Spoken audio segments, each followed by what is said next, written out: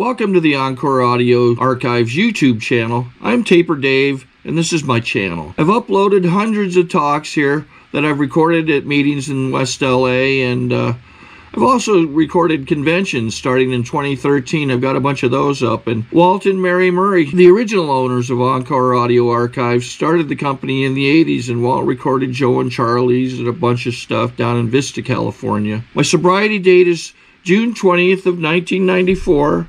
I hope you find something you like, so please like and subscribe to my channel and comment down below. If you want to hear something that I don't have or that you don't see, I'll see that I get it. Anyways, take care and have a great day if you want to. My name is Don Coyas, and I'm from the Mohican Nation. And I'm from the Coyote clan on my father's side and the Turtle clan on my mother's side. And in our culture, whenever you introduce yourself, that's who you're supposed to say. Always tie yourself to your people. But my name is Don C. I'm an alcoholic. And so I'm really honored to be here and to talk about some of things, some experiences about the steps. And maybe I'll tell you this joke I heard the other day first. Is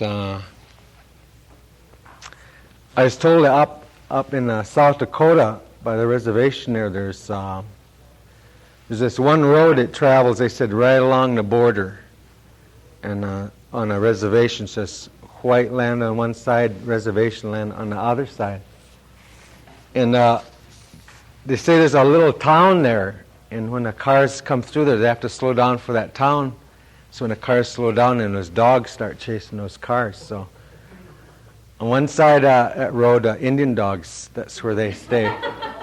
And the other side of the road is those white dogs. And so when those cars slow down like that, they said those Indian dogs, when they go chasing that car, they go, and they just bark like that, and that car goes behind. But on the other side of the road where those white dogs are, when they chase that car, they go, bow wow, bow wow, bow wow. So then after a little while, they were chasing these cars, these Indian dogs, and these other dogs, bow wow, bow wow, bow wow. So finally, there's white dogs, they come to this Indian dogs, and they said, what are you Indian dogs doing? They said, you make so much noise and stuff. Now, Indian dogs, they said, well, that's just the way Indians are. When we do something, it's all out, That's why we do that. And so this white dogs, they said, that's not how you're supposed to be. He says you're supposed to go bow wow, bow wow, bow wow. And those Indian dogs said, well, I don't know. So the white dogs, they kept talking. Finally, Indian dogs, they said, well, we'll try that. So they went back to that place, and they were waiting there for a long time. And pretty soon this car come along. And slowed down like that, so all they went behind that car with the Indian dogs, they was going, bow wow, bow wow, bow wow, bow wow. And when that car took off, those Indian dogs, they stopped and they looked at one another and they went, eh?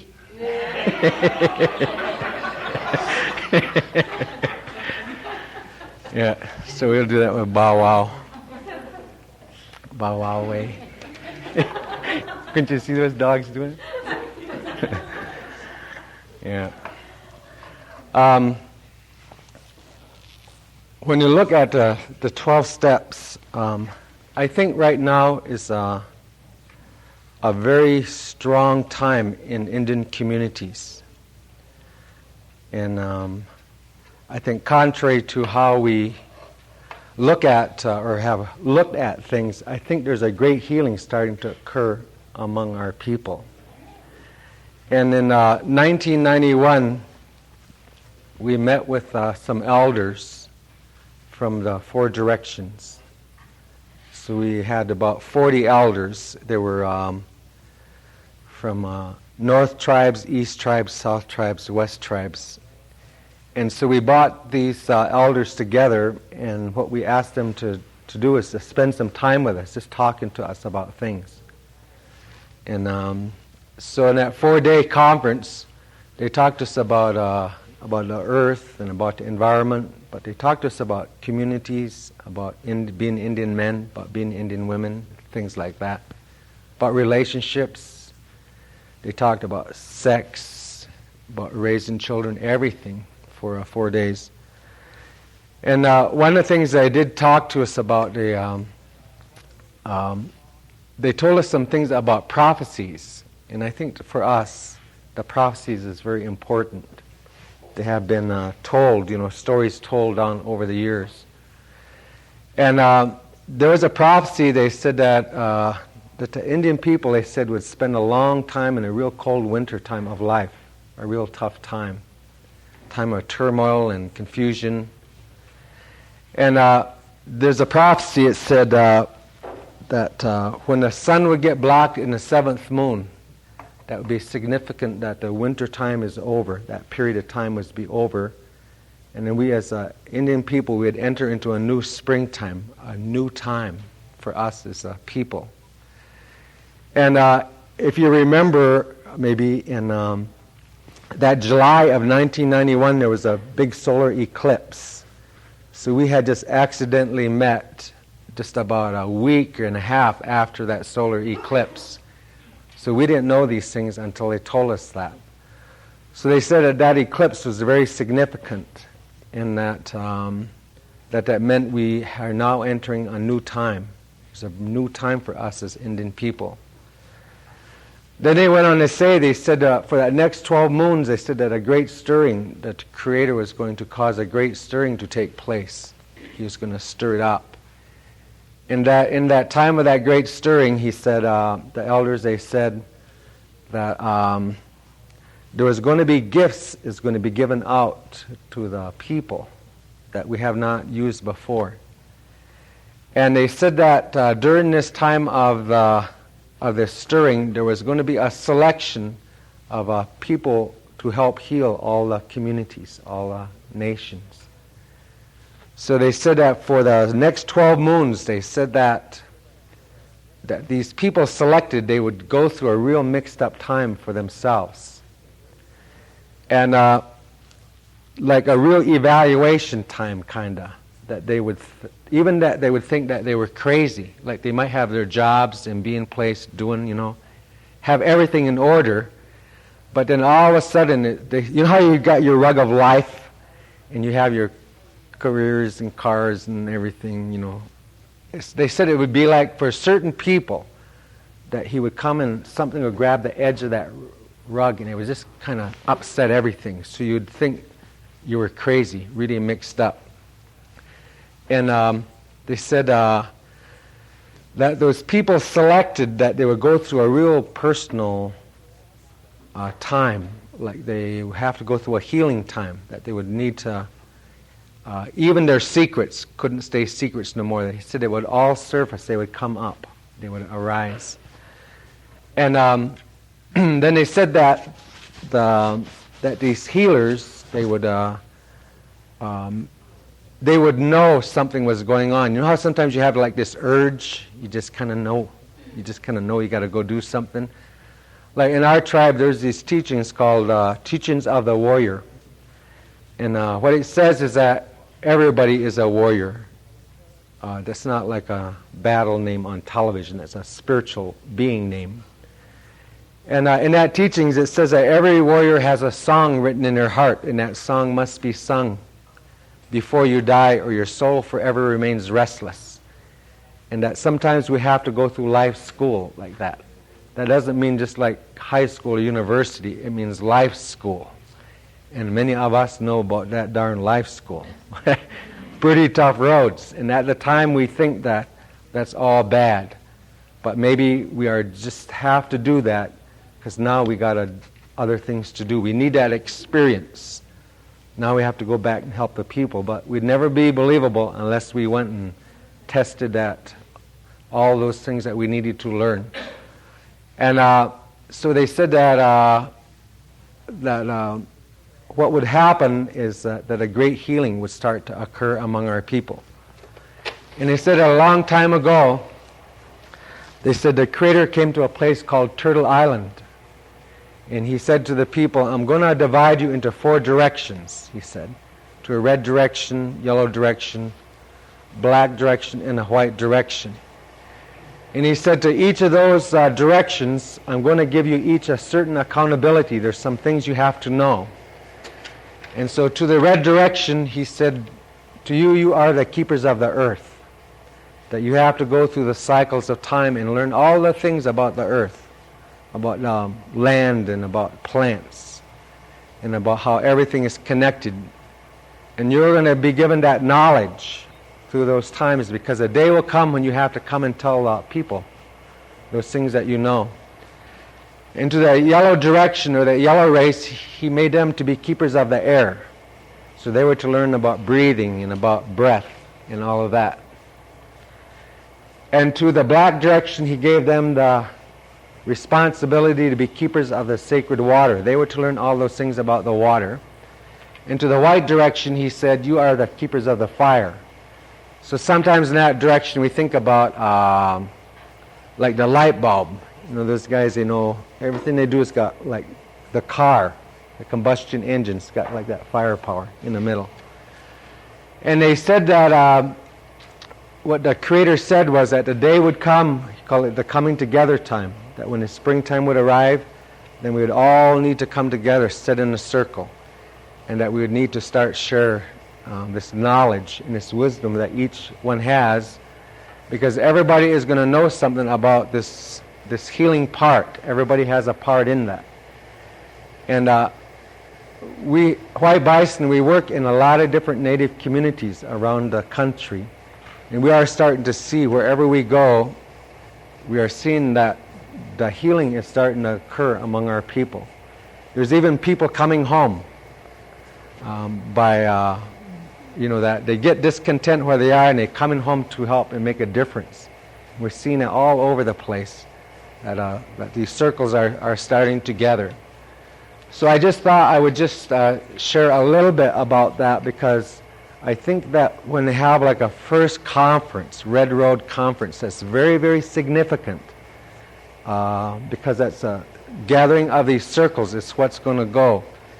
And that we don't need to be so concerned about the numbers, but who is supposed to be here is exactly who is supposed to be here. And that this is good. So get it going, get a seed going, do it again, and make a place for the Native people to come. So is there any questions on that, those prophecies? But it's a very good time for us in the terms of these prophecies.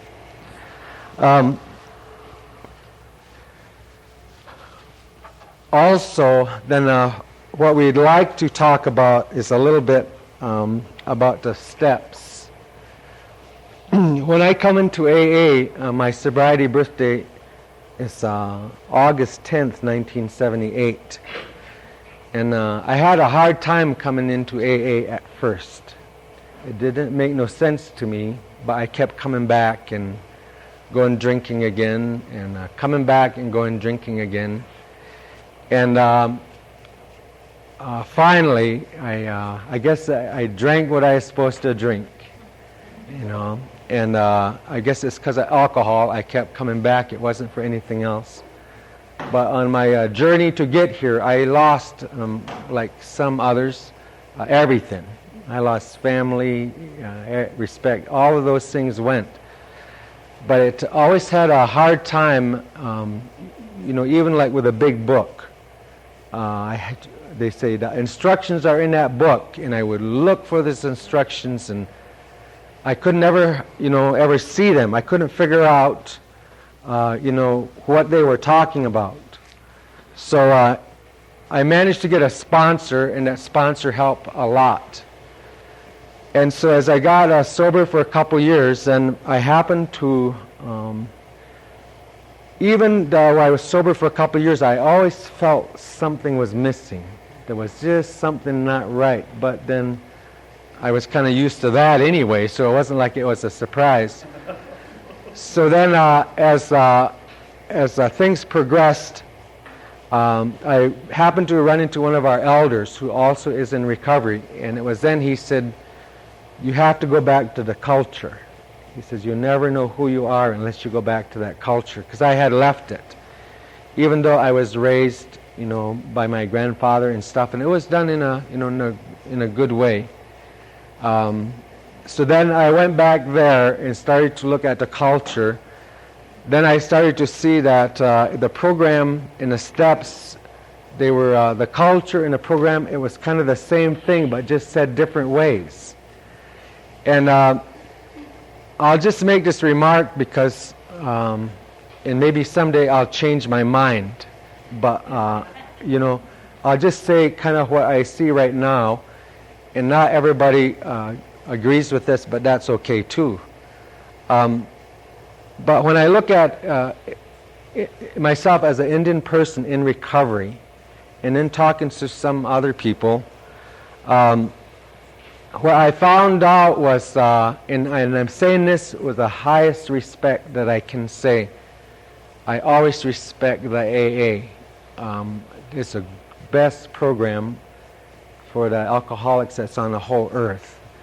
But one of the things, I think there's a thing in a big book, it talks about that sometimes maybe the Creator will reveal more when we're ready. So one thing I like about that big book, it doesn't say you have to do nothing. I guess that's why it was attractive to me, because I didn't like have-tos, but it's suggested steps, and it's got a real good way of not saying certain things, like at first. But in a way, what I found out was when you look at the design of how the program got designed and everything, it was kind of designed by white middle class males. And I'm saying this with respect. I want to say that, but like when I come to meetings or they say work these steps, in my mind wasn't the things I couldn't hook into what they were saying a lot of times, about Titanics and all this other stuff. I had a hard time looking at that. And so what I started to see was that when you add some of the culture to it, then all of a sudden it would start to make more sense to me. So it's the same thing, but looking at it kind of a different way. I think sometimes I see women struggle, because a lot of the steps is written like about power and ego and, really strong control things. And like where I was raised, I wasn't raised to think like a lot of that way. So when I was looking at unmanageability and stuff, I couldn't quite grasp that. So what we want to share today is maybe just a combination of all of that stuff, my experiences with that, and maybe looking at it from an Indian way, to look at it that way. So one of the things I found is when we look at the steps, in the kind of how Indian people look at things is in a circle. We know that the Creator made a way, and everything, they say, travels in a circle. The earth is round, the sun goes around, the moon goes around.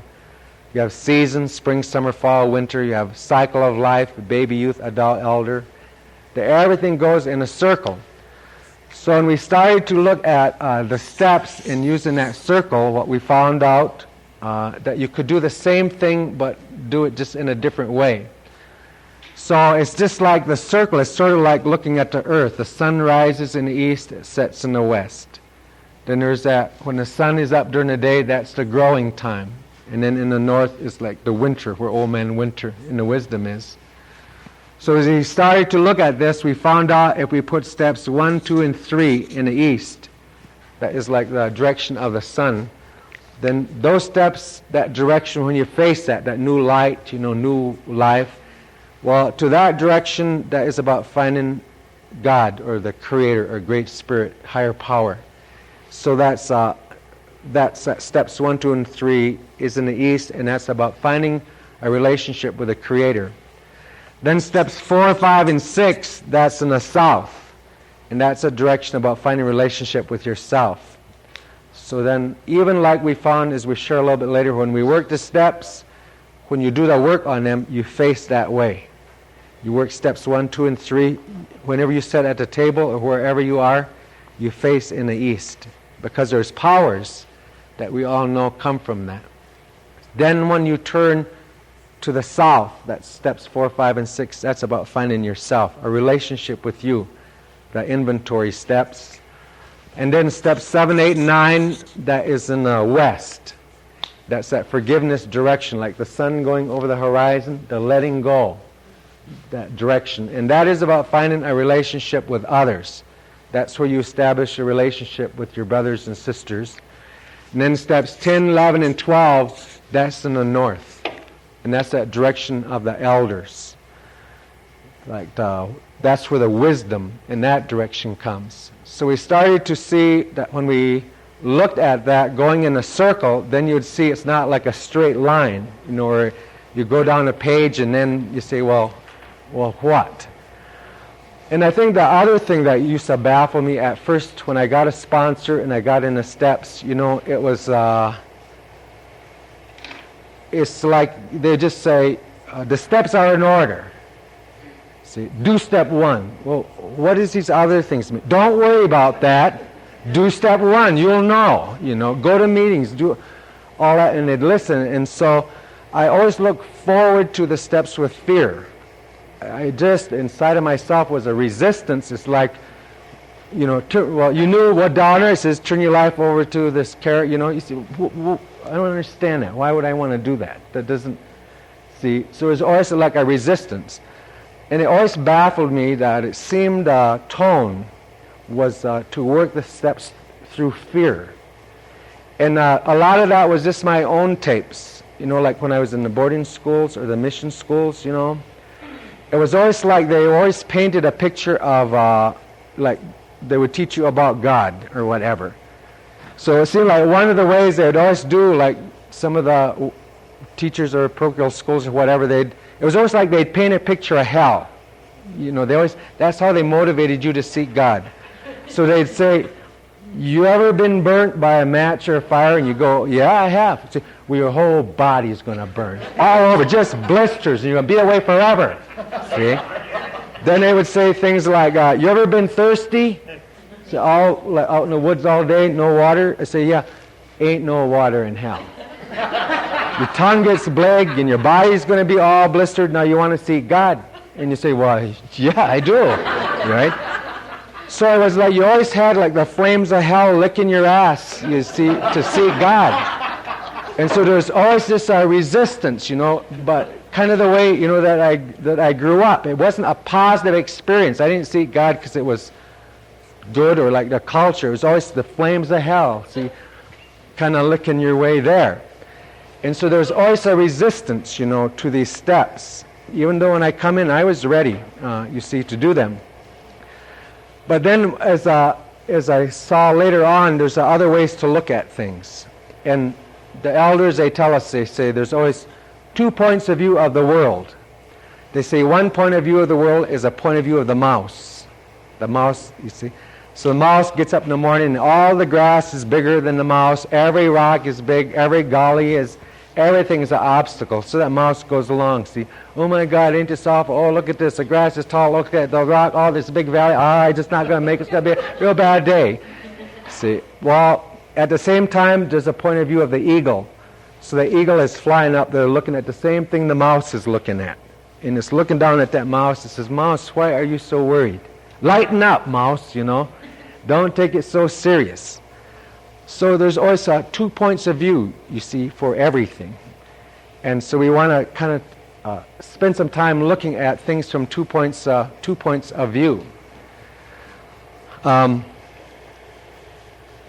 looking at also about the steps is, we found this in what always makes me comfortable. Indians always learn the best when they know the whole first. Show that big picture first, and then you can go work the parts.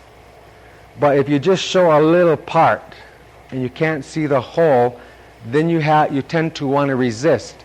So I used to wonder, I say, why is there always, you hear people say, I'm stuck in this step, I'm afraid of this one, and I can't do this, and inventory is negative, and this is, there's always like and I says, it seems strange to me that the Creator would give a program to to recovering people and then make it a fear program.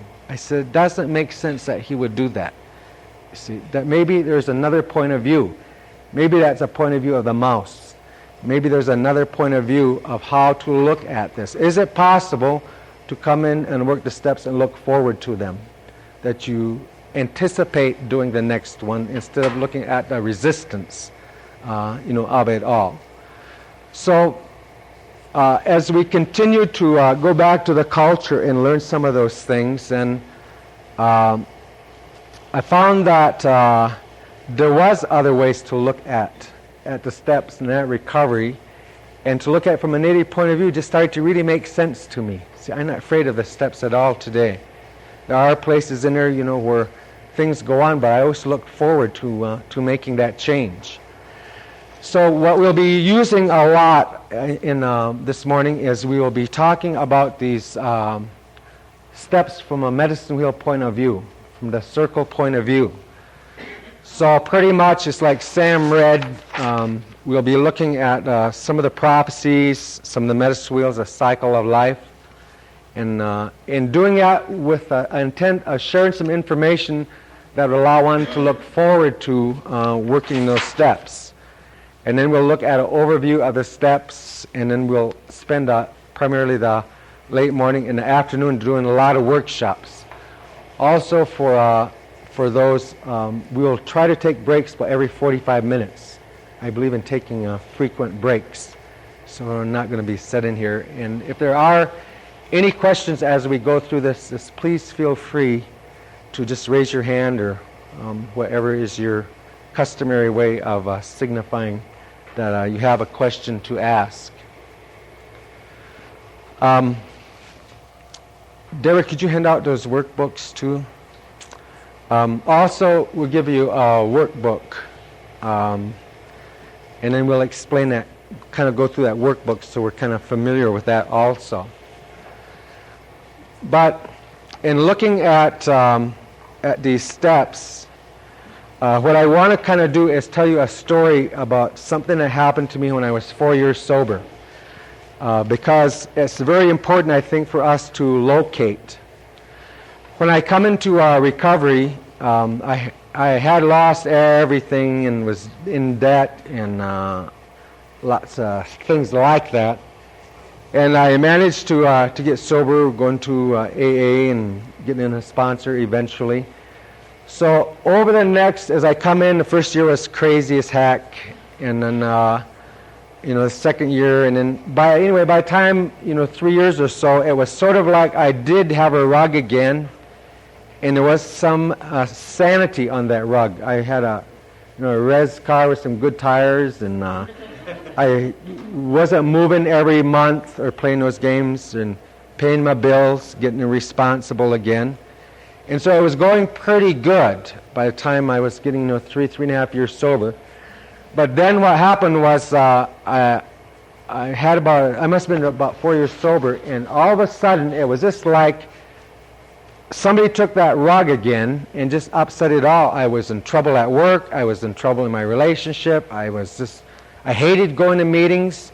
I sat in meetings and they just stunk, and my sponsor got stupid, and this book, I had read every damn thing in it, and I didn't want to see this crap again.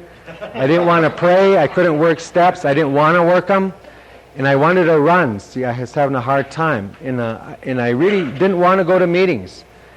So after a while, I thought, I better go see somebody. So I went to see this one elder in Denver that I used to go see a lot. And so always by the time I see him, then I'm just really scattered and just blah, blah, blah, blah, just rambling all over the place. So when I go see him, he sits in the backyard, and he'll grab a chunk of wood and he'll whittle with his knife, waiting for me to get done. Just shakes his head like that. And so I got through all what I had to get through, and so then finally he said to me, well, how long are you sober now? Exactly. I said, well, 4 years, and I think it was like a week. And he says, you're right on schedule. And you know how you hate to hear that when they say things like, you're right on schedule? But he told me, he said, I want to tell you something about that not a lot of people know. And it's to do with growing and do with cycles. See, everything, he says, goes in cycles. And we all participate in a cycle. Like geese, they know exactly when they're supposed to go this way, how long they're supposed to stay, and then they know exactly when to go back. And everything in the whole earth works by a system of order, that there is an order to everything. But he says very often we, as a human being, we think we're the exception. We always think we're the exception, that everything else participates but not us. But he said, I want to talk to you about the seasons of growing. He says, because this will really help you in the recovery. And he said that every human being, we participate in a 4-year growth cycle. That we have 1 year of spring, 1 year of summer, 1 year of fall, and then 1 year of winter. That there is a cycle that we grow through. So when we grow, it's like you don't grow like there's a there down there. When we go, we travel like this. Spring, summer, fall, winter. We travel in a circle. And every 4 years it takes to make that circle. So I'll just talk about these seasons because I think it's really helps. Because have you ever noticed a lot of times how people seem to get in troubles what years? 4 to 5, 7 to 8, 11 to 12, 15 to 16. 4-year cycles. You see a lot of people will slip. 4 to 5, 7 to 8. A lot of relationship troubles or divorces and stuff take place in sobriety cycles. So we're going to talk about these seasons, but they're not to do with the seasons outside. They're talking about seasons, inside seasons. So we'll look at some information about these and see if these seasons make sense, these seasons of recovery. And then I'll also talk to them about a little bit in terms of like groups, because we have our groups or organizations, whatever. So I just kind of talk about both of those, but mostly I'm going to talk about personal growing. So in the spring season, in an organization, you'll see these type of characteristics. Like when something first starts out, even like how this conference started, first one, see? A lot of hope, a lot of energy, a lot of excitement. I wonder who's coming. I wonder if they are going to show up. So you have all these questions when you first start. So at an individual level, you know how like an oak tree, see the oak tree standing out in the forest like that, nothing's going on? Then unknown to the oak tree, that sap, it starts to work its way up into a kind of a form of life. It starts to work its way up inside of that tree. But at first, the oak tree don't know it. So a lot of times we come into recovery at first, you'll notice, other people will notice things before we notice them ourselves. So it's like that oak tree is standing out there, or our friends will come up and they'll say, geez, you look different. What'd you do? Fix your hair different or not? Something? Nah, same old way. I've been wearing it for 10 years. Ain't nothing going on here. See, then a couple of days later, you'll see people will come up and they'll say, you get different clothes or something. There's just something about you seems to be different. Nah, same old rags I've always had. See, ain't nothing going on here. Then maybe a couple of days later, a week later or something, they'll kind of kid you. They say, what'd you do? Go snag a new man or something. There's just something different about you. So that other people will notice a change going on. But usually inside of ourselves we don't. But the day comes when you get up and you walk into the mirror, you know, in a breakfast or whatever, in the bathroom, and all of a sudden you look in your own eye and you know something's going on. You know, you don't have any idea what it is, but you kind of know that it's going on. You're not sure, but you know. So it's like when you look in a mirror and you realize that, see, then what you do is you close the door so nobody's looking, and you look at yourself, you know, really good in that mirror. And then you say, is this like how an oak tree would bud? You know, you get those little buds start to appear on its branches. That's when you notice it. You don't know what's going on, but you're just kind of looking at the mirror and you say, check myself out. I think I'm budding, you know. So you just kind of know things are going on, but you don't know for sure. And most people that get into recovery, you kind of sense that. So then you go through that first year, and if you take a look what happens to the oak tree, all that really happens is those little buds, they break open and things start to turn into young leaves, and the leaves don't have shape yet. But over that first year, a shape starts to form. Little things start to, like attitudes. I start to believe this. I see hope. I get a car. I get a job. I keep it. I quit lying. I'm getting responsible. Just very, very slowly, these little buds start to happen. So we go through that first year, and that's just that budding season. Then we come to the second season. That's called the summer season. And it's during the summer seasons that those buds seem to just kind of solidify. They get the shape that they're supposed to be, and all of them do that. And if you step back and you look at that tree kind of has a shape. Not like it was shaped in the spring, but it kind of has a shape of how that tree is going to be, you see, for that season.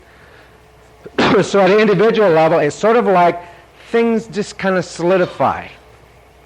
You get a job, and you keep it. See, a few bucks extra in the checkbook or whatever, and you do the checkbook and you balance it. See, just kind of like responsible things. You tell somebody you're going to be there to make coffee, you get there. You say you're going to be here, you usually do. If you don't, you call. But you start to get some kind of sense of responsibility. So during that second year, it's just kind of a smoothing out place. It just kind of smooths out. So you'll hear people say, well, that first year was just crazier than heck, now the work begins. And there's all these little different sayings that we have. So then we come to the end of that second season, or that second year, and it's kind of comfortable. For the most part, it's pretty comfortable. Then we think it can't get any better than this. But then lo and behold, the next season approaches. So the oak tree is standing out there with all its green leaves, and all of a sudden it starts to notice it's turning yellow and orange, and there's fruits and harvest and nuts. And so it's like that third year is usually we talk about like I'm in the groove. It's sometimes it's like you can't do anything wrong. Just things start to really fall in place, during that third year of sobriety. And you really, things line up, relationships and all that stuff, they just really line up. So in organizations, you'll see those types of characteristics. Even in AA groups or meetings when they form, that third year usually, things are just really in order, and see everything is happy. So that oak tree is standing out there, see, during its third season, and it's just saying, they have little sayings like you'll hear, if it's not broke, don't fix it. See, in other words, don't touch anything. I want it to stay this way forever. This is good. See, I have arrived in sobriety. See, some people said it was going to take 10 years. I did it in 3. See, look at how my life is. But you see, the oak tree is standing out there, and then one day the temperature changes just a little bit, and this gust of wind comes along, goes whoosh, and it blows most of the leaves away. So it's the approach, you see, of that winter season. But the oak tree is saying, no problem, the kid's tough here. So I lose a few leaves, see? Not a big deal. So about a week later, the temperature changes just a little bit, and whoosh, the oak tree loses more leaves, and the oak tree is standing out there wondering what the heck is going on. But it's still saying, I can maintain. See, I've kind of got it together. So then a few more weeks go along. The few remaining leaves that's hanging on the branches of the oak tree, the wind blows those away too. So in a few more days, the oak tree all of a sudden it starts to say, wait a minute, wait a minute, wait a minute. Something's not right here. And it starts to look at the forest, and it sees the forest looks dead. Just a little while before it was colorful and everything was together, or it looked like at work, you say, work sucks. It used to be fun to work here, but it's not fun to work here anymore. So it starts to do an examination of its rug of life, and it looks at the relationship, and it says, this relationship used to be fun. We used to do things like he just sits on the TV, watches football. We didn't do nothing together. And it's not that great either. Besides, it's just like rut time. And you kind of look at yourself in the mirror, some mornings, like during that beginning of winter season, you go, it's like you start to not to be able to stand yourself. And then you just start like something's wrong, but you don't know what it is. You just sense, like I must have done something wrong, but you see. And then you go to meetings and you find out meetings suck too. Jesus, these make no sense. I'm supposed to go to these meetings to get something, and that guy there talked 23 minutes. He didn't say anything. That one judged this one, and that one did this. I can't stand those meetings. See, you call up your sponsor, and he's a space case, or she's a space case. They make no sense. You try to read the big book, can't read the big book. Try to pray, you don't feel like praying, not really. It's just lip service. Besides that, it doesn't work. So you see, it's during that winter season, you kind of have withdrawal. You kind of want to be alone. You just, all of a sudden, something seems to not be right. Now there's a wintertime prayer, and it goes something like this. We say, one morning, we say to the Creator, we say, I know in the big book it says I'm not supposed to pray for myself. But in case you're making an exception, I have a little list I have been thinking about. So here goes, in case you're listening. So I'll put these in a priority, in an order of which I would like them granted, just in case you were willing to make an exception. 1, I would like a cabin in the mountains. 2, I want to go there by myself. Like the old man, I know I love him. I know it doesn't look like lately that I do, but I really do. But I don't want him along. See, the kids, let him keep them. These kids are just driving me nuts, I just can't stand this. I'll take the dog. I'll take a bunch of books to read. I'll take a big pot of a chicken noodle soup with an infinite supply of fried bread. I take no television. I want no television. But I want to go there by myself. I don't want nobody to know where I am. I just want to be alone. So in that winter season, it's a season of withdrawal. That's good. We're supposed to. It's a time of reflection. Now people will do a lot of dumb things during winter season if they don't know about winter. They will, a lot of times you'll see it's called burnout at work. It's time to move on. See, burnout, what happens? 3 to 4. See? It's time to move on. It used to be fun. Look, these managers here, they just got everything all screwed up. If they just left it alone, it would have been good, but they had to go mess with it. Now everybody's fighting. It's not fun to work here anymore. See, and you look at the relationship, and you just drive you nuts. You don't want to, participate in it, and you feel guilty because you're thinking that way, but it just doesn't seem right. People will leave jobs. They'll go take new jobs during the winter season.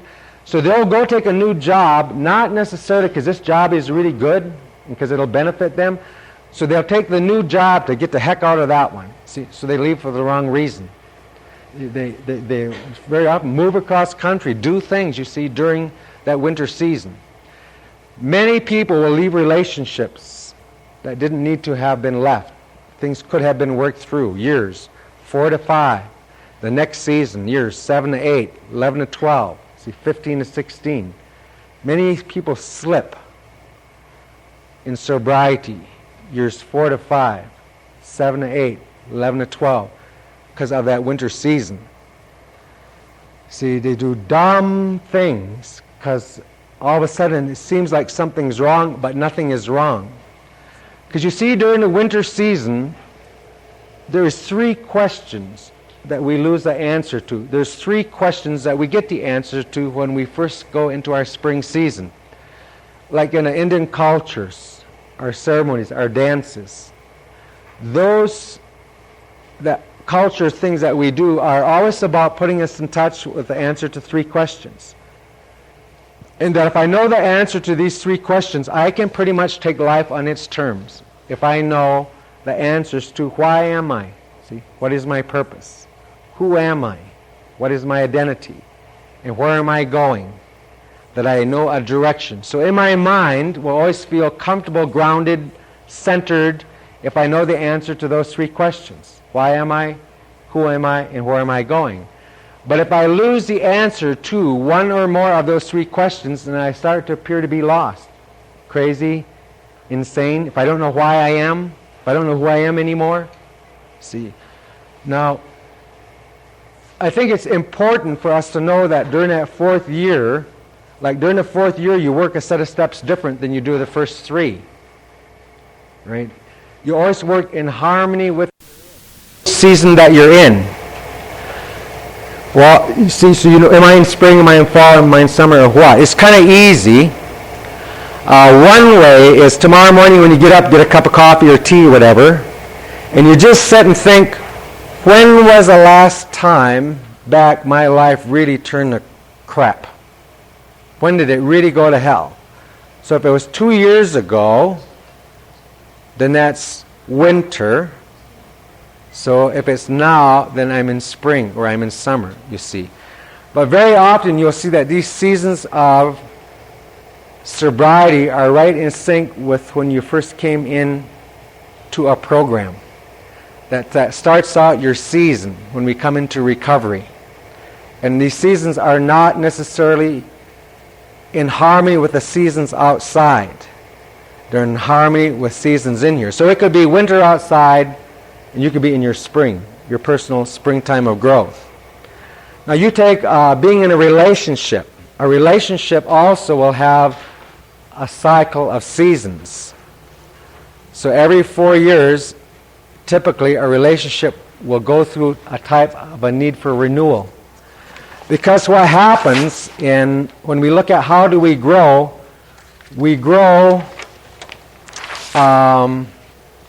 in circles. So we really grow in a direction like this, like in a virtual ring. But what happens is, say we go spring, summer, fall, winter, what happens is we transition to a new orbit. And this is why we appears to be nuts. You see, when we go around our first seasons and we get our leaves, what are our leaves? My new truths, my clarity, what I learned through praying. I know where to go in a big book. I know about acceptance. If this goes wrong, read 449. Sponsors tell us. We go there again, again, and again. Now all of a sudden we know when this goes wrong, do this. We start to get it. See, when you get mad, instead of letting your lips move, zip your lips. So you go to the 11th step, pause, ask for the Creator for the right thought or action. And when we don't let our lips move against other people, we start to get along with them. It's like we start to get that. But the other way was let the lips move first. So we start to see these leaves are these little techniques and these skills that I have learned. And we build this tree of who I am now. Then we develop our way of kind of getting along in life. But what happens is the Creator causes a shift to take place in the unseen world. We shift. So now we're traveling at a different momentum. See, a different speed. But the thing is we don't know that. So it'd be just like all of a sudden you're traveling faster, so you go try your old stuff. But it doesn't work in the new orbit. So you get angry, you say, oh, I know what to do, and you go and pray, and all of a sudden it don't work. See, the resentment stays. You say, I must have done something wrong. So all of a sudden, the things that we know quit working. But a reason is we have shifted in the unseen world to a new place. So that is why we think, I've done something wrong. See, the insanity has returned. So I have to go back to another set of steps to sync myself up, you see, to handle that transition. Now, these seasons, so the winter time is the time of renewal. That is, it's okay to go through a reflective time. So you kind of pretend in a way to build this altar, then during that winter season. See, it's really good in winter seasons, like you take in a relationship. You ever notice sometimes there's these certain times in relationships it's really heck? It's like right now, see, I'm in my winter season, 15 to 16. Now, it was really helpful that Deborah knows that. Or when she's in her season, and you know that. Because sometimes in a relationship, it's like, you know how your mate or whatever, they'll say, well, what's wrong? Well, nothing. There must be. Well, there isn't. Is it me? See, then they try to guess, and they keep trying to get this dialogue going, And what really is the truth is, it's not you, it's not anything. I just don't want to talk to you or no one else. I just need this time to be alone. So once you know about the seasons, then to one another, you can say that. When you know that, like you're in the winter season, and not be offended. So you just start to look at things a little bit different. Because you can have your relationship in a 4-year cycle. See, she could be in that relationship, she could be personally in her winter, and you could be in your fall season. You know, the fall season people, if you're in winter, see, you hate fall season people because they get up in the morning and say, oh God, look at that sun. It's smiling, it's radiance, lights of beaming, total ecstasy and joy in my life. And look at these flowers. See, winter season people, they hate those fall people. So you go, see, don't want to talk to them. You know how they are? They're smelling the flowers and everything is great. This drives you crazy. So you don't want to be around them. See, so if you know what one another's seasons are, you see, it just really helps a lot in understanding that there's transitions and there's things taking place in unseen worlds. So that winter season, it's okay during the winter season to build a little altar and mentally put on there whatever you want to say. Don't feel bad. Hate these kids today. Put it on there. It's okay to say it. Doesn't mean you do. It means you just got to say it. It's like everything is fair game. It's okay just to put it on there. Now, when you know about the seasons, it's very healthy for winter season people to hang around with spring people. They're more sympathetic because they just come through it. So sometimes, like winter season, the only thing that I know to do certain days is just laugh like hell because there's like nothing else to do. Go see funny movies or get some videos or whatever, and just lighten up. Winter season, you should just lighten up, not be really serious during that winter season. Now, our only option, you see, the seasons are going to go on, like the geese. If a geese could make a choice, they could not fly when they're supposed to fly. Now, there's a consequence for them not flying. So there's also a consequence for us if we don't work in harmony with these seasons. In the springtime is when we bud, then mature in the second, then harvest the third year. And the winter season is a season of letting go. Be willing to let go of your clarity, of your beliefs, of who you think you are, of your identity. Because by then the ego mask has done a pretty good job of entrenching, new things. These kind of, ego masks are very, very interesting. We've got to be willing, that winter season, that 4th year, we've got to be willing to let go. That's the other 3 we take, the 4th season we let go. See, winter season is a way to prepare us for the new spring so that we can bud again, grow in new areas. Because we have a tendency to hang on to that which we know works.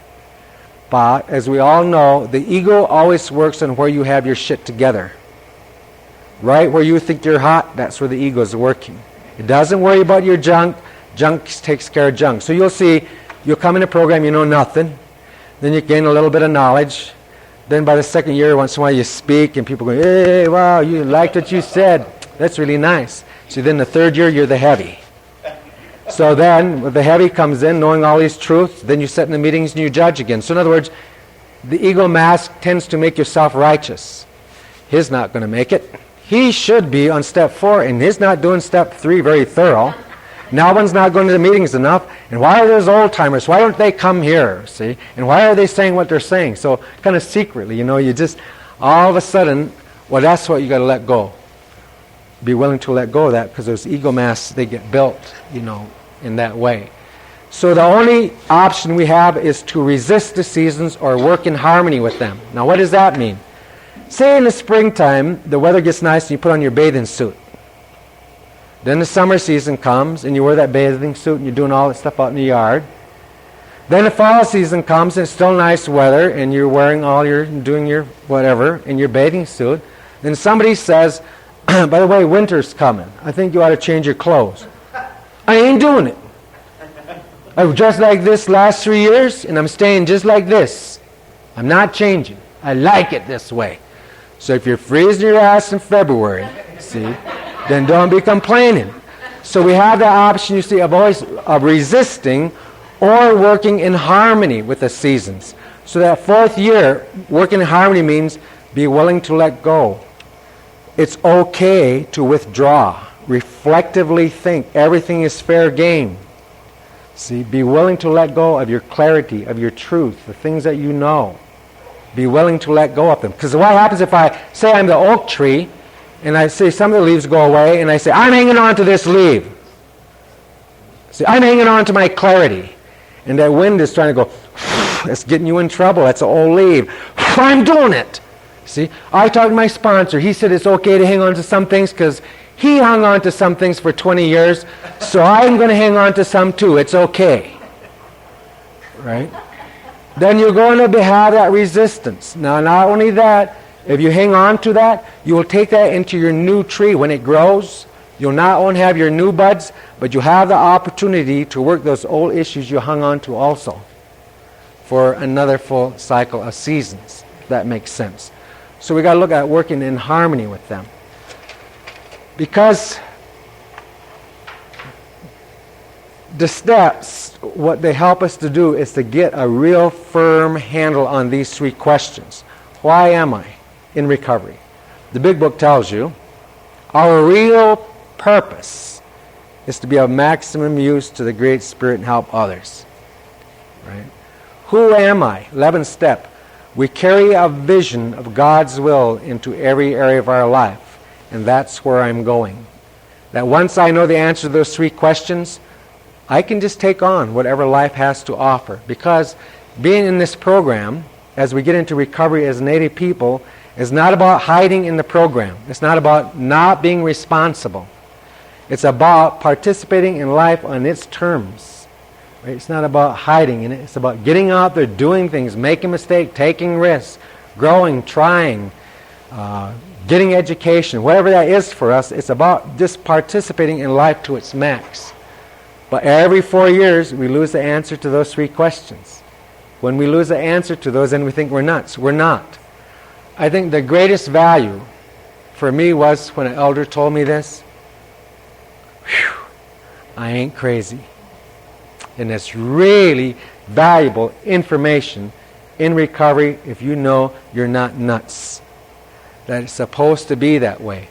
The birds know when to fly and when to come back. We as human beings growing in recovery, we'll grow through a set of circles, a set of seasons. And in the winter season, see, one season is not better or worse than the other. It just is. Winter's not bad. Spring is not better than winter. There's 4 seasons that we participate in growing, and one of those seasons happens to be a season of letting go. See, what would happen if the tree would never let go of its leaves? It'd always stay the same darn shape. So the Creator has a way of helping us so that we become of maximum use the next season. See, maximum use. We do more, do better, and that we grow. So there's things going on, the elder said, in the unseen world that helps us to do that. So we go through one cycle, we renew, and then we do it again, and we do it again, and we do it again. And that's how we grow, in circles, just like the elders have said. So I thought I would just share that part, because it would just really help me being able to locate where I am in those seasons. Is there any questions on this? Or comments? Does it make sense? Huh? Okay. Sorry to interrupt your viewing. Taper Dave here. Just wanted to take a second to ask you to like and subscribe to my channel. Let me know if you like what you're listening. I've got some very good talks here, and this one's a great one. Just curious, do you think this is better than Zoom? Tell me what you think. Yeah, so if there's some of you are like 7 to 8, see, 4 to 5 or whatever, lighten up. Lighten up. You're probably really okay. Right? Or you'll see some people just coming out of like 11 to 12 or something. So you'll start to bud. That's a budding season. Don't panic. Don't do anything dumb. And as we go through the steps, we'll talk about how to work steps during the winter season also. Okay, any comments or questions? Yes?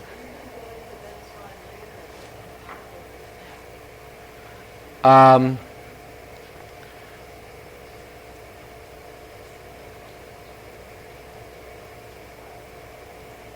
yeah, we'll touch on what those seasons are also. When we talk more about the laws of the unseen world. When we come back from our break, we're going to then talk about the medicine wheel concepts and laws and how do they fit to steps, because then they make you want to look forward to doing the steps. So let's take about a 14-minute break.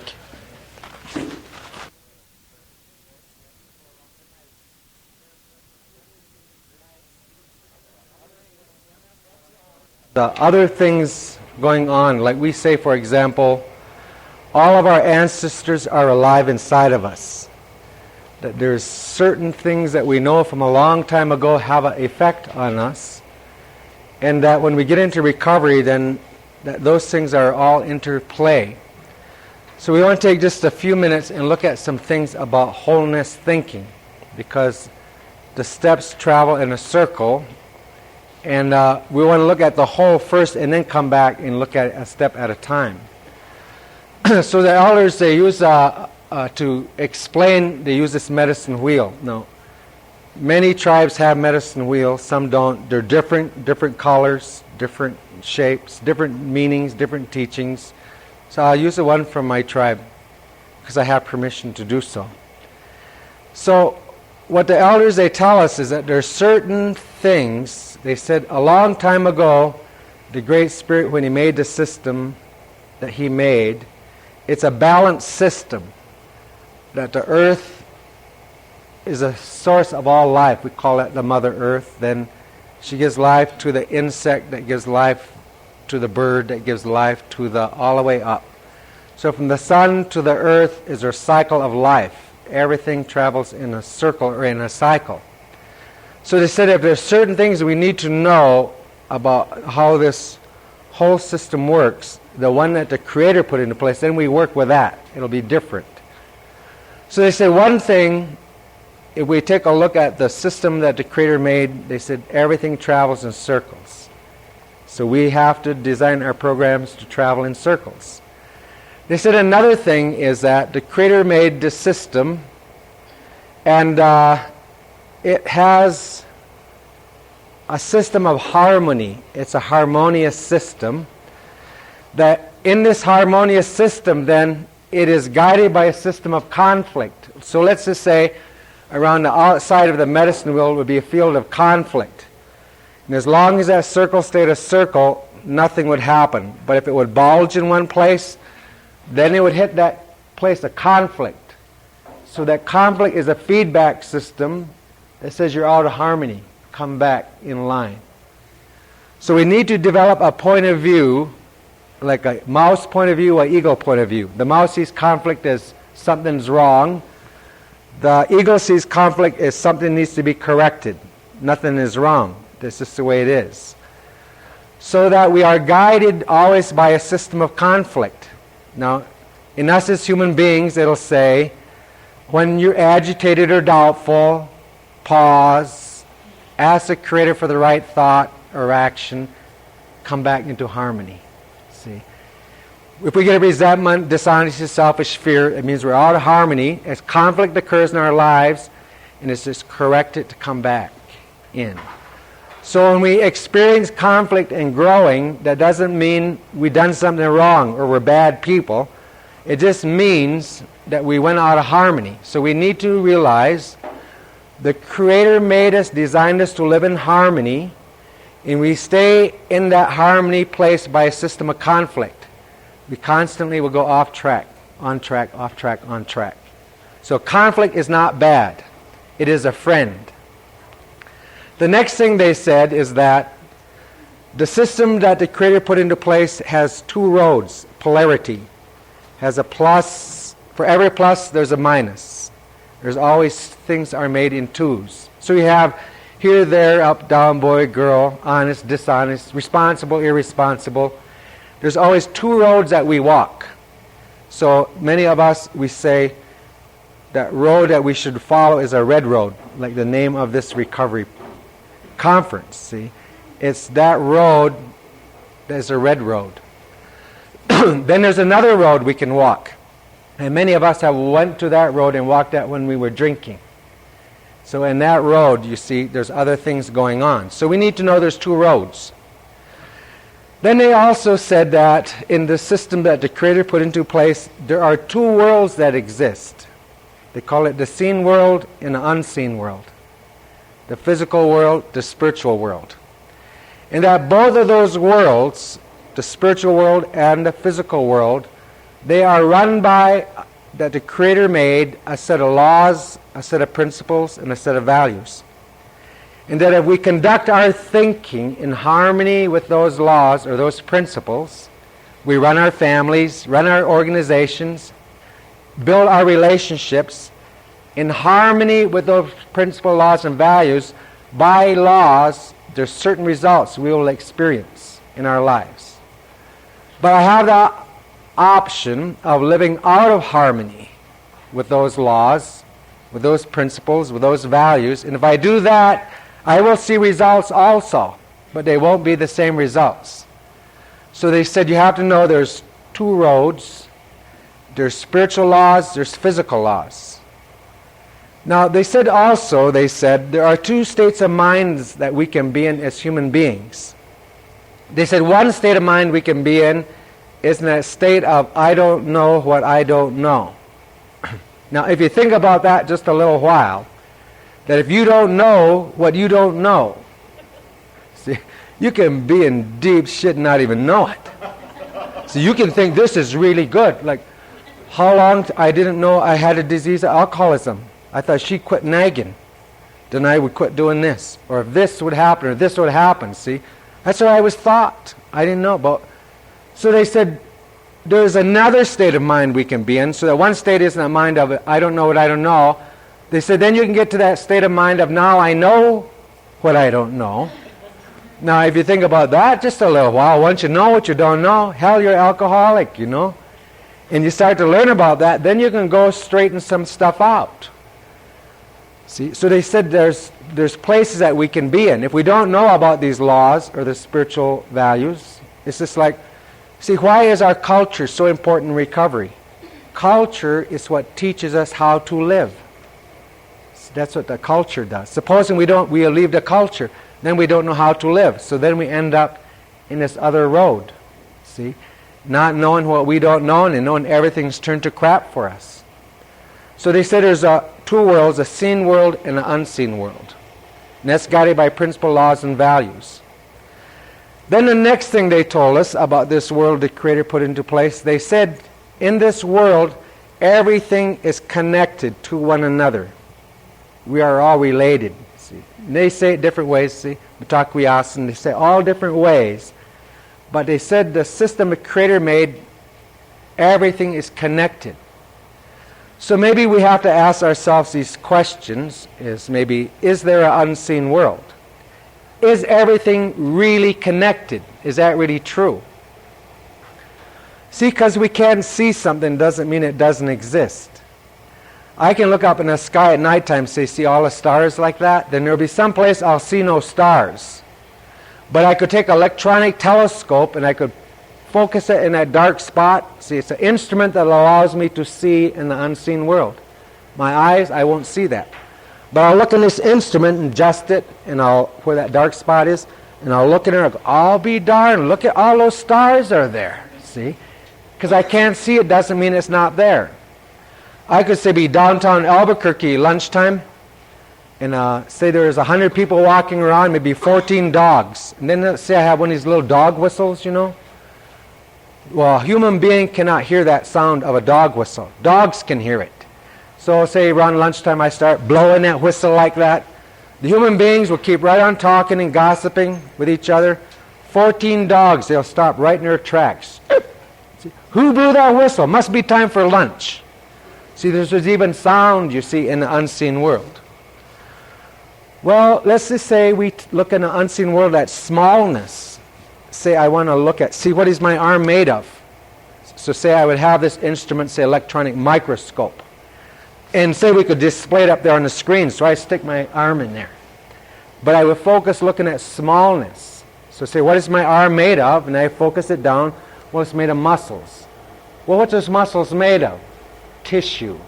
What is that tissue made of? Strands. What are the strands made of?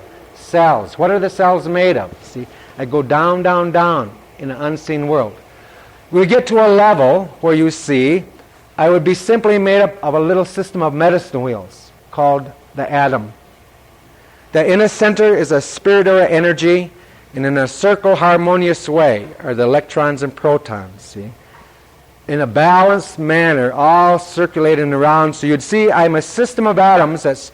My body is held together by a spirit or an energy. That's the way that it is in the unseen world. So let's just say then we took a look at the air. Focus that. Down, down, down. Where you'd see it's made up of the same thing I am. Electron are two differently, but basically at that level, it's a system of atoms just like me. But at the very center of my being, in the center of the atom system, I'm connected. In the very middle of everything, see, I'm connected. So let's say we put you under that microscope. Focus down, down, down, down, down, say Jerry. Then we would see that you couldn't tell me from you at that level. It's just a system of atoms that makes up a human being. But at the very center of your system, we are connected like this. At that very center. Now, when we talk about this interconnected system, so that means then you are connected to everyone here. In that same way, we're connected to every plant, every rock, every tree, every bird, every insect. Because they're made up of the same things, but the electrons change. But at the center of all things, we're connected. But then we say, well, so what? Like, big deal. Now, have you ever noticed how you can tell when you're not liked? Yeah, see. Have you ever noticed how you can tell when you're not wanted? Have you ever noticed how you can tell when somebody thinks you're dumber than dirt? Have you ever gone into a store as an Indian person and you know you're being watched? I mean, they're really cool. They watch you in that mirror. And you know that they know that they think you're going to go take something. You ever watch that? See? Now, why is that? You see, if my thinking is in harmony with those principal laws and values, where they are is at the very center. That's where they are located. So if my thinking is in harmony, and because we're connected, you will be able to sense that. But if they're out of harmony, you will sense that too. Now, it's not the words that makes it so. There's something else how we can tell. See, if it was the words that made it so, I would be able to say, I love you. And it'd be so. But let's suppose I said that to you 5 minutes to 1 Saturday night in the country and western bar just before it closed. Right? Well, see. So if I say I love you, true love. See. Haven't we met before? See, we've been together in another lifetime, right? Whatever it is. See. You look like someone I know, don't you? See. So if I have just using the words, but my intent is something else, see, so she might say, what is he after? So if I'm out of spirit and intent because we're connected in the unseen world, you will always pick up spirit and intent. See, if it's in harmony, you will sense it, but if it's out of harmony, you will sense that too. So if somebody doesn't like Indian people, even though they say, oh, see, do you know this? I know this one Indian lives in South Dakota. Do you know him? And they'll give you their name. You know how they do that? See, some of my best friends are Indians. But if they are speaking out of spirit and intent, then you will be able to sense that. See? Or if you are speaking out of spirit and intent, someone will be able to sense that. So a lot of the things we are looking at in the steps is to do with looking at also the unseen world. Where have I been out of spirit and intent? Because if I think that I can, see, sometimes they call it sweet lips training. You know, where I got the stuff and I'm walking around trying to be cool and trying to be not who I am and all this stuff. Other people will pick up on that because I'm out of spirit and intent. They will just sense that. So very often I have lived out of spirit and intent for a long time when I'm drinking. And then there's certain results I get for living out of harmony. See, that's the other road. So the steps is about finding out where that is and letting me come back so that I speak from that place of principles that the steps talks about. We live this principle way of life. So it means I come back to that road and I have to start looking at designing in my mind a way of living in harmony with the unseen world. But very often we're under the delusion I can get away with it if I got good words. But we cannot. Not in relationships, not to one another. See, what step you want? See, you see that? No, you didn't take about 3 weeks to get in a program. The best place to hide is, say, step 4. Especially the old-timers come around. What step you on? 4. They leave you alone. See? Or they'll come in and say, what step you on? Well, I'm between step 2 and 3. How do you get between step 2 and 3? Well, I'm on steps 1, 2, and 3. Oh, you're a waltzer, right? 1, 2, 3, 1, 2, 3, 1, 2, 3. See, so it's about knowing ourselves and how do we work. So we need to know, the elders said, it's interconnected. You cannot get away with nothing. You can think you can, but you cannot. That there is an unseen world. In the unseen world where we're all connected, you cannot hide. But you will think that you can. So it's about getting right with that. So as we start to look at the steps, see, we look at the whole thing, not just a piece. Everything that we do, you see, is a balance. It's about harmony. Conflict is what will guide us to harmony. Conflict is going to be the friend in the step, not an enemy. Because you experience a conflict, see, many times in our religious training we are taught when there's conflict, you're wrong. See, there's a sin. You sinned. You know, and so when we grow, like the same elder I was talking to you about earlier, when I was about 2 years sober, I went up to him and I said, I had just had it with growing. You know, working steps and praying, doing all this stuff. Because I said, trying to walk this red road, man, this is tough, you know.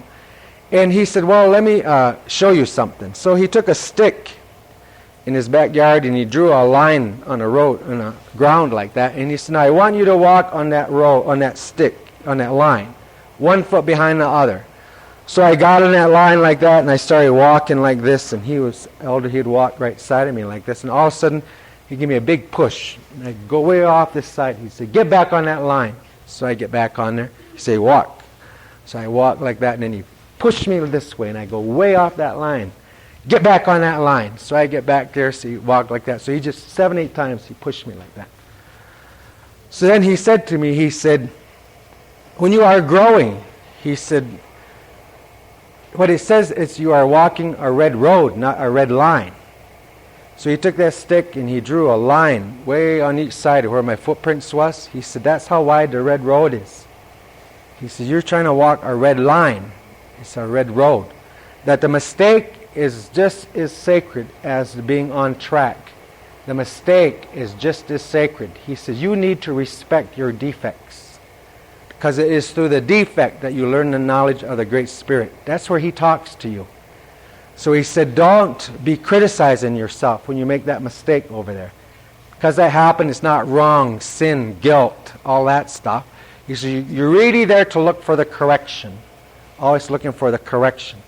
So he said, in a way, lighten up. That road that the Creator made for us to walk, the red road, it's a big, wide highway. Everything on that road is sacred. That life and growing. See, the Creator made us to learn by trial and error. Everything He made learns. You take a little baby, learns to walk. Right? When they get that age, they hold your fingers like that, and they learn to walk. First thing they do is bam, right down on their butt they go. Make a mistake right away. Now you could imagine the adults, what we do to that little baby, we go, all right, you did it. See? That little kid just, puts his fingers back up and gets back up, smashes his head to the left. Right? All right, you did it. To the right, back. Well, all that time they're learning balance and they're learning all that stuff. Then see, in about 3-4 months, and all of a sudden, see, they're just walking. How did they learn to do that? All by mistakes, by trial and error. And we respect that. But that's how the Creator made us to learn, is by going off track, on track, off track. So we need to respect ourselves. When we come into this and work in the steps, is about finding those issues which help us discover that knowledge of the Creator. It is through the defect where we discover that knowledge. That doesn't mean that it's bad or wrong. Now, in the medicine world too, we often talk about the 4 directions of things. So we'll talk about the 4 directions of life: baby, youth, adult, and elder. And that's our directions. That's the way life goes in a circle.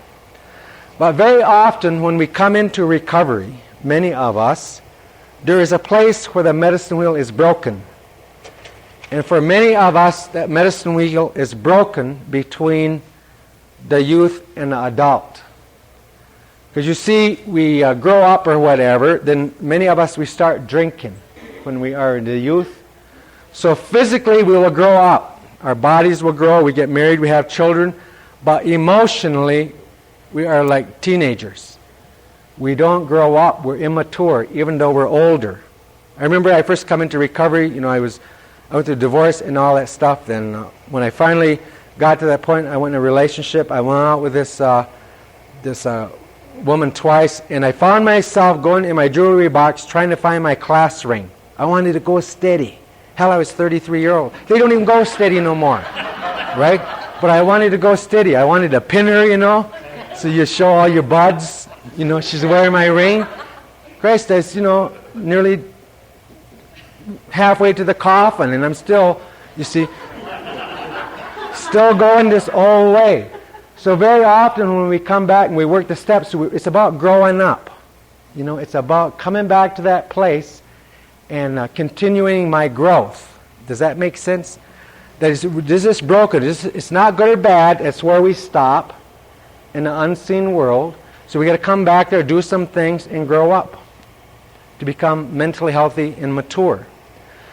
Now, what we're leading up to is, because the steps is to take a look at the human being who is in recovery from a native point of view. Well, let's look at what would it look like for a native person to grow up. Did the Creator make a path of things that we are supposed to experience as we grow up? Is that already in place, or is it just an accident? Or is there something we are supposed to do? So if we look a little bit further at what is it like to grow up as a native person, because if we have an idea about that, then we get into the steps, we look at the steps, or we read the big book from a native point of view. So we want to just take a look at this cycle of life. So we're going to look at that, and then we're going to go and apply just these basic concepts to an approach through the 12 steps from an Indian way of looking at it. Now we're going to talk about these developmental cycles here and about growing up.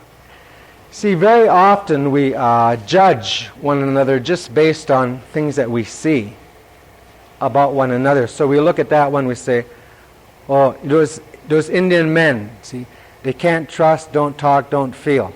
That's what you hear sometimes about that. Or look at that stone face, or that one don't talk, or this one does that, or see. So we tend to start judging and putting people in categories, but a lot of times we don't know what's really going on inside of a person. Sometimes we don't even know what's going on inside of ourselves. So we want to talk about growing up. Because it seems that the Creator made a system for us to grow as human beings, to grow up to be mentally healthy. That there's certain things we're supposed to experience, and if we don't experience them, then we will see behavioral differences later on. So we want to talk about that. So when we look at certain things in the steps, we're looking at it with a point of reference that will make sense to us as human beings. So if we take a look at the cycle of life of an Indian person, and this applies, I think, to any human being, but it seems that when a baby is born, as a human being, one of the first things it needs to experience is a sense of trust. And this might be from birth to maybe 18 months. That time frame, that child needs to experience a sense of trust. It's a feeling. In other words, that little baby, you see moms, they always hold them every time they cry, and they touch them and carry them, and they do all this stuff, just constantly with them. That's why in a traditional way, they carried them every place they went, right? In a traditional way. They never, the discipline, everything was they just, no matter whether they worked or what they did, they just had that baby hanging on them all the time. Now what happens, see, because there's two roads, let's supposing that the baby, like the sense of trust, it doesn't develop a sense of trust. See, a sense of trust, when you have that, it's a feeling, and it's this feeling, it's like the world is a good place, and man, I belong in it. See, that sense of trust. Because if you don't have a sense of trust, there's two roads, then you have a sense of mistrust. So if you have a sense of mistrust inside of that human being, then later on, you'll see behavioral differences occur. So if I have a sense of mistrust, in other words, the world isn't a good place and I don't belong here, then later on you see wall builders, difficult time in relationships, cannot connect, cannot be intimate. So as we look through these steps and we start to realize now that maybe trust is an issue. That's the normal state for the human being. See, I thought for a long time trust was abnormal. You're stupid to trust. Where I was raised, that's dumb. When I was drinking, I would never trust no one I didn't drink. Geez, look at the guy. Don't drink. Don't trust him. Right? It's like you don't know what you don't know. So I thought you only trust, you trust your buds that are drinking. So I thought it was abnormal for a human being to trust. I thought it was stupid if people trusted. But then later on I learned that the fish by its design was designed to swim, the bird was designed to fly, the human being is designed to trust. That is a natural state of the human being. But I didn't know that, until a little bit later on. Now, let's just say that like a baby, they have this thing called TLC. Like a long time ago in Germany, they used to find that most babies put in orphanages died. They'd feed them, change their diapers, but most babies put in orphanages died in the 1800s. So when they started to research that, they found out in Germany there was this orphanage where the babies weren't dying. And they sent a little team over there to say, why is that happening? Well, so when they got over there was this big German lady, and she had work there, but she had this system. She'd hang a string of diapers. She'd have this diaper hanging on her shoulder, and she'd have one kid in that little pouch. This side, she'd have another pouch, She'd have a kid hanging in there, and then she'd have one on her back, and they were hanging on her back, 3 of them. So she'd walk around doing her work and cooking, see these babies are just flopping all over her like that. Well, what they found out was that was this simple. Those kids had developed this sense of trust, and so they would continue to live. So one of the things we need to know when we come back to this principle, laws, and values, when we start to change our thinking, if I find and I discover, look at my unmanageability, or I get seeing where am I in terms of spirit and intent with that, if I find out I'm a mistrusting person, I have a lot of mistrust, well, then what happens if I go work on that? Because very often we work on symptoms. There's something wrong with me in relationships. I cannot be intimate.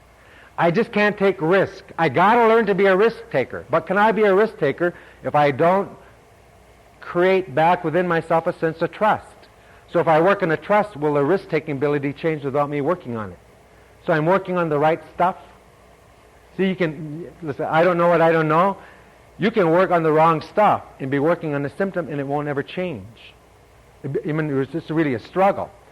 Now the neat thing about the human being is, if we have missed something in this developmental process, we have the ability to go back and put it back inside of ourselves.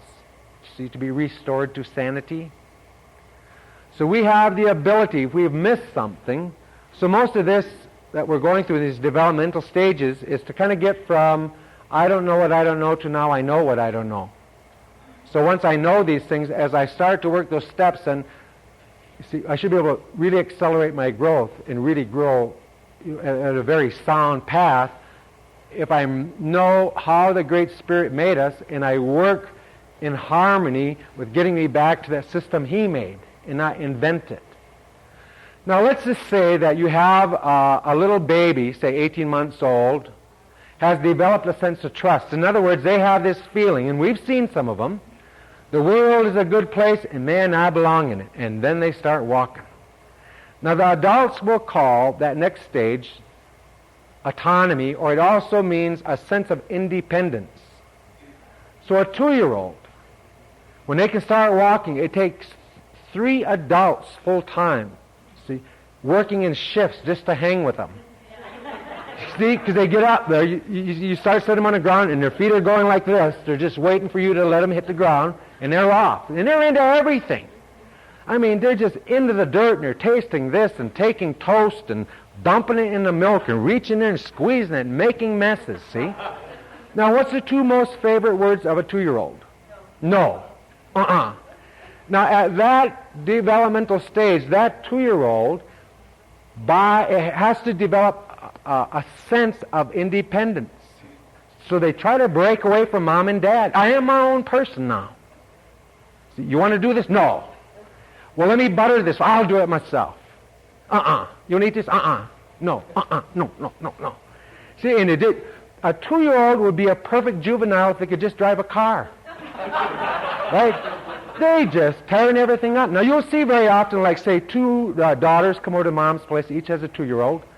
And one of the moms will come over and they take their 2-year-old and they set him on the chair, and she just sits there, so perfect and so proper. The other sister brings her kid over, and I'm telling you, that little boy just tears Grandma's place up. He's into everything, the pots and the pans and exploring and doing all this stuff. And they say to that person, why isn't that one like that good little girl? That good little girl may very well be the one that's not developing mentally healthy. You see, because you're supposed to develop that sense of trust, that sense of that freedom. Because it's at that stage where you start to learn to make choices and decisions. I'll do it myself, thank you. So when you see those little 2-year-olds doing that, you see, when you see them making a choice or a decision, like they draw this weird thing or whatever and they show it to you, ooh, I like how you decided that. You're something. You're good at it. And you see them, you know, they walk around, nose up in the air, ooh, I'm good at it. So at that stage, you see, you're supposed to develop that sense of independence. Because if you don't develop that sense, it's a feeling, a sense of being independent, then what will you see later on? Can't make decisions, indecisive, see, wishy-washy, not taking risks, afraid of this, afraid of that. Does that make sense? So when we start to develop ourselves and go through the steps, if we start to come back and take a look at this developmental cycle as we work the steps, and I see I'm having trouble with choice and decisions, or I'm having a hard time in relationships, and I can ask myself, do I have this feeling of independence? If not, then maybe I need to go back and do something to bring it back inside of myself so I can have that stage, because that's how the Creator made me. He says, one thing to grow up in my world that I created to be mentally healthy is you must develop a sense of trust. That you belong in this world, it's a natural state for you, you see, and you love being here. And not only that, you function from choice and decisions. See, that you have that ability to do that. On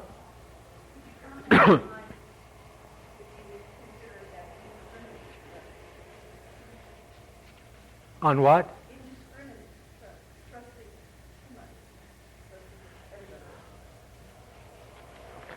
Well, that's really handled in a step. Like you see, where is it you function from trust?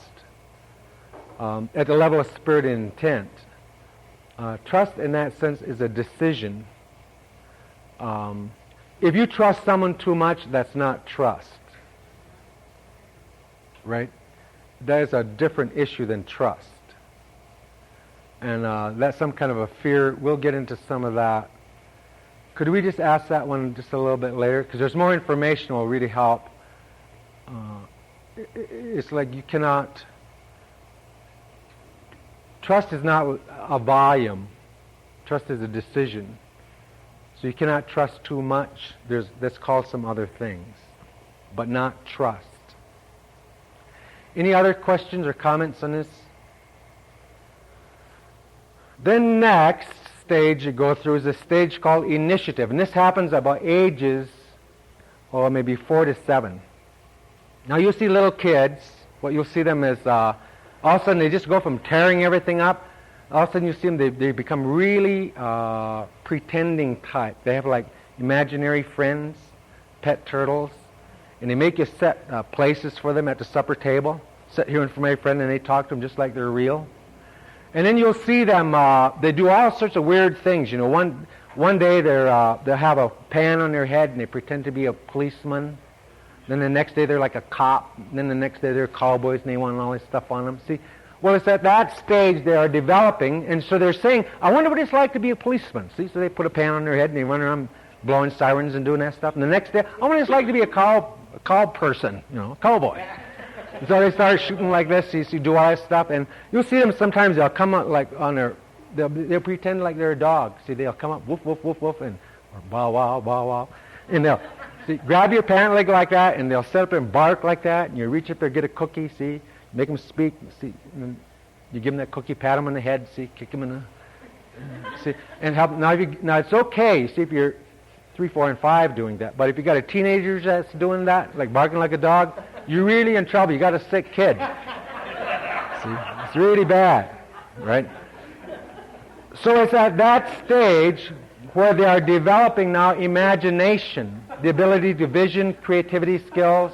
So they're developing that. Then you'll see this young person or girl, and they'll come to that next stage of development called industry, or another word for it is sense of accomplishment. So at that stage, these are those pre-teenage years, there's 2 feelings that the human being needs to have. One feeling is, I'm good at something feelings, I'm good for something feelings. We need to have that feeling, I'm good at it. Now you'll see, like culturally, we knew who we were. You see, why am I, who am I, where am I going? We always knew, well, you know him, he's a hunter. You know her, she's the... And that feedback was always to give us that feeling of being good for something, good at something. You see, a lot of teachers are pretty good at it in schools. They have little badges and little happy faces, you know. You go up there, you get your test, you go, ooh, look, you get a blue happy face, see? Man, you're something. See, I'm good at it. So you get those I'm good at it feelings. Or you'll see boys clubs or some of our drum groups. You know, what they're doing is they're giving those youth those feelings, I'm good at it, I'm good for something feelings. Because you see, what happens if you don't develop those feelings? It's a polarity system, so I will develop then, I'm not good for nothing feelings. I'm not good at anything feelings. Excuse me, what age would that be? 8 to 12. That's the pre-teenage years. So if you develop at that age, I'm good for nothing, I'm not good at anything feelings, then later on you'll see behavior. Hey, why don't you go try this? Not me. But I think you can draw, you can... No, I wouldn't be good at it. See? And you even see in body language, they're just not good at anything. You know, those type of feelings. And you'll just see a resistance and can't make decisions and just real withdrawal, see, type of things. So it's at that age, it's very, very important, you see, to develop within the human those 2 feelings. Now let's say I get in recovery and I can examine through this set of steps that I don't have those feelings. The neat thing about the human being is I have the ability to come back and develop them. I need to have those to grow mentally healthy. Now you take a look at how many of us have been raised in dysfunctional families. How many of us have been raised by alcoholic parents like me? How many of us has many of our relatives drinking? How many of us have been told, I mean, did somebody, like when we were growing, did we develop a sense of trust? Or did we have good choices and decisions, right? 2-year-olds, you see, where you're supposed to be going, no, oh yes, you will. Shame on you. Bad girl, bad boy, smack, see, slam, kick. Then all of a sudden you don't develop those feelings. That's normal. So as you start to grow up acting a certain way, there must be something wrong with me. Then you start into some of the violence and some of the sexual abuse and some of the other things many of us have experienced. So we start to grow up with no sense of trust, no sense of independence. I am good for nothing. You're good at nothing. Even the input from schools and all these different things. So we start to grow up as native people, growing in dysfunctional families, not having these feelings which the Creator designed for the human being to have. Does that make sense? Yes. Yeah, you just described one of my second grade classes. A majority of the second grade class that I had show a lot of those signs and symptoms. And, you know, what they're talking about a lot of times is when they're talking about mom and dad, broken promises. And they don't trust. You know, they don't trust. And they're all, you know, they're just second graders. Yeah. Oh, see. You know, I can just imagine, you know, like we're doing the best we can. Imagine what it would be like in a couple of years. You know, and a lot of it is because the parents are alcoholics. Absolutely. But even for us, you know, as native people, alcohol is but a symptom. There's other things that we have to work on. But I think you see a lot of that in our kids. Ourselves grew up that way, many of us. That's the way it was. Now, we just grew up thinking that was normal. I didn't know there was another way, right? It's like my dad would go drinking or whatever. Well, we knew, you know, his patterns really well, and we heard when he'd come back to the res. You know, we always had like a lot of old cars and stuff out in our backyard. So we'd hide food in there. So when he'd come, see, out the back window, we'd go back to where that food was. We had stuff stashed, see, hoping he wouldn't come find us. And that was, but we weren't the only ones. See, a lot of people did that. That was just the way you did it. It was a real, now, you know, it's a survival thing. But you see, well, it's just like myself. When I grew up in a pretty dysfunctional family, and when I was in this age here, from age since where I'm supposed to be developing a sense of industry or accomplishment, from a time I was a little before I was 10 years old to a little after I was about 11 and a half, I was sexually molested by an uncle, minimum weekly. So it was also one of the favorite uncles, come from a large family. And that went on all the time. Then one time he went to the res, to a party there, and somebody shot him 6 times. They got a big fight. I was so happy when that happened. But then when I saw how my mom and everybody acted, they were all sad. I had the wrong feeling there. I was glad the son of a bitch got it. See, is how I thought. And I never ever told anybody that, ever, till I was 33. But then you'd see me in relationships. Relationship after relationship after relationship. I built these walls, you see, and I just couldn't let anybody through. And God, I wanted to. Or sometimes you'd see a woman, you know, that would have that insight to get through those walls. I was always giving signals, see. Come on, come on, come on. You know, back. Back, come on, back. And they would say things like, you know, you never let anybody close to you. You oughta.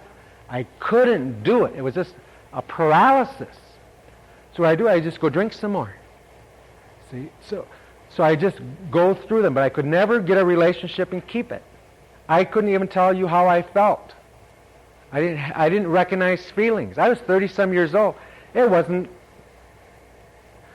actually wasn't. In a certain case, about 2 months ago, I was telling Deborah, when you feel like this, what is that called?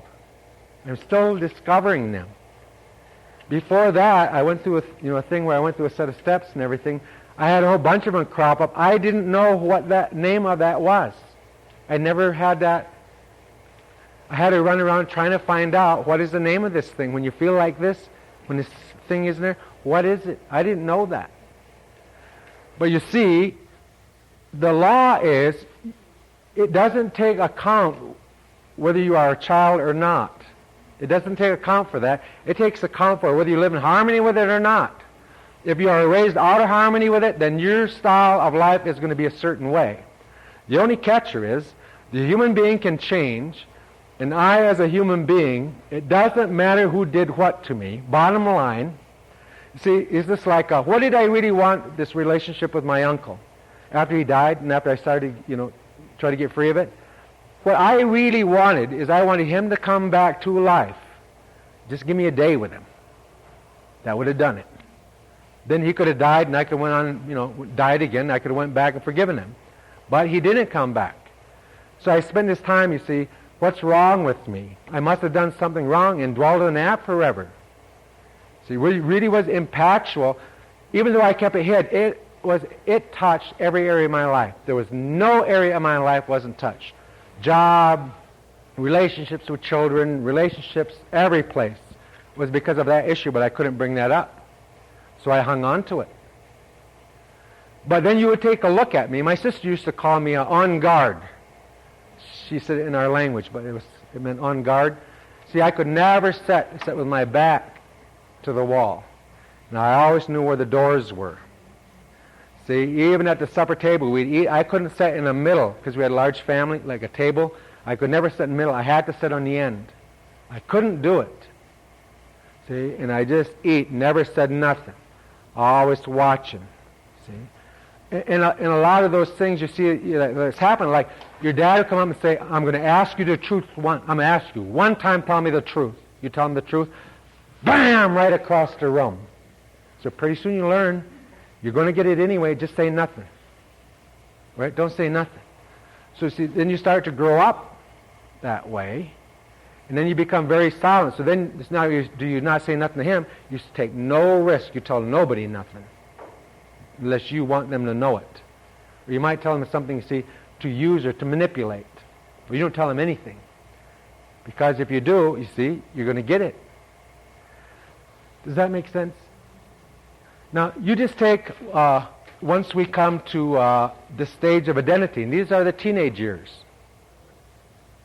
See, at the stage of identity, this is a very, very critical stage for the human being. This is the first time in the life that a human being will consciously seek the answer to those three questions. Teenagers do.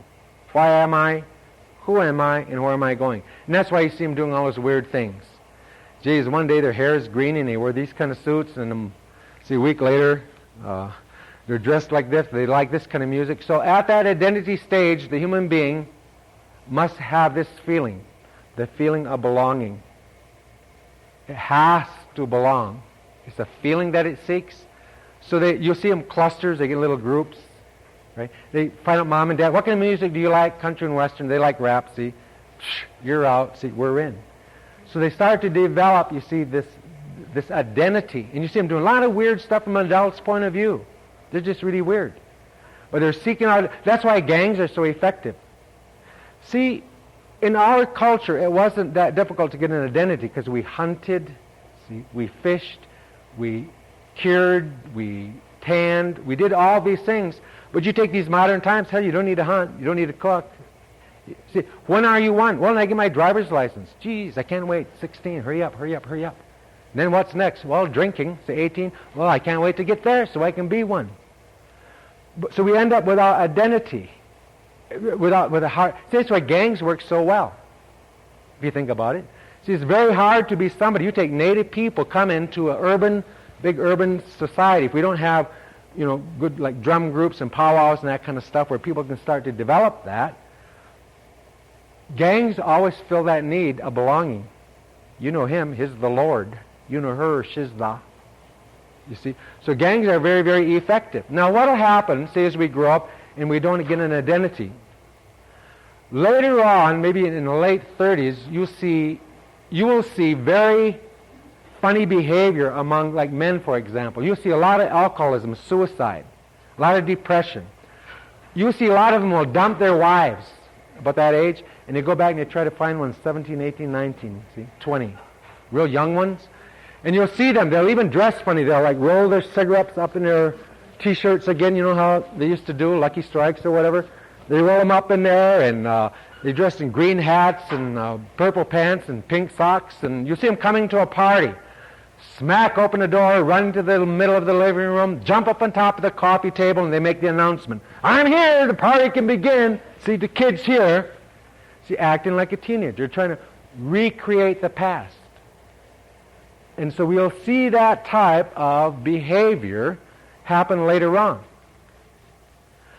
Then we get that stage of identity, like in the late, maybe 19, 20 years old, if we're growing up normally. So it's at that stage we're supposed to be searching, trying new things, finding the answer to those three questions. Who am I, why am I, and where am I going? So once you get, yes? You were talking about men act that way. You know how women go back that way if they don't develop the identity properly? Other people experience. Same way. You'll see a lot of different behaviors in women also doing that. Yeah, Don, one of the things that you touched on that was really important to me about my recovery is like all the time I was sedated, I was, like I'm catching up. And like somebody, I'm criticized sometimes because, they might say that I'm having like pre-adolescent, childlike, adolescent behavior, but that's natural for me because I know where I'm coming from. But one of the things that you don't hear a whole lot of dialogue about is men trying to catch up emotionally, let alone women. And a lot of the times when I see it, you might hear somebody share at a meeting that you might have known for a long time, and they're starting to identify it because we're able to read between the lines a little bit. But it's not talked about openly. Oh, no. And I've heard very few women talk about trying to catch up. Like for me, like I was a stone-going alcoholic when I was 15, and like now, probably, maybe I was about 19 or 20.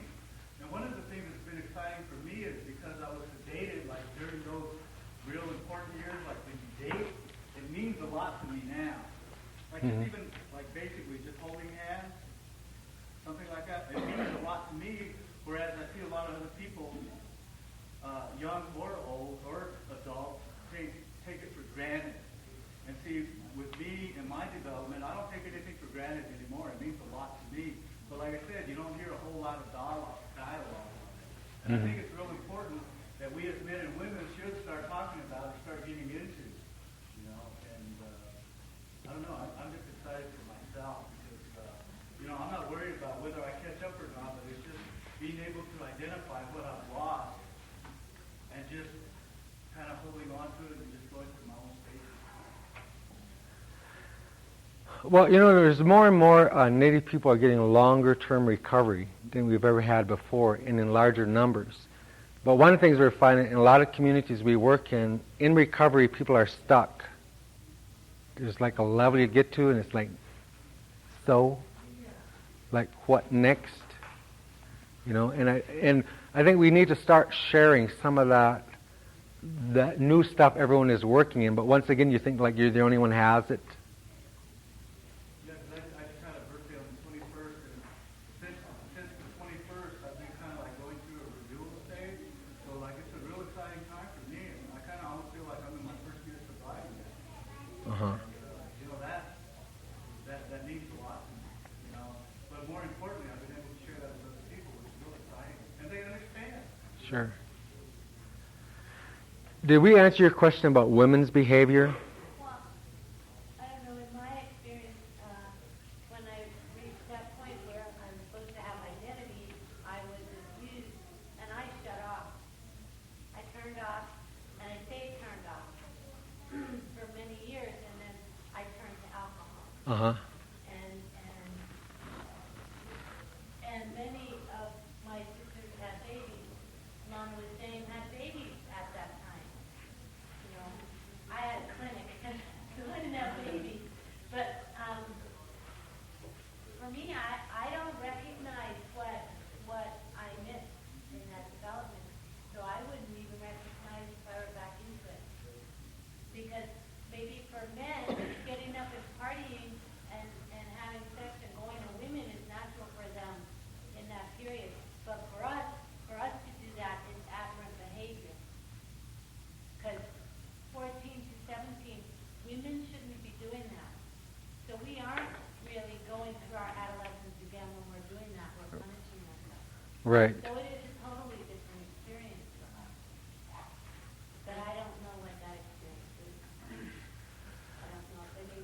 Deborah? Yeah.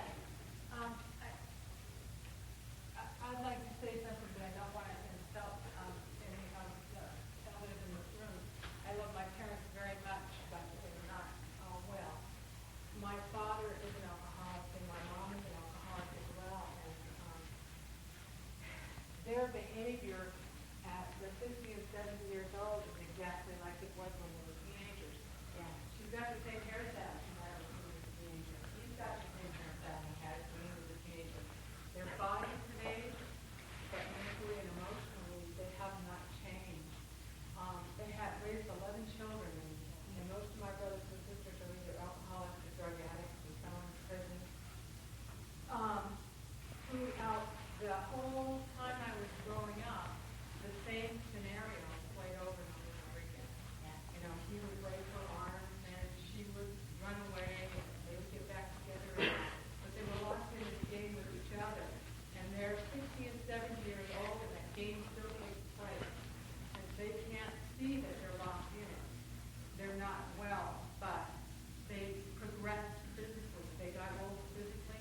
Their bodies are old, and their behavior is that of a teenager. And women behave that way just like men do. And I don't think necessarily that they see it, and I don't think necessarily that they do it intentionally.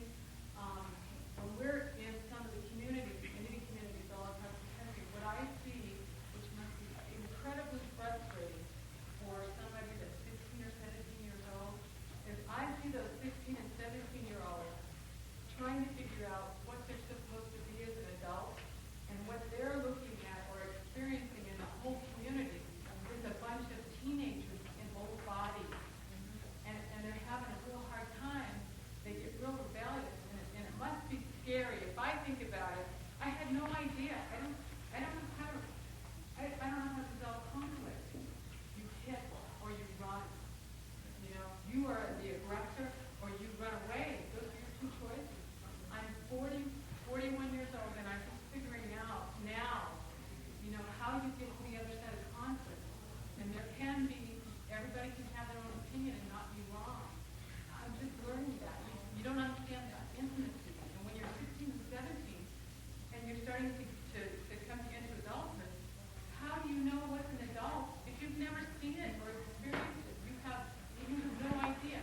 And I don't know about you guys, but I have these aunts, and I love them dearly. And Dawn has the same set of aunts that everyone knows that they do that little curly hair on the top, and it's long and straight and curly on the bottom. That's the style of the 50s, and it's dyed jet black.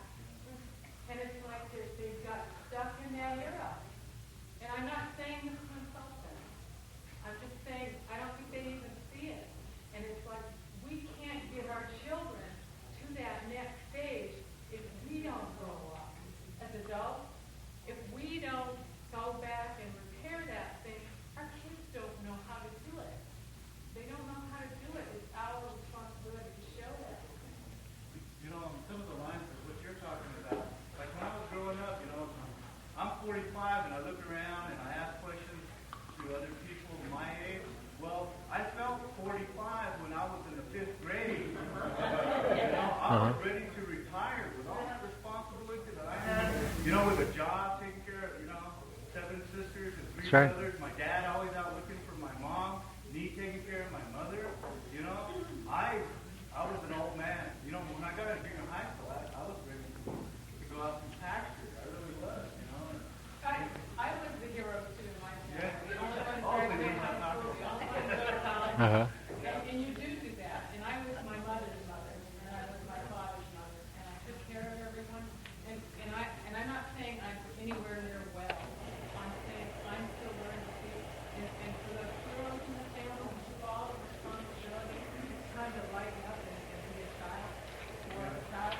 You see, that's one of the things I appreciate when it's writing, because it's starting to lighten up. But the important thing to me is to be able to recognize a lot of things and accept them for what they are. But I'm putting it myself. All right, up front here. From a woman's point of view, I knew exactly what he was talking about when he put his cigarettes in his sleeve. Actually, because I did that. And went to the party and said, jumped on the coffee table and said, I'm here. Well, I didn't hear that he went to a party chasing women or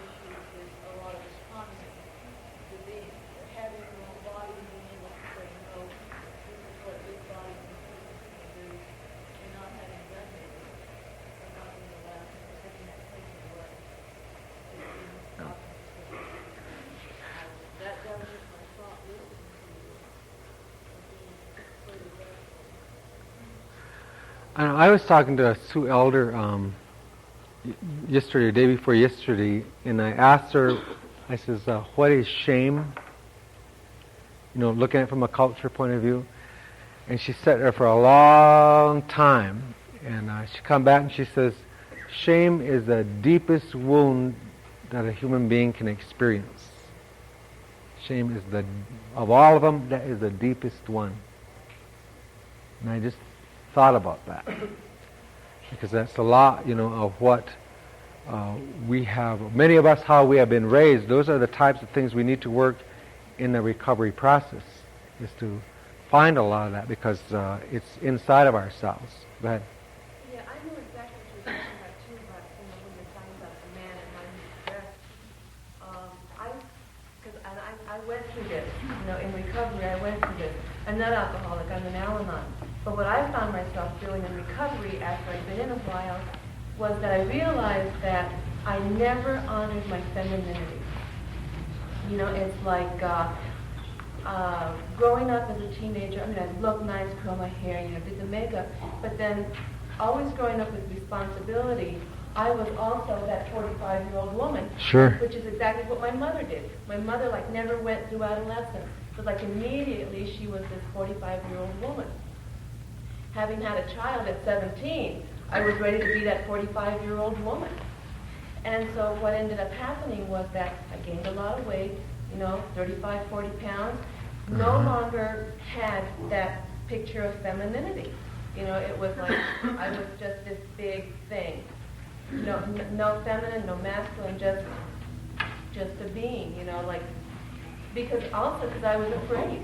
I was afraid of being attractive, because what happens? What if you are? What if you have to deal with all the feelings? That's right. And saying no, exactly what you were talking about. So what I ended up doing in recovery, once I lost some of that weight, was that I started to dress and to act inappropriately.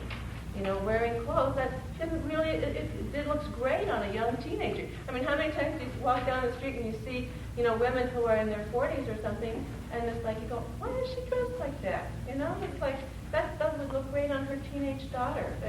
And I did all that stuff. I did that, trying to reclaim that part of me that I lost. When I'm a 40-year-old woman, in a 12-year-old body. Sure. Jerry? I think, Jerry, I'm an alcoholic. I hear a lot of things in here that are really good, and it's really important that we ask these questions, and also that we take back to people we sponsor some of the solutions that we hear in here. I believe a number of us, because we grew up in dysfunctional families, are stuck in the survival mode, because that's how we grew up, and it's the only way we know. And so for me, getting into recovery and trying to do some of the recovery steps, I always go back to that. And a lot of times I catch myself doing it, not that it's even justified. It's just the snap reaction. And so for me, sharing with other alcoholics and being involved in something like this is really important, because it gives me an opportunity to listen to other Indian people, how we survive in the world. And actually after survival, we've come to live. And I'm right at that point. I'm learning to trust. Just barely learning to trust. I'm 8 years sober, and I'm just now developing a sense of trust in non-Indian people. It's taken a long time. And I think that that search for identity that comes with adolescence is something that I'm just now getting in touch with. And so it's important that as alcoholics we continue to work the steps of recovery, especially into the inventories. Because it's in the inventories, I believe, that we begin to find some of those issues that keep us from becoming the people we can be. Okay.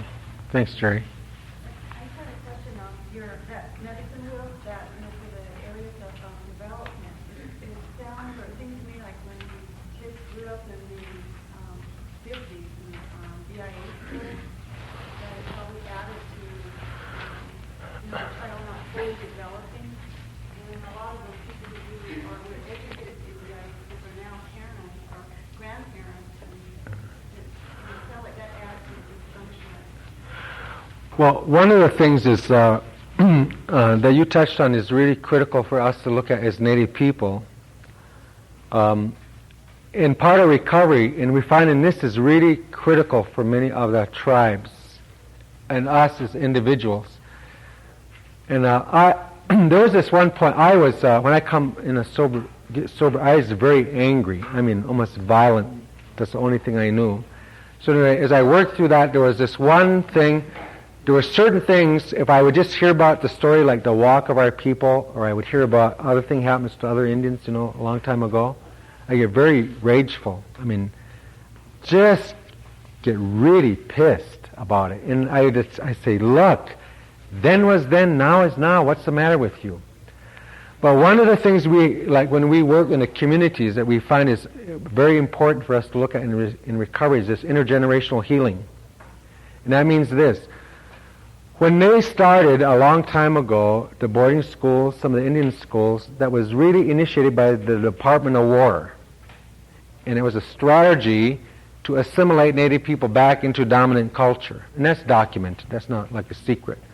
But when they grew up, and they, all the ways that they got the kids into the schools, the ones that they got in there, which was a large portion of the children then, but they were successful in that they taught them, hey, being Indian, don't speak your language, don't speak your culture, see, don't do no ceremonies, don't do this. And they grew up being quite successful, for the most part. Then what do you happen when those kids got married? And how did they raise their children?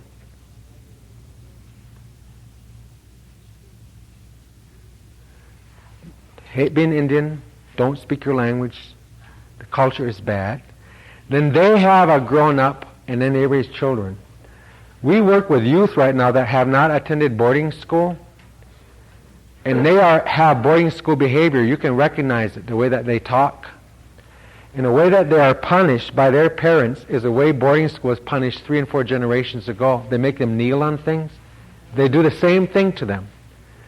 So sometimes today, we don't know why. I mean, there is some level sometimes that it was just like when I started going back to the culture. My mom was raised in boarding school. So I started to want to relearn the language and letting my hair grow long again.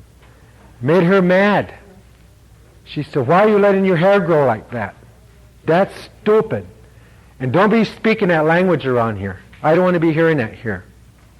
And I started to see that I grew up that way. There were some things happening in boarding school directly affects us even as recovery people. I talked to an elder in because I've been interested in this boarding school, so I'm starting to understand I have boarding school behavior in part of my recovery. I have to look at I'm not trying to blame anyone. See, I'm fully accountable for my growth. It doesn't matter, my uncle molested me, that happens. But I'm accountable to change myself because I want to be happy. But I talked to this elder, he said, he's an uncle of mine. But he said we went to mission school. First day they got there at night, they put them all, in class, or, to bed and everything. But they brought him over the next morning, and that priest brought him into the school, and he said, I want to have a talk with you all about your behavior and about how I want you to mind me. So he talked to them, the elder said, and he took them downstairs, they have a furnace there. And he talked to them about doing exactly what he said. He didn't want to be, But then what he did was he had all his kids line in front of this furnace, and he reached in this box, he took a lid off that box, he pulled out a cat, and he opened up that door, and he just threw that cat in the furnace alive and shut that door. And this elder, he's like 87, just broke down and cried. That type of hurts. A lot of us are raised by people have experienced many, many things like that. And when we look at getting in recovery, where do we get stuck? That's the things we got to start looking at. When they start to surface, to understand there's other things intergenerationally that has affected us. Most of us there's a lot of sexual molestation went on in the boarding schools. Nobody wants to say that. But sometimes we're working with some elders, they'll tell you what went on there, and it wasn't pleasant. There was people, women, we know some, is early 40s, younger than me, that were sterilized when they were in boarding school with no medicine, no nothing. They held them down on tables. That went on. That wasn't like in the 1800s. They're now healing and processing that kind of stuff. So I think part of recovery is to look at intergenerational stuff also, because many of us it's like I started to understand why my parents were like they were. It was just all of a sudden my relationship with them changed, because I didn't know. It was like you don't know what you don't know. I said, how could an Indian parent tell their children to don't be Indian, don't be speaking your language, don't go back to the culture, it's bad, leave it alone, don't go that. Now I understand. Before, I couldn't understand. Does that make sense? And those are the things like when we are in recovery, longer periods, we need to start even looking at that and see what is that effects on us. Because even some of the children now, that's still happening today in many other schools. How many here was to boarding school, just out of curiosity? I see quite a few.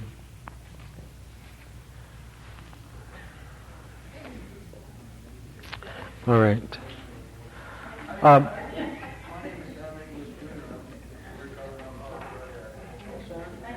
I heard you say something about that cycle in the truck. I'm in a confusing area right now, and I'm a single parent. I've had my kid ever since he was 3 days old on my own, and I'm doing the best I can to raise him. And coming from an alcoholic family, and my father in recovery, and I see his. He made me work, it made sense what you said about the different changes made. My father's in one area and I'm in another, because when we connect, we explode, and I see myself taking those same things home with me when I go home, and I see myself reacting to my kids sometimes like that. Sometimes it's kind of hard to I heard what Al was saying about trust. And it's like, how do you, I'm confused about what are you supposed to do when you tell them something and then you can't do it because we have other responsibilities. I mean, it's like, I clean my own house, my own laundry, and he's a very big house, and then tell him, well, we'll go ride bikes, and then, and then I not have the time, or I'm pumped, I'm broke down and tired. What do you do in situations like that? I'm not here to hurt my kid. I have no intention to hurt my kid. And I don't know how to balance that. When you see the same thing, 28 years old, 29 years old, and I see those same things with my dad telling me something, and it changed. And I can't figure out the balance with it.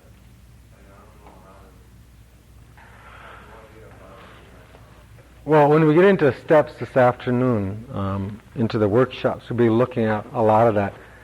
Because I think when you start to look at understanding the interconnectedness and a lot of the thing about the steps, I think that a person has the ability to really look forward to the steps as an interconnected system that allows each individual to really accelerate growth. It isn't about wallowing in it forever. And it's about learning, where to focus. It's sort of like you can't fix that which you don't know is broke. And very often we focus so much on a couple of things we think we're all screwed up. It's like your car doesn't run, you take it to the garage, you say, your car's all messed up, it's all broke, God, it's going to cost me millions to do it. You take it there, first thing that has to be done is to identify where it's broke. Carburetor needs to be adjusted, brakes need to be fixed, you got a flat tire. We do those three things, it can start running. But we say, everything's broke. But we're not as broke as we would like to think that we are. But it's a matter of locating that right place. And then learning to use tools on focus. And to live a balanced life. The Creator made a harmonious system because we were alcoholic, whatever, went out and did some stuff. It doesn't mean I have to wait for 15 years before I can have a harmonious life. It's to the degree that I come back and work with the principal laws and values, and then it starts to happen. Right? So we'll take a look at that part of the steps this afternoon on how to identify things quickly and make adjustments and not tear ourselves up in the process of recovering. You know, I think one of the most important things that all of us go through in like family, you know, like a key issue right now, he's able to identify that there's something that possibly wrong, and he's able to dialogue it and willing to do something about it. Like even for myself, you know, being in recovery, like I enjoy being a parent, and I want to always be a good parent. And whenever I see anything free for parenting classes, I go, you know, and I learn. And then I take it and I try it out, and it doesn't work, and I look for another workshop or ask a friend of mine. But you know, it works. You know, but I think he's on the right track because he's just able to identify it right now. And it sounds to me like he's willing to work on it. We talk about it. Yes. Well, for me, the best thing I've ever done was I got involved in allocating, and that's where I learned what's closer to normal, what I should have felt. For me, it took the lesson first was not trying to thank God and everything. And then about a year later, getting into adult children's alcoholics and assessing that and all that. And 5 years ago, on October 11th, I woke up to the big world. I was raised in the woods in Missouri, and I was living in the woods in Arizona City. And I've never seen it free the way it is. There's no record, no music, no tape, not one person, nothing inside there. Familiar to it, whatsoever. But I had Al-Anon versus Forty, and did for a fourth and fifth step twice in 2 years. I got to the first person, and then when I got into Albuquerque by all those kids, none of them were kids. Like I had trained these guys for free from my dad, and then my granddad did later in the military himself. And then I got beat with a harness off of a Belgian work order. You know, his full strength, and my dad was stronger than me. Harness, and he never ever hit me again. I was out for a long time that time, but it's been hell. But the kids, they taught me. I needed to learn what a kid at 4, 5, 6, 7 needs to know, and I learned from them. Mm-hmm. All the kids knew more than I did. Thanks. Okay.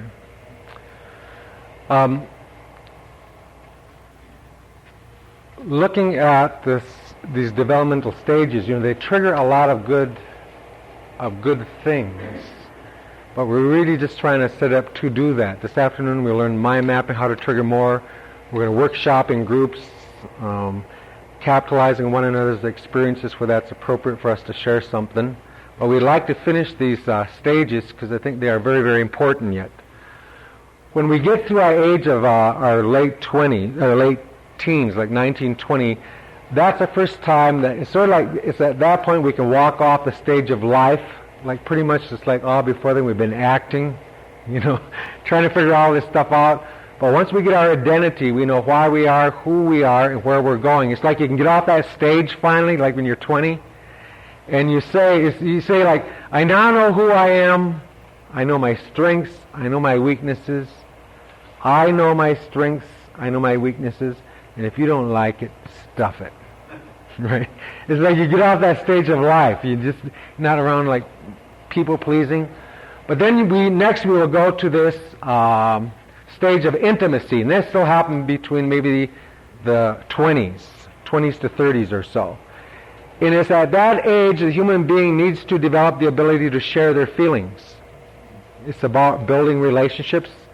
I need to be able to tell you my opinion whether you agree with me or not. See, I need to be able to share that. Now you see like college students, they'll, you ever notice this in a student union, whatever, they just talk, and they come home from school and they have opinions on everything. They know the government should run, this is screwed up, that's bad, tribal councils like this, geez, who hired that one, look at that jerk. And they just have opinions on everything, when they're in that. Now you'll see them even talking to one another. You see one talking, the other one's listening. You ever notice that other one's not listening? They're thinking the up-onesmanship story. just waiting for them to get done. See, then they go back and they, oh, you think your mother was bad? Let me tell you about my mother, how bad she was, see? So they start to switch stories back and forth. Now you see, these things are like building. So let's just say that I am in this age of, or as a human being in relationships. Do you think I have the ability to be intimate in relationships if I don't know who I am? Do you think I have the ability to be effective in relationships if I cannot trust? Do you think I have the ability to be intimate in relationships if I don't have these feelings about myself? I'm good at something, I'm good for something feelings?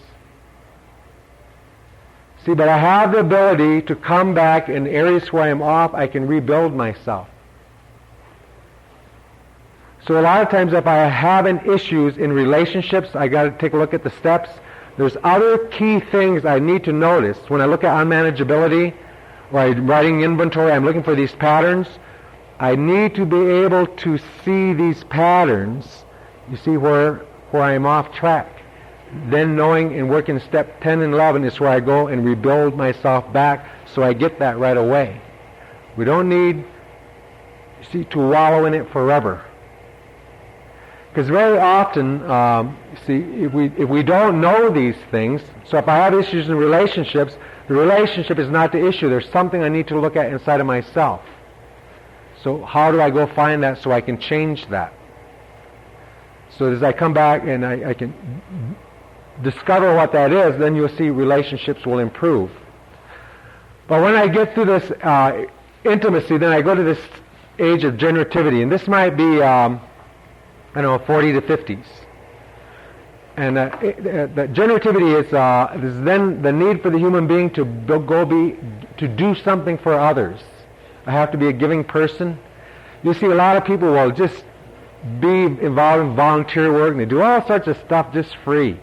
In other words, they do it not for credit or glory or to get something back. They just do it because they have to do it. It just makes them feel good. So you see, a lot of times it's at that point where, prior to that, we're takers, but we'll get to that age of generativity, then all of a sudden we got to go and do something for some. You just got to do it, see, in order to be happy. Then we enter the age of the elders, the stage of integrity. That stage of integrity of the elders, that's at that point, if you notice, if you ever watch elders that have integrity, see, they just kind of see a worthwhileness to all things.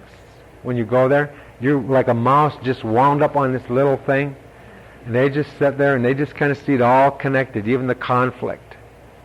Right? They just see a worthwhileness to all things. Usually when you have integrity, or you're at that stage of the elder, by then you have developed your own set of codes by which you live your life. Like when we were younger, a lot of times, you ever notice, if you're honest, the real reason we don't do things is because I might get caught, and that's the reason I don't do them. Right? If I knew I wouldn't get caught, I'd give it a go. But I better not, because I might get caught. But see, the elders, they've gotten past that. They just do it because it's not right for them. They seem to have a philosophy that it's okay to be who you are. You don't have to be like how they think to be okay. It's okay to be young. It's okay to be a breed. It's okay to be white and this. It's okay to, right? It's okay to be man. It's okay to be work. It's okay not to work. You don't see them, well, what is your amount of blood? And are you a traditional? Or you are an urban one that you don't know nothing about here. You know, they don't spend this time getting things in buckets and categories and all that. It's okay. If you're Indian this much, you're Indian. And you're all right. You don't see them getting all hung up, you see, like we are sometimes. So what I thought I would do is just kind of share those developmental stages before we take a look at the steps, so we have a form of reference that when we start to look at unmanageability and we start to look at those, that we're looking at the Creator did make a path for the human being to grow mentally healthy. Many of us did not have the opportunity to do that. So it's not mom's fault, it's not dad's fault, it's not the way I was born's fault, right? The issue is I am accountable to correct my life. It doesn't matter who did it. And later on this afternoon we'll also talk about the ability to forgive the unforgivable. But there's certain things sometimes that we need to do if I want to have the style of life that sobriety has to offer. Sobriety is just not about not drinking. It's about another whole style of us coming back to all those things that is available to us in our culture. It's about living. So we'll talk about those things. Debbie, you want to get those lights? Because you see, if we take a look at, very often when we are measuring things, we're always looking at results. You ever ask yourself, where do results come from? Every result will be preceded by an action. Cannot be no other way. The Creator made everything to run by a system of laws. So then you say, well, where do actions come from? You ever notice? You got to think them. They don't just magically appear. So if I think a certain thing, it causes an action, shows the result in my life. Well, where does thinking come from? Well, it comes from here, the human being. Basically, the human being is 98% of everything that we do is run by 8 thought patterns. It's not like it's all as complicated as we think. There's just thought patterns we do and we just repeat them.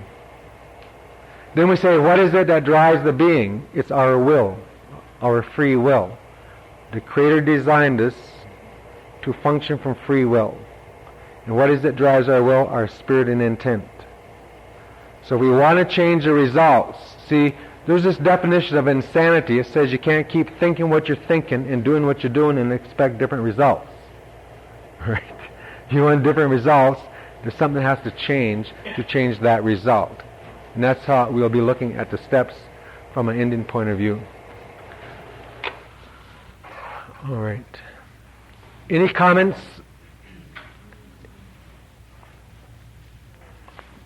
All right. So when we come back from our lunch, we're going to take this and apply it to the 12 steps to see how does all these concepts fit into the 12 steps. So we are starting at let's start at 1:02. 2 minutes after 1. 2 minutes after 1. 1:02. We'll start. Go on to the next step, and I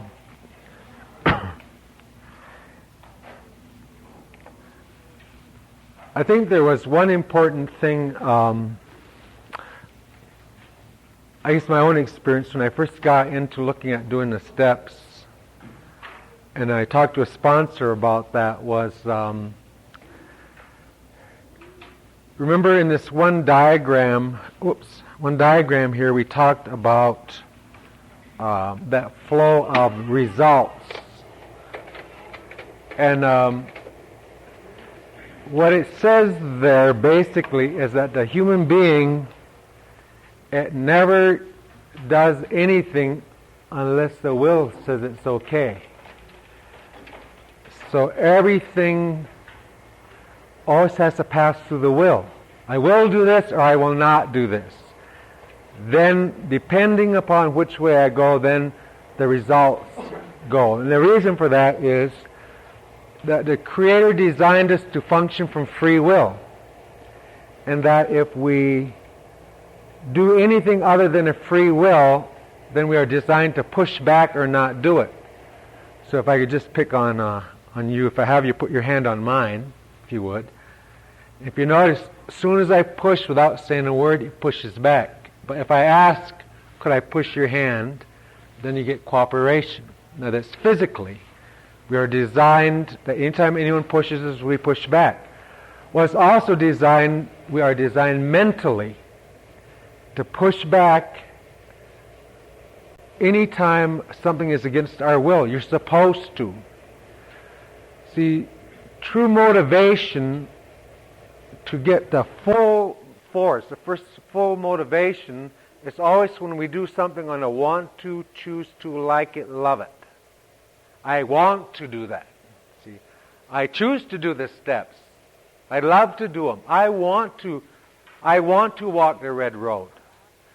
But as soon as the mind hears I have to, it has a little mechanism that wakes up and says, oh, no, you don't. I'll get you out of it. So it very creatively kicks in a system to have you go do something else. You get procrastination. Oh, I'll do it tomorrow. See, so this voice, in a sense, this force starts to kick in to get us to not do it. So we always function at the level of the free will. So what I'm saying there is that really applies a lot when you come to working steps. Why are you working steps? Well, I have to so I don't get drunk. Not. See, that little voice wakes up and says, no, you don't. See, I'll get you out of it. So what we're saying is, if you're telling yourself you have to work the steps, because my sponsor says I have to, that little thing wakes up and says, I'll get you out of it. So it starts all these little plans to divert you to do something else. Now, there are no have-tos in the whole world except one. See, you don't have to work steps to stay sober. There are thousands of people in AA staying sober, and they never worked a lick of steps in their lives. Now, they're miserable as shit.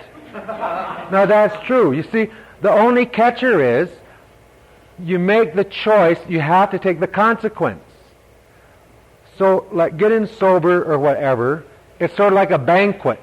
On that banquet, as many things are available. Steak, lobster, right?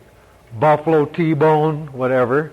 But then it works its way down to meatloaf and to cheeseburgers, and on this end's peanut butter. So if you want peanut butter sobriety, see, then you don't get steak by not working steps. You can get peanut butter sobriety, but the only problem with that is peanut butter always sticks to the roof of your mouth, you know. Love my sobriety. Okay.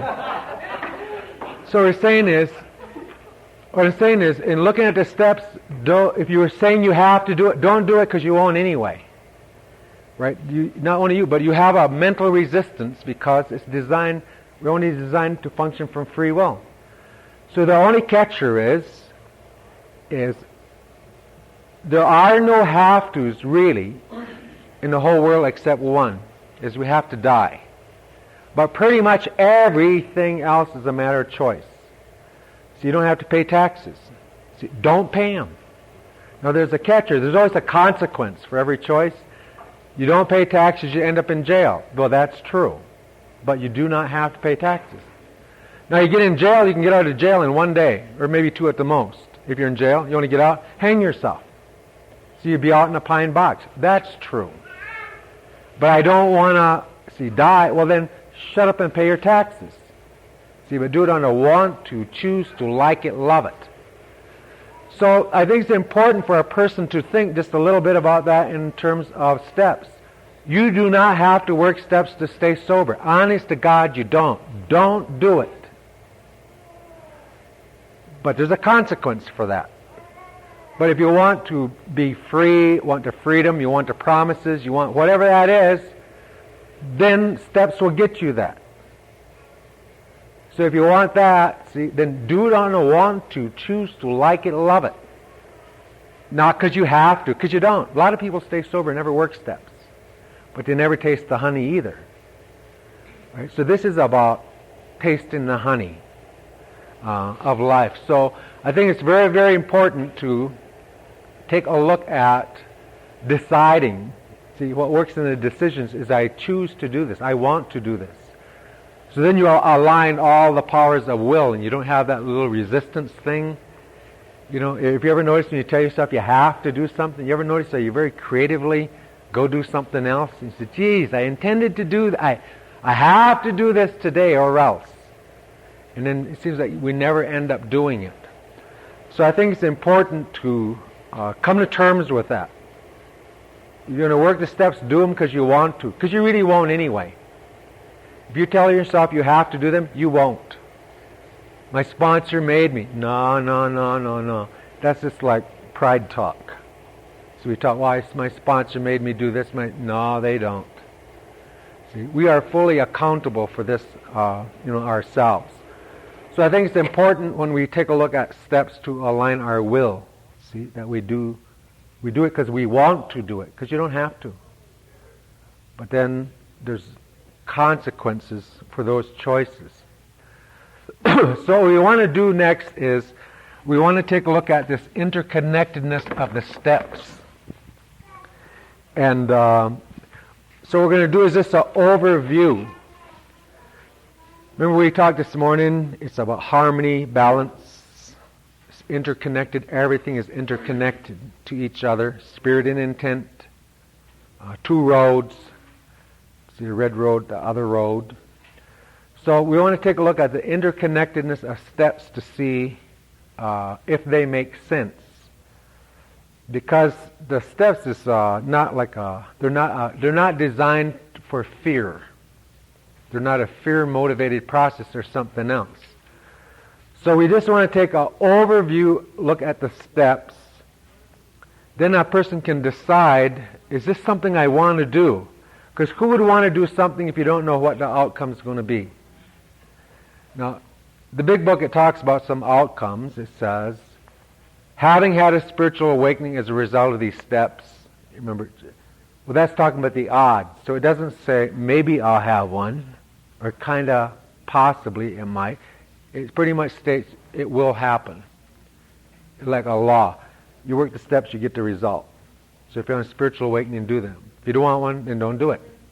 But maybe you can get it another way. See? And then it talks about rarely have we seen a person fail. Now, what are those odds? 50-50? See? 80-20? What? Like, rarely have we seen a person fail? But it doesn't say to do it any way you want either. It says, rarely have we seen a person fail who has thoroughly done it this way. So the steps, it's about a precision way of doing it. Very, very precise, because we'll see, the steps is about an implementation of laws from an unseen world, about these principles that it talks about. So as we take a look at these steps, we're going to just kind of make them like a building block to show how they all interconnect. So in step one, there is 2 parts for this step. But every one of the steps, it also has, each of the steps, it has a principle. One of these principles that it's talking about. So as we do these, it says in step 1 that principle is a honesty. That's what that step is about honesty. So there's 2 parts to that step. The first part is to admit we're powerless over alcohol. Then the second part is to admit our lives are unmanageable. So you see, the thing about admission is the key to power. You know, there's this line, it says, like, let go. As soon as you do, is let God. Right? Surrender, as soon as you do, to win. So it's that admitting of that is what transitions us into that place of that power, that thing we're looking for. So in the first half, we need to look at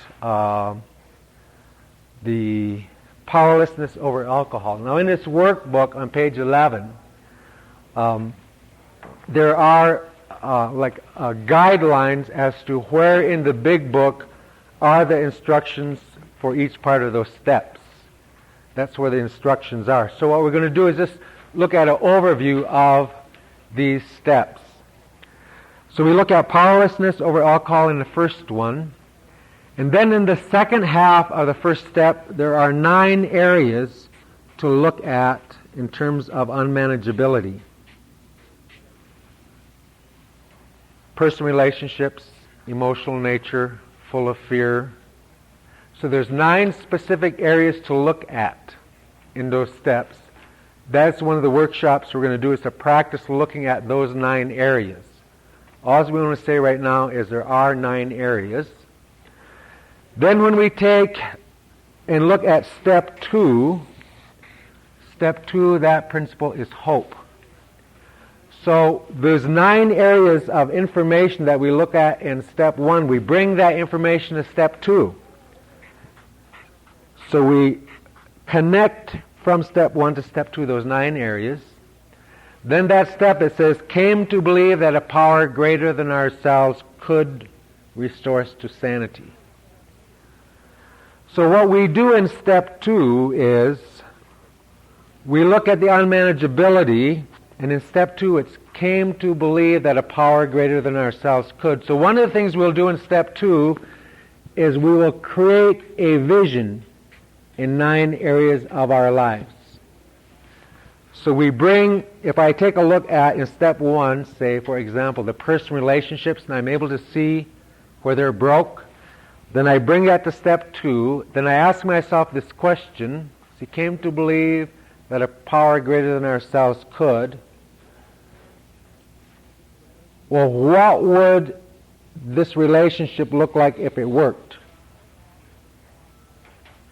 So I'm always asking myself this question, is there a power that exists that could make my relationship successful? See, if you take a look at the word sanity in a dictionary, it means having a sound mind, soundness of mind. So I see where the relationship is broke in step 1. In step 2, I take a look at, well, what would it look like if it was working? How would I have me be in it? No matter what that relationship did, how would I have me be? So we create a vision in step 2. And then the question is am I willing to believe that there's a power could make that happen? Now, or am I remotely willing to believe that there's a power that could make that happen? Am I kind of willing to possibly believe that maybe 1,000,000 divided by 10, there is 1/000th of an ounce? Am I willing to believe? Any of those are more than enough to make it work. So what I end up doing in step 2 is setting a vision in 9 areas of my life. Personal relationships. So the question when we do step 2 is not how is this power going to do it or when is this power going to do it, but is there a power? Am I willing to believe that there's a power that will do that? So we create a vision in 9 areas of our life. Now if we just momentarily go up and look at step 12, it says, having had a spiritual awakening as a result of these steps, the vision that you set in step 2 is the spiritual awakening that you get in step 12. And that's all you get, no more and no less, for that pass through the steps. So once you set the vision, then these steps remove the obstacles that block, and when the obstacles are removed, you get that vision. So that vision that's set in step 2 is the spiritual awakening in step 12. If that makes any sense. Then once we do that, we'll go to step 3, for which that principle is faith. Now, I used to wonder sometimes about, made a decision to turn my life and my will over the care of the Creator, God. Then I would say, why would I want to turn this will thing over anyway? And where is it? And why is it such a big deal to turn that will over? Because you see, from step 3 through step 11, all of that work is done on the will. That's where the work is done. It's not done on my brain, my mind, and all that stuff. It's done on the will. So let's just say that I could draw the will in a box. And in this will, there would be certain things that I do. I could be dishonest, I could be selfish, but there's certain things that's in my will. Now, if we had, say, a mountain, and on this mountain there was say this was a lake, had water in it, and then say down the mountain I lived in this house, and that I would have, say, a river would come out of that lake, and I would take a little pipe out of that river, and I would run that into my house, and that's where I get my drinking water. So if that water tastes like crap, see, is there anything wrong with the faucet? Is there anything wrong with the river? So what I need to do is, if it tastes funny, I need to go back to where is it causing that to taste funny. So if the results in my life are not right, then I need to trace that back. So the relationships between the lake, so the lake is the will, the river, the water I'm tasting is the results. So if I want to change the results in my life, then it might be to my advantage to turn the lake over to the Creator, as it is, with all the junk, everything, exactly how it is. So in step 3, it's just taking it as it is, not cleaning it up. You see, very often we confuse this turning the will over with our feelings. So we go through this thing, we turn it over one day, and then we say to the next day, well, I took it back. Then I turned it over, and then I took it back. I turned it over, took it back, turned it over, took it back. See? Whew, what a day. Turning this will over and taking it back. But you see, when you take that third step, it isn't that way. Once you turn your life over to the Creator. Now, the best way I've heard it said is this guy one time in AA, he told me this story about, he said, he's talking about step 3. And he said there was these 4 frogs sitting on a log one day. He said one of those frogs made a decision to jump in the water. So then he said to me, he said, now how many frogs is on that log? I said, well, there's 3. He said, no, there's 4. One of those frogs just decided to jump in the water. But he said the difference is, he said, when you turn your life over the care of the Creator, then he will, like that frog, once you decide, then he makes that frog a different color. He makes that frog orange. So when that frog decides to jump in the water, or we decide to turn our will over, the Creator makes you an orange frog. You will never be a green frog again. So what happens if you get pissed the next day? You're a pissed off orange frog. See, after you take that step, what happens if you get angry? You are an angry orange frog.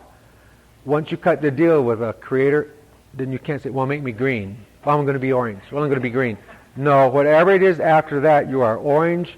So you go drink again. You're a drunk orange frog. So you cannot go back and forth.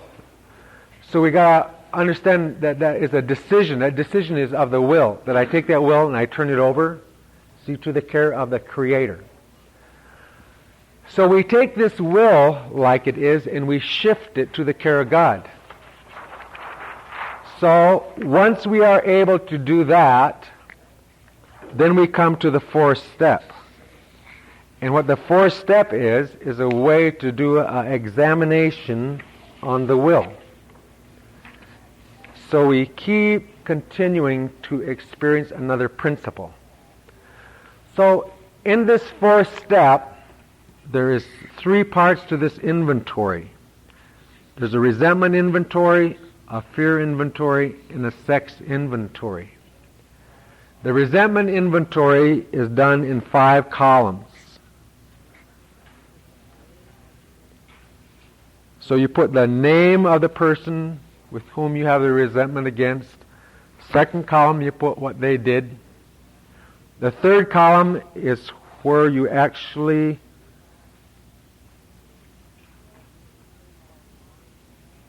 you put in the 3rd column 1 or more of up to 7 things. This is where you inventory the ego. The ego masks are revealed. The 4th column in the resentment inventory is where you come out with a list of character defects. You actually get the name.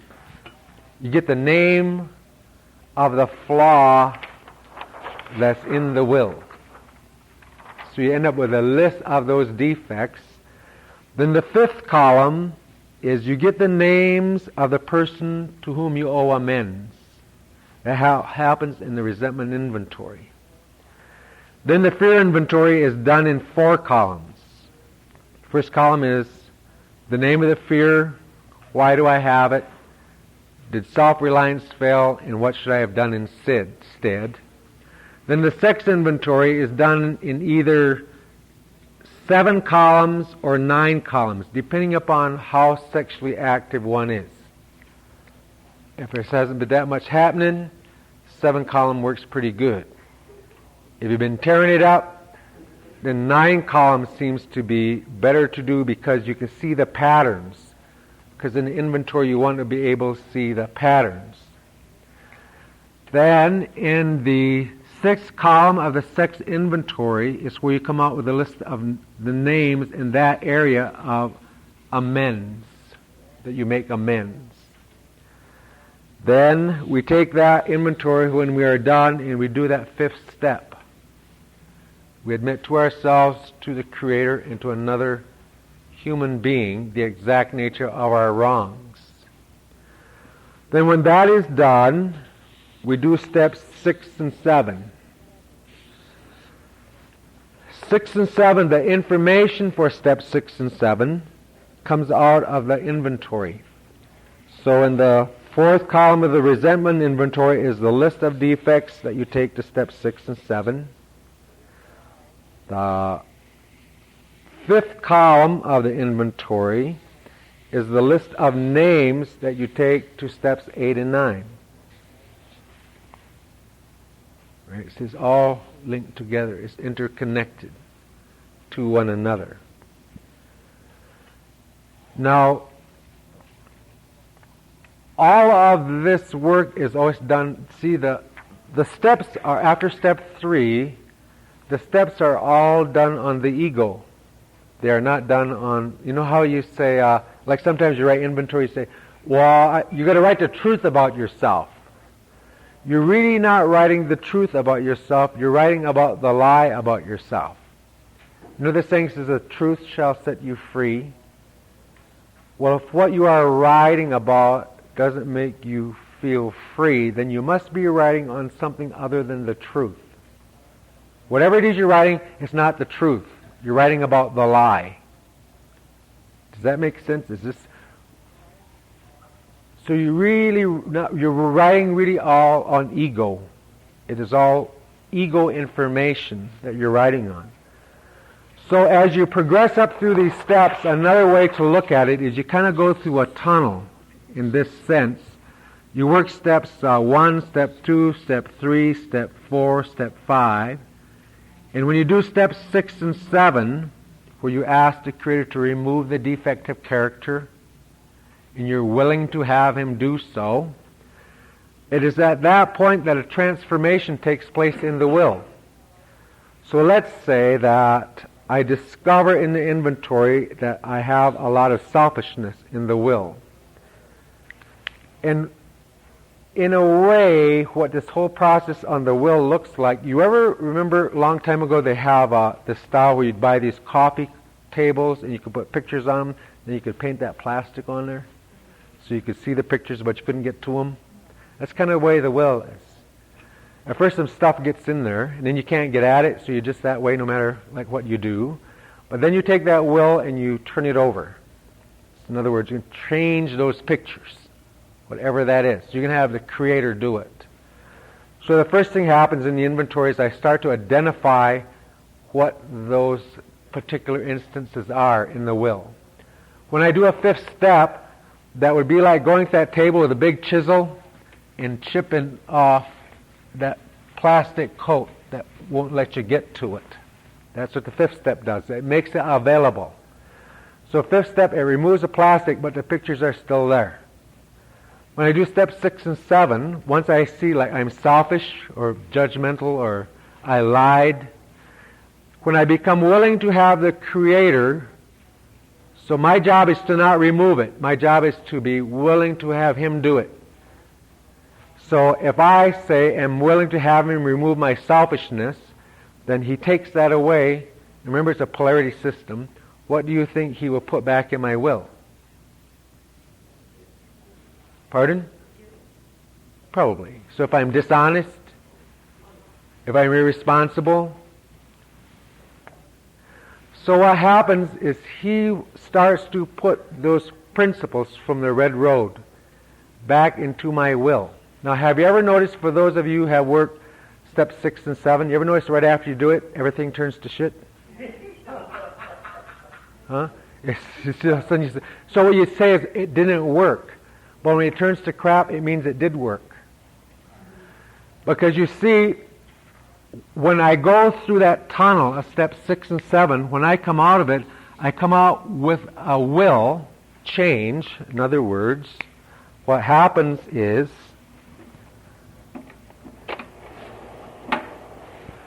my will is changed, but my head's got the old stuff in it yet. So a conflict occurs. So the concept is conflict precedes clarity. When I have alignment to the will, when my will says, I choose to be an asshole, and my head says, you are one, I have no conflict. Isn't that right? But when the will changes, now all of a sudden I'm in conflict because my head doesn't know that yet the Creator made a change. So it always seems to be worse. But it's not worse. I mean, it is worse, but that's healthy. It says now the will is going to start to drive the change. Because now I'm trying to figure out, who am I now? Because I don't know who I am, and I won't start to see that until after I start to get that feedback, that conflict occurs. So I step 6 and 7, it seems to be worse. Then it gets better. That's because of that tunnel that we go through, so the will is transformed right here. Now very often we really struggle in steps 6 and 7. You see, there's a story, it says about this person is baking a cake, so they get all the flour and sugar and all that, and they put it in this pan, turn on the stove, get it to 350, get that stove all heated up, then they pour that batter into this pan, smooth it out with a spatula or whatever. They take it to the stove, open up the door, they stick the cold cake in there and close the door. Now, if you want that cake to bake, what you have to do is leave that door shut. Well, what would happen if I would put that thing in there and, well, how is it? Well, how's it doing? See? And I open it up. If I keep messing with it, in other words, I keep examining it and keep questioning it, well, when's he going to do it? Well, obviously it isn't today. It's been going on now, you see, 14 hours. If we keep doing that, in other words, you have to put yourself in the oven and don't peek. Let the Creator bake you. Whatever happens, even like you get pissed off, that doesn't mean the step didn't work. It just means you become pissed off. But if we take that and then we start to peek in that, trying to do something about ourselves, see, the step says you just say to the Creator, I am willing to have you remove it. That's it. That's it. There's like nothing more to do. Let Him handle it. But if I start to peek in there, so you keep interfering with it, then it takes longer. So, we get the list of character defects in step 6 and 7, column 5, and then there's, I think, column 4 in the sex inventory is the list of the amends for step 8 and 9. And it's from 8 and 9 where we make our amends. So when we look at that process of looking at the steps in a circle, then it says, we are now at that point in the steps where in 8 and 9, that's where we start to set ourselves right with other people. First we set ourselves, we find a relationship with the Creator, then in the south with ourselves, and then steps 7, 8, and 9, we look at our relationships with others. That's where we start to see, at the level of spirit and intent, if you remember that, if I'm out of harmony with you, and we're interconnected, I'm also then out of harmony with myself. So when I go and set myself right with you, then I set myself right with me. So I really get the ability to be at one with the Creator from you. It's by setting myself with you. If I have an amend to make, see, I cannot pretend, like I can't be mad at you and pray myself into being at one with the Creator, because we're interconnected. So it's when I set myself right with you, then all of a sudden I set myself right with me. And that's why we need to look at making those amends, and then we set ourselves right with others. Then we come to these maintenance steps, steps 10 and 11. And these are the steps where we maintain that new picture. It's a daily maintenance steps where we pray every morning, check ourselves during the day, and then we also constructively review the day in the evening. Then a 12th step, it says, we go give this away. So the steps are they're an interconnected system in a very orderly fashion. These are all laws that allow us to change ourselves. So can you see where this would be damaging? It's like finding the pay value to do the steps. That's why you can't skip around, because there's information that you need from the one before it to go ahead and to make it work. So see, then that's why I started to see they would say do them in order, but it didn't make sense to me until I started to see the whole picture. Now I Indians are stubborn as heck sometimes. Now I understand why it has to be done in order. Now I'm willing to do that, because I didn't know it was interconnected, you see, in this way, and that around that whole circle is how all these things would happen. So now I say I'll do it. I want to do it like that. So is there any questions on this interconnectedness of the steps? Yes, I would like to know. I was in the program for nearly 2 years, and I went on there, obviously because I had to learn something, and then came back again. How does it go then? How do we look at things then? From the beginning again? In relationship to what? In relationship to the wheel. Yeah. You always start in the east. That's the entry point. It always starts there again. So the amen?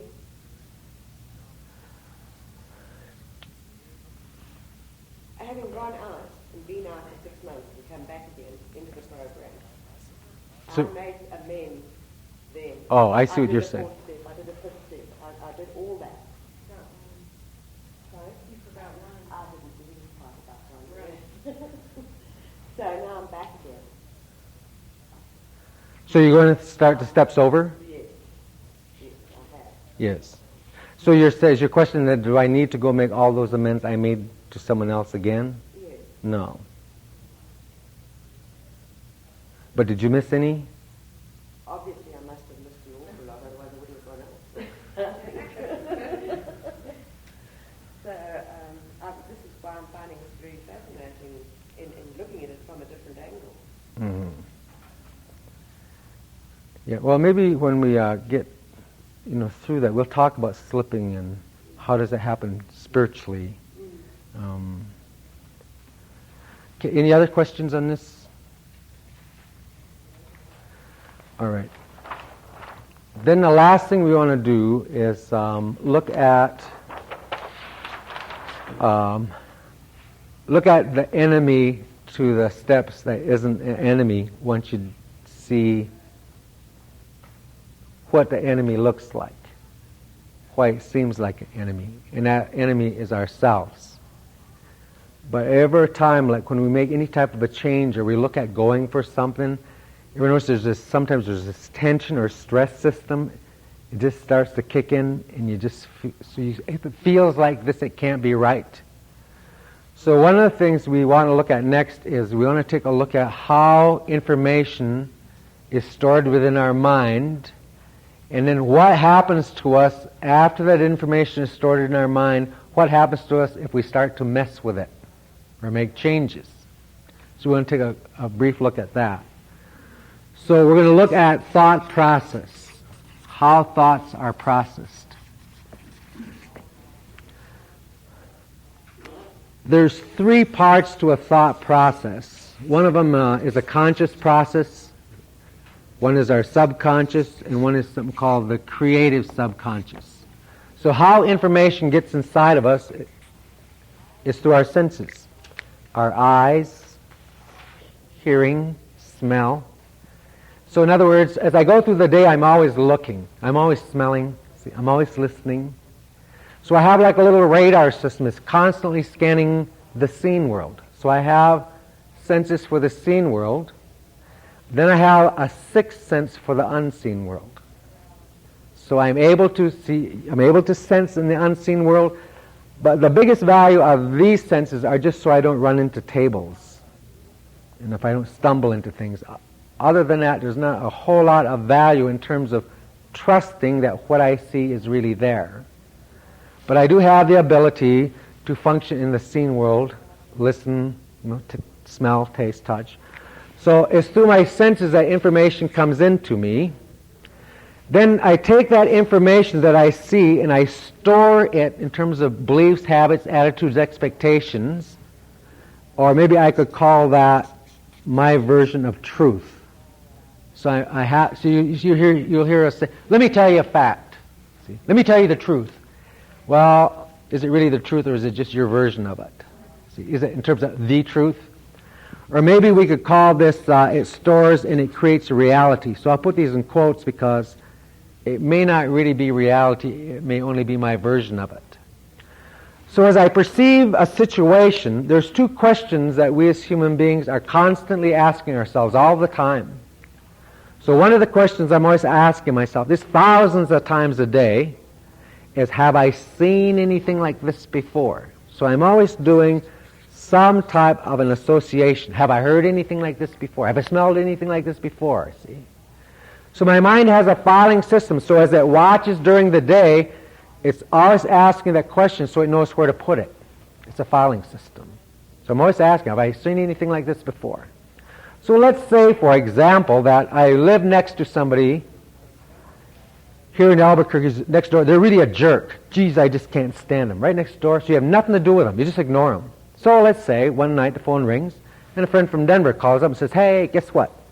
I just won the lottery. I'll pay, party time, come on up. See, I'll pay for it." So you hop on a plane, so you go up to Denver. You go to stay with that friend early Saturday in the evening. You hear a little noise downstairs. You got your snagging clothes on, see? Go downstairs, you go in the kitchen, get a little drink, a little snack, and you walk in the living room where the noise is, and all of a sudden you see this person looks like that friend that lives, or that person lives next door to you at home, that jerk. And you look like that at that person, and you step back into the kitchen, lean against the wall, you chug your drink, and you say, "I don't believe it. I thought God would only make one, but He surprised me, He made two. One in Albuquerque. Now here's this jerk standing there in the living room." Now you know absolutely nothing about this person. Not truth. This is the first time you've seen them. You haven't even talked to them. But see, the mind is saying, have I seen anything like this before? Yeah. One in Albuquerque? Now here's another one. Right? Then it goes on to ask another question that we usually don't know consciously, but we're doing a type of evaluation. So we're always asking ourselves, we perceive, see, we associate, then we ask, is this going to be good for me or will this be bad for me? Bad for me. Then we decide, I'll have nothing to do with him either. It doesn't matter if I talk to him. I can smell jerks. This one is a jerk. Now you really know nothing about them, right? Now let's just say, for example, another one is that, let's just say I've been in 6 relationships over the last 2 years. Seem I can get those little hummers, but I can't keep them. So I get in relationship number 1, where you smile at her and she smiles at you, and you do all the kissy poo and everything is really good, and then you have a little snap, a little fight, and then you make up and it gets a little bit worse, and you bow and you promise to stay together, and then pretty soon the knockdown drag out comes and zippo, that one's gone. So all of that experience is recorded here. All the things you think about what is going on is recorded here in relationship number 1, and you get out of it. You say, no problemo, a lot of fish in the sea for me. It's nothing. Let it go. So then you go down to the place and you find relationship number 2, whatever that is. So you get relationship number 2, and you go through relationship number 2, and there's and then you irritated, and then you break, lose them, zippo, that one's gone. I just hunt in a different part of the ocean. See, there's a lot of fish in the sea. So each one of these relationships, all 6 of them, you go through them over a period of 2 years, and pretty soon you say, I got to get myself together here. I got to take a little break from relationships. So you decide to take a break. So you get onto the bookstore, you get all the self-help books. I'm okay, you're okay. You're dysfunctional, I'm dysfunctional, you know. You get all these books, these self-help books, you know, to get yourself together, and you read them all. And then you stay home, paint, and, you know, learn a little music or whatever, but you do nothing. So you say you're out of a relationship 6 months. One night you're sitting there, phone rings. Jesus, your friend from Denver. You never believe this? I won the lottery twice. We're going to really party this time. Why don't you come on up? You say, hot dog, I'm ready. See, I've been on my own 6 months. So you fly up to Denver. See, same deal. Upstairs. You hear a little noise downstairs. Put on a snagging clothes. You come back into the kitchen, get a little drink, a little snack, and you walk into the living room with your drink and your snack, and all of a sudden you perceive this relationship. She's looking at you with this big pearly show, and see, and you're not sure it's you, so you look to make sure. So you got to always do that, make sure you know that it's you, because we've all seen that before. And as soon as you sense that it's you, well, the senses perceives a relationship. Have I seen anything like this before? 6 times. And what is this leading me towards? Well, nothing good. You know something? You tell yourself. There are no good Indian men left. You know something? All the good ones are taken. There ain't none left. In fact, so-and-so said, so-and-so said, so-and-so else said. There's none left. In fact, there ain't no good men left anywhere. They're all junk. I am destined to live forever with junk. All the men are bad. Now, is that the truth? Well, have you talked to, those 80 million that you have not met yet? Well, no.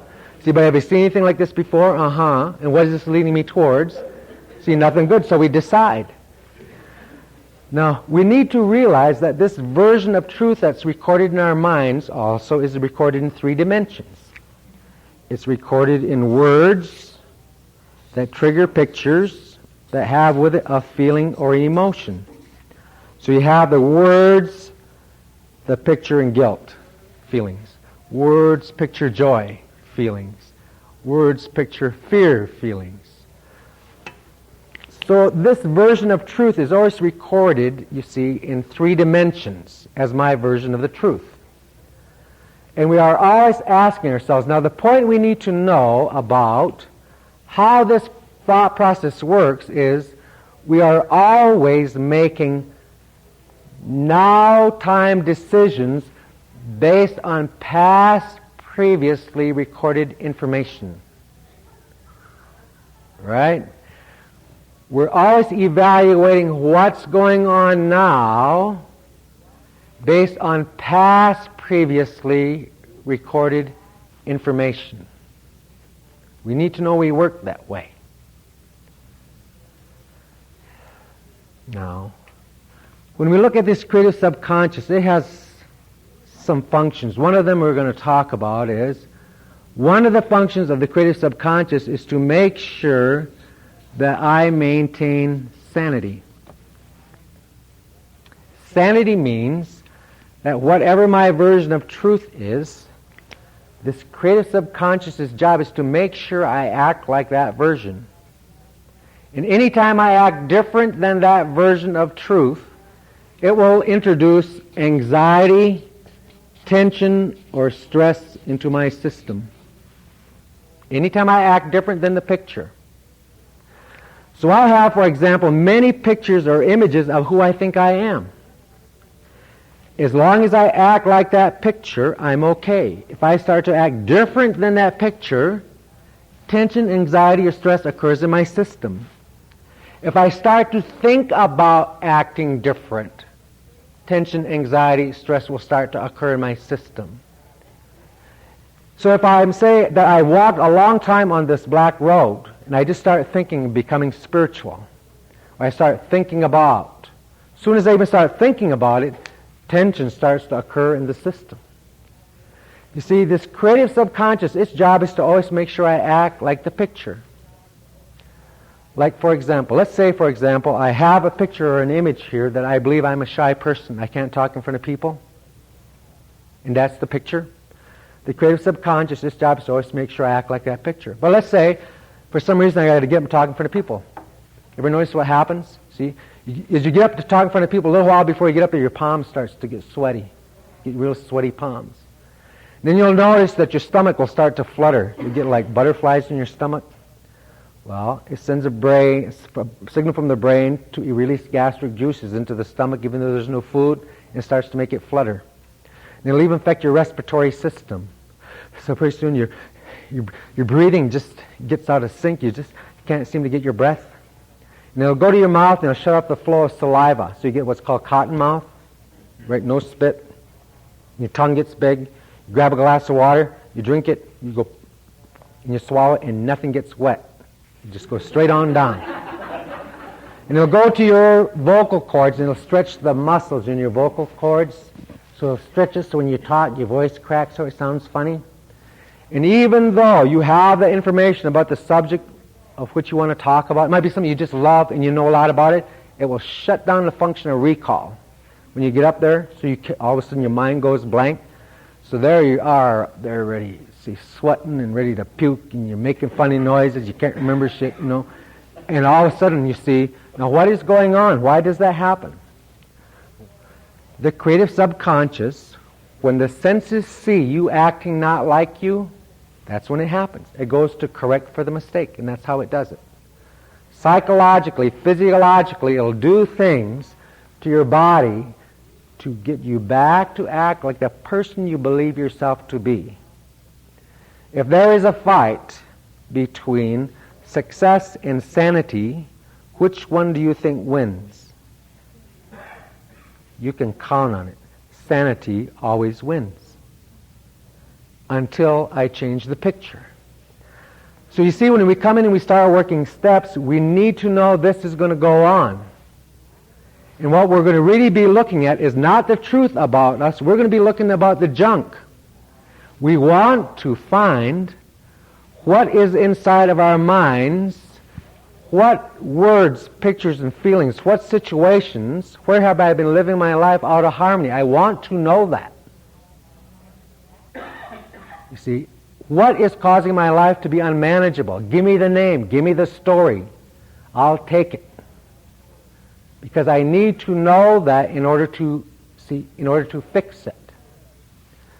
So we need to know that this process is going on inside of our minds. So when you get that fear feedback, that's not fear. It's just a tension system. It's a feedback system inside of our minds. Just the thought of changing sometimes, will do it. Let's say, for example, you have somebody who's been in an abusive relationship. Say for, 5, 6, 7 years. Just had the hell beat out of them, stomped on, makeup. I promise, I love you. You don't see. But over a period of time, you just really end up with an image of self or feelings of low worth and all that. Then, let's say you dump that person. Take a break, go to safe house or whatever, get everything back together. Then you say, well, I'm going to start dating again. Have you ever noticed people who have been abused, what type of relationship they usually end up in again? Very similar. Or one that's married to an alcoholic will go and marry another alcoholic. But you ever notice that, if you know some of them, like let's just say that one of their dating, that they, say an abuser, they end up with a person who's just really good to them. Jesus, guy, he sends them flowers and always trying to hug them and touch them and be intimate. You notice very often what will happen there? They will sabotage that relationship. Very creatively, do something to drive that relationship away. And your friend will come by and they'll say, excusez-moi, that one was the keeper. That was the one you should have took home to Mama. Why did you do that? I don't know.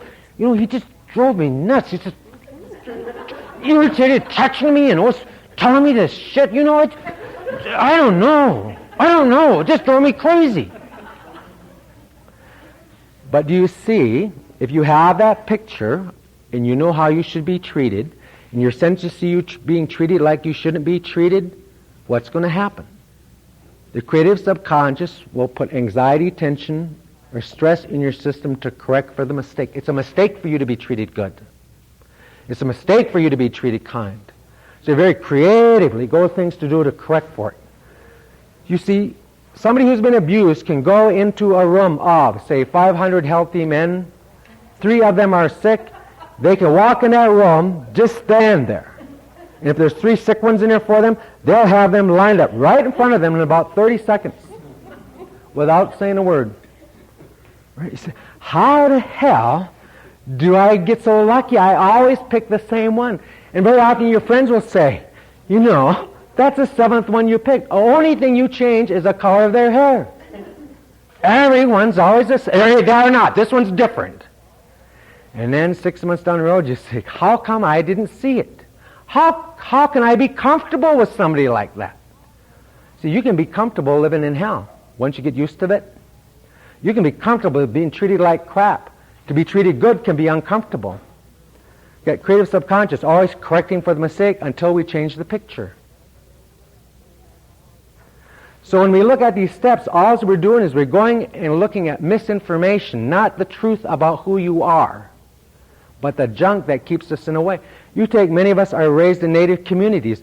What kind of mistruth do we have in there about who people told us that we were and we believed it? You know the story, you see on television the story, The Wizard of Oz? Everybody see that? There's Dorothy, Scarecrow, the Tin Man, right, the lion. They got lost. They went to see this good witch, whoever it was. They said, we're lost. They said, well, go to the land of Oz. There's a wizard there can help you. He'll help you get back home. See, so off they went to see the wizard, the wonderful Wizard of Oz. See, they went off to see the wizard. See, because of the wonderful things he does. He's got the power, you know. What do you suppose he could? Oh, yeah, the wizard could. Yeah, he can do that. So if you remember when he got to that land of Oz, first of all, that wizard didn't have the power. That wizard was a fake. He even had to hide behind the curtain. So the lion got up there. The wizard found out the lion was a coward. And the lion said, the wizard said, he says, for all the brave things you've done for Dorothy and Toto, I, the Wizard of Oz, I grant you this medal for bravery. Now if you went, you see, in the morning he was a coward, talked to a wizard said, changed his belief, and off that line went thinking the truth. I now have it. See, Scarecrow had no brains. And the wizard said, every smart person has a diploma. I, the Wizard of Oz, I grant you this diploma to be smart. See? So our lives sometimes are very, very impacted by these wizards, these who-saids, but I don't know what I don't know, now I know what I don't know. You take a person that goes through medical school, say, for example, and 1 week before they graduate, you wouldn't go to one of these students and say, hey, I need an operation, right? Do something to me. Patch up my stomach. No, you wouldn't think so. 7 days later, no more training, except they go through a who-said. Right, their little circumstance, right? They put on their gowns and their tassels and have music playing and bands and all this stuff. And as they walk across the stage of this who-said, by the power given to me by the state of New Mexico, I grant you this diploma to be a doctor. See, now go cut them open. And we let them. See, how come? Not because they know more, it's because the wizard said, now it's okay. Before then, the wizard didn't say, cut you open. But now he said you could, now we let him. You see? The Tin Man had no heart. So this wizard said, anyone who doesn't have a heart, you can hear it tick. So he gave him this clock and affirmed, you see, the idiot heart. Now, the difference between Dorothy, the Scarecrow, the Lion, and the Tin Man, and many of us native people, is they went to see a positive wizard. The wizard they went to see that they gave the power to, when they had a problem, gave them brains. See? When they had a problem, gave them courage. But too many of us were raised by, are married to, hung around with, counseled by negative wizards, who-saids of the greatest magnitude that told us the truth. And told us, and told us, and told us. And it could have been a dad, see, who was a teenage 40-year-old teenager telling us the truth. Who are you to think you will amount to anything? And there's other messages that we get as native people. You're not good at this. Because I love you, I tell you this, see? And so we start accumulating all of this crap belief inside of ourselves. Could have been a counselor, should have been counseling, telling you the truth. Could have been a older brother. See, an older brother, 2 years older than you, is a who said. Right? A 12-year-old is a who said to a 10-year-old. So we have a lot of stuff in here. A lot of images, a lot of pictures built within ourselves, and that is not who we are. That is junk information that some negative wizard told us, and we somehow sanctioned it and put it inside of ourselves. And that's what we're straightening out in the steps. Is really finding out who we are. It's like if I told you, and you didn't see me do it, I said, there's a pencil behind my hand. Well, I don't see it. Honest to God, there is a pencil behind my hand. Well, I don't see it. You are one of the most beautiful, creative, beautiful children of the Great Spirit. You're just something awesome. Well, I don't see it. The steps is about removing that blockages. Oh, now I see me. That's what we get restored to in step 2. It was there all along. So the steps is about removing those blockages. Not about becoming something, but discovering that which has been inside of us all the time. But you see, this information, it blocks us, our ability to be able to see that. Then this causes certain results in my life, because once I get the image and I start to act different than that image, tension or anxiety occurs in my system. So let's say I have an image, I can't talk. See, I have no feelings, but you've been whipped upon, beat upon, all that other, and all of a sudden you can't talk, you can't feel. Well, what happens when you try it? Tension, anxiety, or stress occurs in your system. I just can't do it. It just doesn't feel right to me. So when we take a look at these steps, this is what we need to know, that this process is going on. But I'm able to look at that in a step, knowing what I'm looking at is not the truth, but it's the truth about the junk. Does that make sense? But that's how our minds work in relationship to these steps. Any questions on this?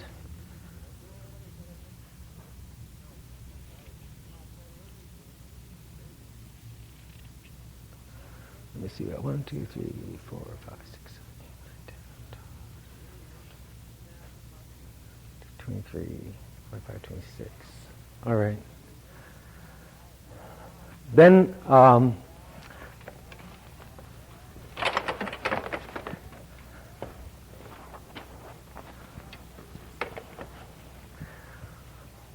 we want to use this tool called, to do the workshop, we want to use this tool called mind mapping.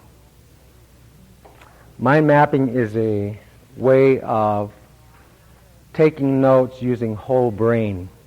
It's a whole brain way of, very, very quick, easy, fast way of gathering information. So we'll go through a quick example how to do it, and then we're going to break up into groups. Let's say that I have a friend that is going to be speaking, say, to some university, and they're going to talk, say, this one particular night at 7:30. So they ask me, they say, would you come over and support me, because I'm going to be giving this speech. I'm kind of afraid talking in front of people. So I said, sure, I'll be there. What time? We'll be there by 7, because I got to talk at 7:30. So you say, okay. So you go down to the place where they're at, and as you walk in the door, one of the bellhops gives you this note, little envelope. And you take the envelope, you open it up, and it's from your friend. It said, had an emergency, sorry, I have a favor, will you give the speech? So here you're at a very short amount of time, and this is P.S. Talk about anything you want, and by the way, you got to talk 20 minutes. So what I need to do is figure out how do I gather a lot of data or information very, very short. So let's say that what I decided I would talk about is sailing. That would be the subject I was going to talk about. So I got to gather a lot of information about sailing very, very quickly, enough to organize and put together information. So the rules of mind mapping, instead of doing line, list, sequence, logic, order, instead of doing it that way, the mind map process works is that you draw a picture or an image of the subject that you're going to talk about in the middle of the page. So let's just say this was a sailboat. I'll put a little flag on it. Maybe I'll put a heart around it because I love sailing. Now, if I say sailing, what is one key word that would trigger in your mind? Water. So then I would draw, so mind mapping says then, you just draw a line and you put that key word on there, water. What does water trigger? Waves. What else does it trigger? Sharks. So I'll put Jaws. That's a shark. What else does water trigger? Cool. Cool blue. What else does it trigger? Fishing. Okay. What does fishing trigger?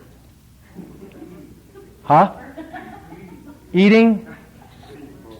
All right. What might be another key word about sailing? Wind. What does wind trigger? Huh? Clouds. Okay, I'll draw clouds to me. See, my math's kind of nice, use symbols or whatever. What else does wind trigger? Cold? Cold could trigger rain. Oh, it'd rain. Somebody says knots. What else? Storm. What might be another word sailing would trigger? Sailor. All right. Drowning. So I could make a wave and put a person underneath the water. Now, do you see that mind maps? Remember, the mind always remembers by association, by association, by association. All right. What does, see, wind would trigger storm. What does storm trigger? Fear. What does fear trigger? What does anger trigger? What does stress trigger? Pardon? Panic. What does panic trigger? So do you see, when you use that key word, the natural process, it tells you in the mind where the next association is filed. Now, even my associations alone is what would trigger, but you will trigger different ones than you. We won't trigger the same ones. It's because we're all different. So do you see that in a very few minutes I could accumulate enough information to give a 20-minute speech? So then I could take a look at it. So I'll talk about this first, then I'll talk about fishing, and I'll talk about sailors, I'll talk about wind, I'll talk about storm. So using the mind map process, I'd be able to gather a lot of information very, very quickly. Sometimes the information that I want to hook onto might be second or third level information. Does that make sense? It'd be further on down. So this is what I'd like us to do, is I'd like us to count off first by fours. Could we start here? 1, 2.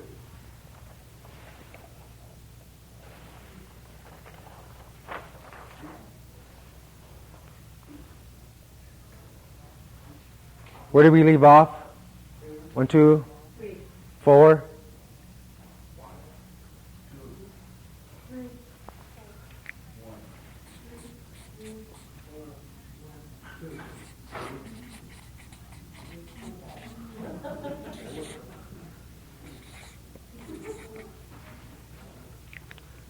Are we all the way through?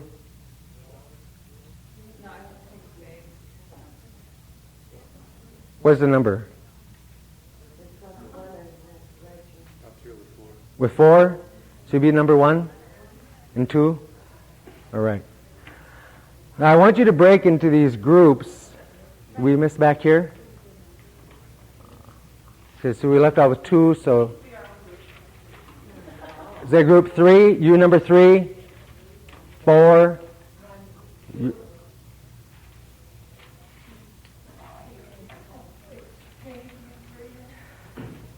Okay. So everybody have a number? Al didn't get a number. Did you get a number? Yeah, 1. No, Al. Did you get a number?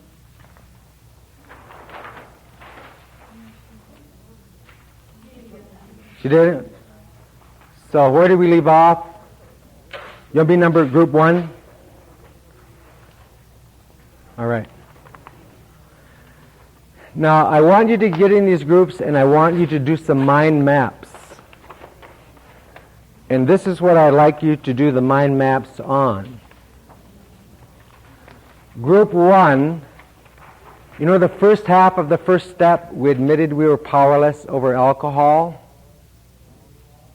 Before you start this, maybe we should get them in the groups. Group 1 over here, Group 2 there, Group 3 over here, and Group 4 over here. And I'll pass out papers so they can write it down as you talk. Okay.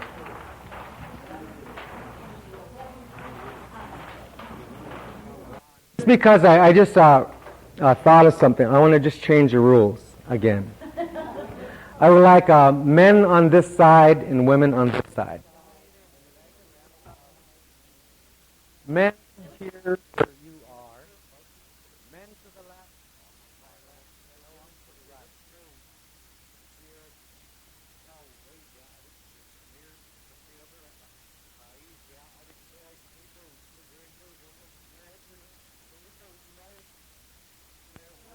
Two groups. I want 2 groups.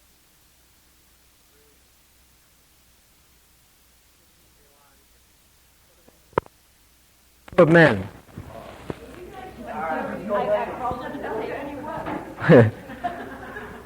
All right. Okay. This is what I want you to do your mind maps on.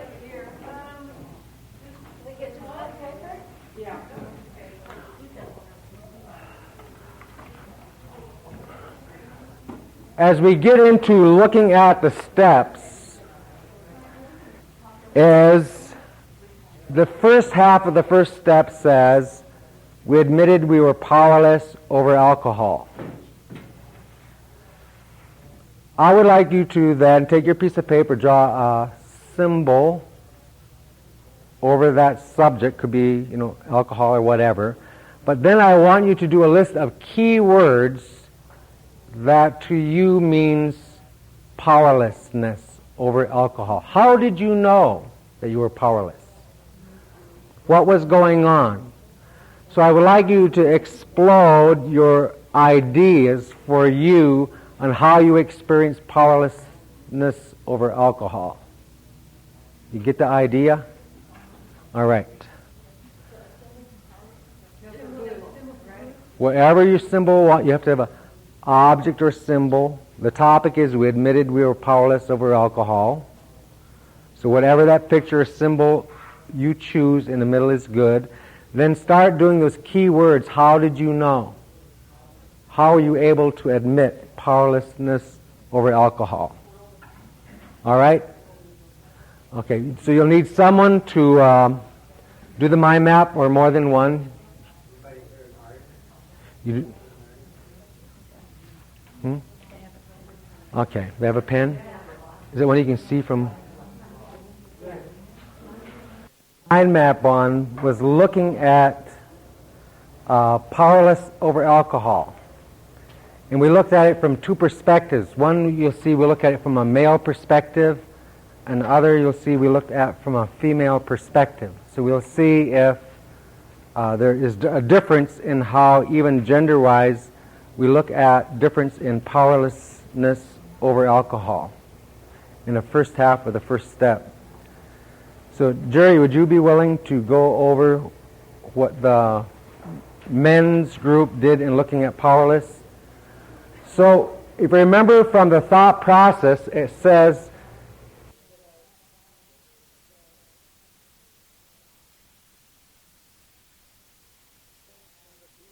things in the being, it will cause certain results that we will see. So if you could go over some of the key words. Okay, we started with the eyeball for assignment. We started off with drunk, degradation, lying, cheating, stealing went to fraud, and fraud, but stealing also went to jail. So we have no choice, cornered, compulsion, defiance, helplessness, infancy, sadness, homelessness, shame, emptiness, dirty, stinky, and low self-esteem.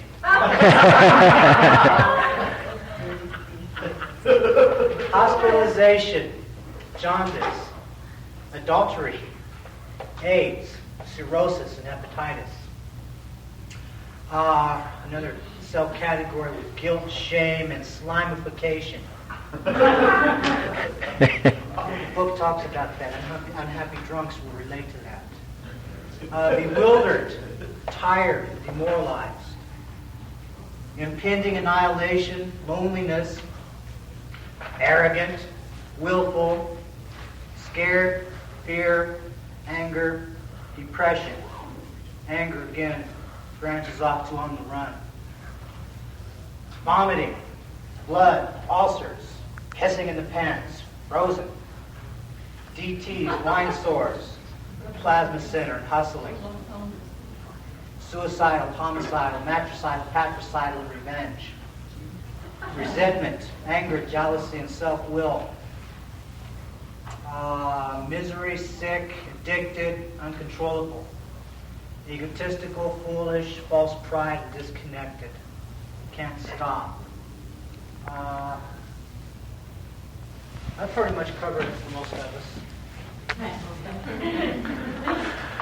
So you get that sense or the feeling of powerlessness. I mean, this, a bloodshot eyeball. Where's the marker? Oh, here's one. So in looking at that first half of the first step, you see there's this process. It says recognize, acknowledge, forgive, and change. So when, say I'm working this, understand what we're doing here is just working together to get an idea of everybody's experiences, to get an idea of what various words triggered for powerless over alcohol. So a person could even personalize this. But when I look at admitting powerless over alcohol, I have to admit this is me. I have to recognize what that is. I need to acknowledge that's me doing that. That is a result in my life. It's not her fault or its fault. So when we admit we are powerless over alcohol, that when I look at these things, am I able to admit that this is powerlessness? Okay, could we have the women come and look over or share what they looked in terms of their powerlessness?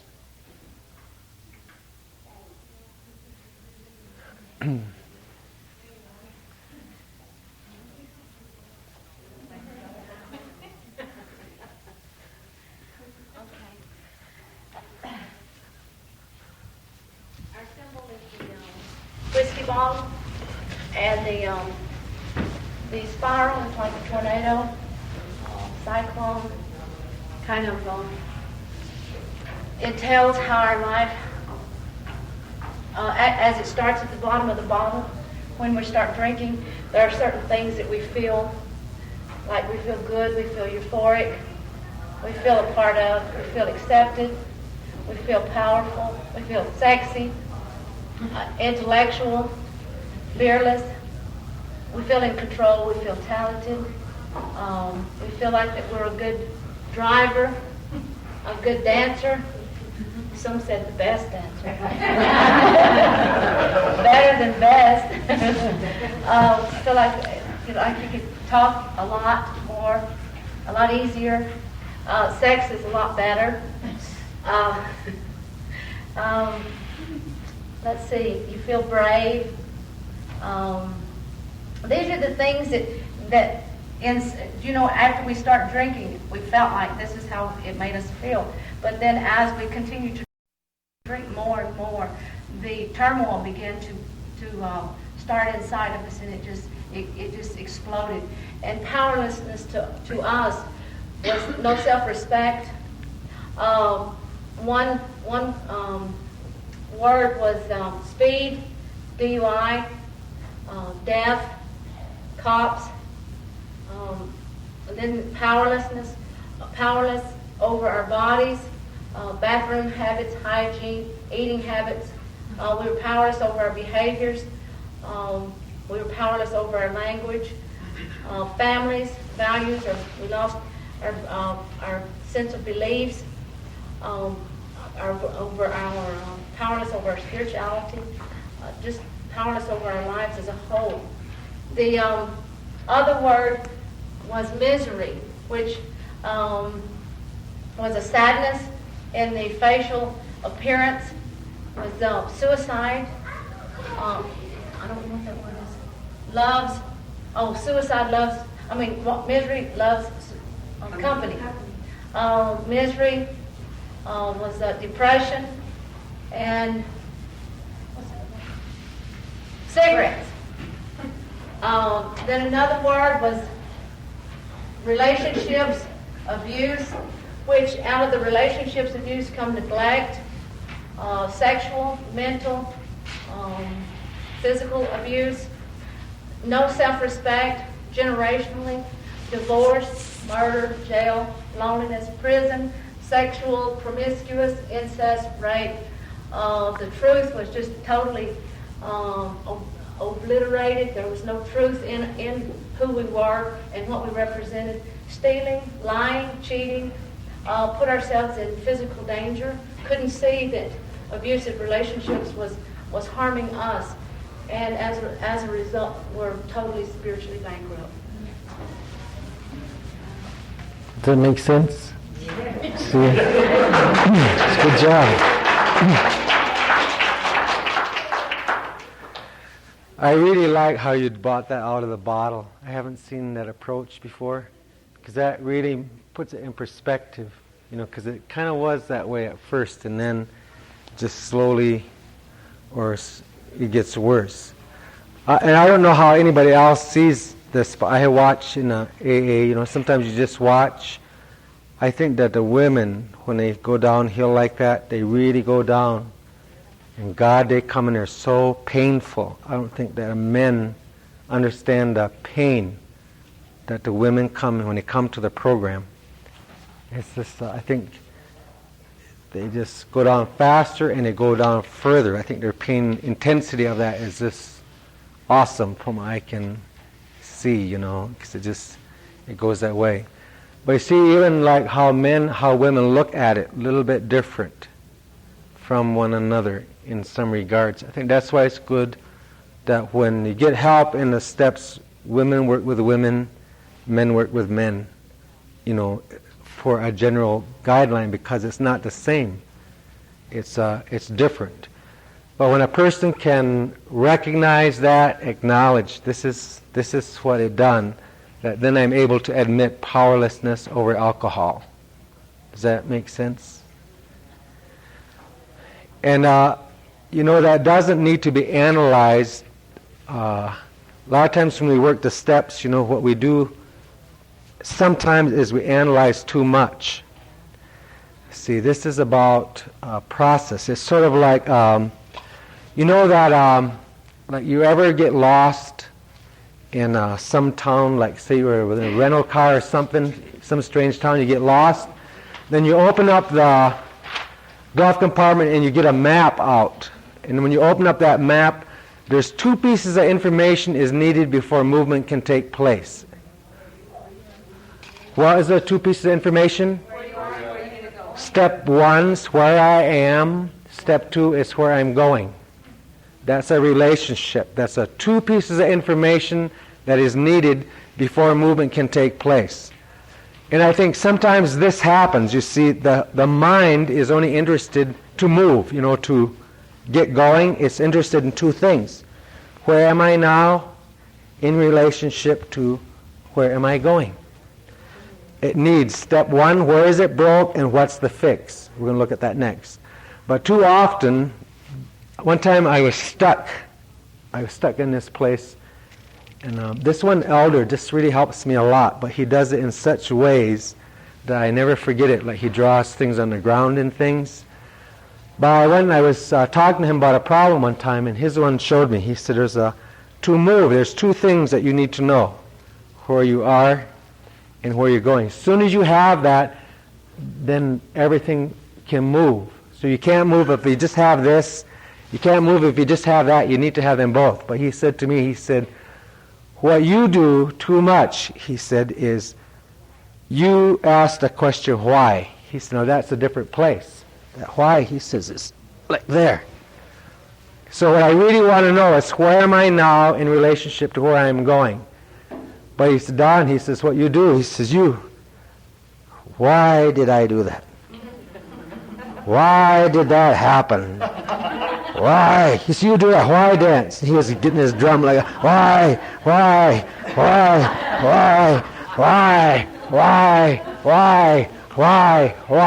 And sometimes we why for months. Sometimes for years. See, but that is an ego trick question. It is. See, the ego don't want you to grow. It wants you to stay. It knows that if you get these 2 answers, you will grow and start to move. See, why is an insane question. I'm talking about in terms of moving. What happens if I know why? Then you'll say, well, why that? Why? Then I have to dance again. So when we come into these steps, it's about coming on that red road. So in step 1, you locate. In step 2, you create the vision. And then it allows you to go on, you see, to the next steps. So does that make sense? But why? Boy, why question, we dance sometimes for a long time. We don't need to do that. But sometimes people even guide us to that why dance too much. It's too much. See, we have, in recovery, we have to get ourselves well so we can help our people. And we don't need to, why our way there. Okay, any questions on that? So do you think that you could, in this manner, personally do the first half of step 1? The mind map works pretty good because it triggers levels even. If you take them out 2 or 3 levels, it's pretty easy to do in doing that work. All right, then we want to go on to the next exercise. And if you look in this book on page 13, these questions, there's 9 questions. These questions come out of the big book on page 52. And these are what's called, from the paragraph called the unmanageability paragraph. So I'll just read it really quick. And it says in this paragraph, some of you recognize it, it says, we had to ask ourselves why we shouldn't apply to our human problems the same readiness to change our point of view. That's like the mouse and the eagle. Our readiness to change, look at it differently. Then it makes 9 statements. It says, we were having trouble with personal relationships. We couldn't control our emotional natures. We were a prey to misery and depression. We couldn't make a living. We had a feeling of uselessness. We were full of fear. We were unhappy. We couldn't seem to be a real help to other people. That's called the unmanageability paragraph. So all we've done is taken those statements, we were having trouble with personal relationships, and flip them into a question. Am I having problems with personal relationships? See, I need to locate in that area of unmanageability what are the results currently going on in my life in the terms of relationships. How am I doing? See, in that area. So what we want to do is to break into work groups again and do another mind map. So we want to, altogether there's 9 questions here. So we want to break the men into 2 groups this time and the women into 2 groups. So we would like the men's group, we would like you to take a look at unmanageability in personal relationships. So, and we want the group 1 of the women to also look at unmanageability in personal relationships. So one way to do that is you take a look at relationships. Like one way, sometimes I look at the second part of step 1, is I say to myself, there's 9 islands. If I could look at my life that way, there's 9 islands. One is personal relationships. The second question says my emotional nature, full of fear, misery, depression. Let's say that I could get in a helicopter and I would look at my island of personal relationships, and that I could, like from the point of view of the eagle. So if I just get like in a helicopter and I say, today I'm going to observe me in relationships. So I get in a helicopter, go up in the air, I fly over to a little island that's got all the people that I've been in relationships with, and then I could just stop that helicopter and I just look down and I could watch myself and another person. So say it would be, I would just could hover over that. So I would look at me and my children. Then I could move over just a little bit and I look at me and my mate. And I look at me and somebody at work. And what I want to look down and see is, how am I managing that? So you think back to your experiences. So say it's you and your spouse. And you think back to, like, how do you handle that? So you see them do something, then you watch you, how do you do it? Am I trying to maneuver them? Am I trying to hit one of their buttons? Am I trying to make them, get pissed? Do I put fear in them? Am I withholding information? Do I give them the silent treatment? See, I want to take a look at when it's going on there, see, how do I do my children? Or whatever that relationship is. But when I observe it, I don't want to see what are they doing only. What I'm really looking for, and when they did that, how am I reacting to what they're doing?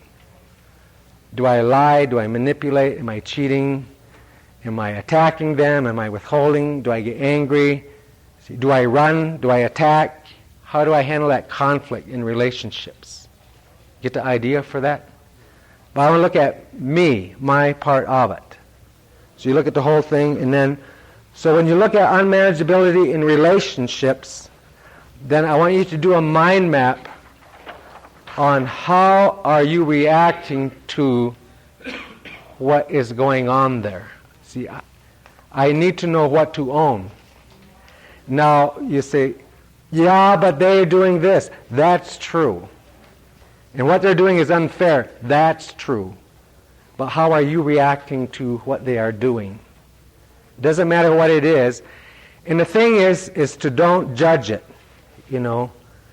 This isn't about judging what's going on. It's just about observing it. Well, I'll be darned. See, look at it, look at it, look at it. See, I need to get an idea of how am I behaving and reacting, not the reasons, but I just need to see what my behavior is. Does that make sense? The second question, it says, we couldn't control our emotional nature. So that, you will see, isn't a question. It's how do I do my emotional nature? So what I want to look at emotionally is when I'm in it, when I'm in the emotion, then how do I react? What do I do? So I would take that little helicopter ride and I would go to the next island. emotional nature. So all I would do is look at, when I get over there, say one of my emotions is anger. So with another person, so I just watch. What do I do? See, I see it taking place. I get that tension feeling inside. Slam the door, out the door I go. See, I won't talk. I come back and I look. As you don't talk for months, you won't say anything. See, you freeze up. Or you go and you retaliate. You know how sometimes you'll leave a place or whatever, and you sit in your car, and I'm going to go back, and I'm going to kick their ass, and then I'm going to do this, I'm going to go there, and I'm going to trick them, let the air of their tires, and then I'm going to go, you know, you just go fantasizing and all this stuff you're going to do to them. You know how that could be a way that I react. How do I behave when an emotion is there? What happens when I'm happy? See? Do I start to look around? Oh no, when's the other shoe going to drop? See, it can't stay like this. So you get the idea of that? Just to look at some emotions and see how are we controlling it, or is it controlling us? When I get angry, when I look at it, do I just have to do what it says? Do I make, like after it's done, do I feel really shameful? Like after I run my lips or whatever, then afterwards I make a little vow. I'm not going to do this again. I'm not going to do this again. I promise. And then the next time, I do it again. See? And then I feel more guilt and more shame. Or does it lead me to the drink? Or does it lead me to a drug? See? How does that work? So we would like to, if we can get the men over here and the women over there, that would be the easiest.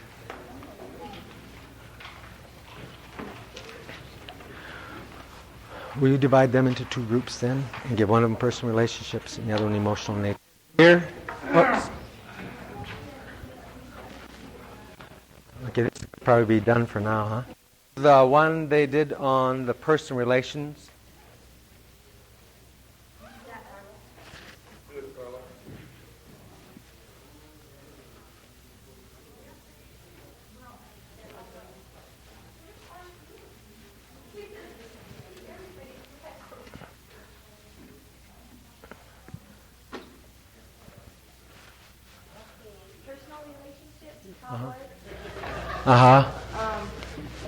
We started out with our children, and I guess the first thing we had was a lot of fear.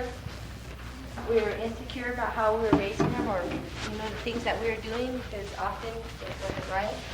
Financial insecurity, which caused us to sometimes make them feel guilty and shameful. Oh, you can't have this, you can't have that, because we don't have this. I think yet most of us can say we spent enough money on other things. Caused them hardship, or someone mentioned that their stepchildren caused them to have safety fears, gave them a lot of double messages. Conditional love, couldn't love them. They did something good or bad, they depended upon, we gave them our love depending upon what they were doing. It was very frustrating as a parent. Most of us, if we go back to our parents, didn't learn how to be those kind of parents. So there's a lot of frustration in that, caused anger, shame, guilt, remorse, and sadness, jealousy, abandonment, neglectful, selfish, trying to be perfect, abandon them emotionally, intellectually, and physically, spiritually.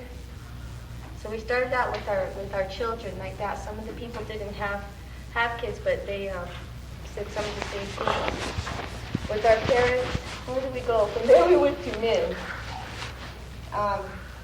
We had two different things. Some of us, with relations with men, we chose men who were alcoholic. Other people chose men who were codependent, who were saviors, rescuers. In all of it, we were manipulative, trying to change them, calm them, control them. Some people were super responsible because their alcoholic men weren't. There's a lot of emotional shutdown, a lot of pain, which caused us to act out. Very abusive, sex addicts, lies, stealing, having affairs, threatening, a lot of fear of rejection. Someone plotted murder, every one of them. Tried to make them miserable, and continually keeping confusion in the relationship. Lots of confusion. Also very self-righteous. Playing the victim to the men, playing mom, lots of fear. Trying to change them. Let's see, where do we go from there? I think we went to, you guys, to ourselves, how we felt about ourselves, how we reacted to ourselves. We were very fearful, disappointed in our behaviors and actions, led to a lot of shame and guilt, felt inferior to others, low self-esteem, gross, a lot of self-pity. Why is this happening to me? Bewildered. What is happening to me? Confused, suicidal, a lot of anger and self-hate towards ourselves. Towards our Creator, a lot of us said that it was non-existent. There was no feeling of a Creator. A lot of fear, a lot of aloneness, real vague about any kind of relationship that there may be, testing how powerful that person might be, mistrustful, ambivalent, uncaring, punishing, anger, sense of loss, powerless, undeserving, and unworthy. Part of that was that the things that we had done, the things that we had experienced, how we were, caused us to be real mistrustful and believe that no matter what we were going to hell, no matter what, there was going to be no higher power that was going to help us because of the things that we had done, the way that we were. Towards the parents, the relationship with the parents' reactions, a lot of guilt, a lot of shame, abusive, neglectful, abusive emotionally, spiritually, physically, sexually. There's a lot of double messages, a lot of conditional love. We found that it was real generational with the children, generational dysfunction and abandonment. A lot of the same things in our relationship with the children are there with our relationship with the parents.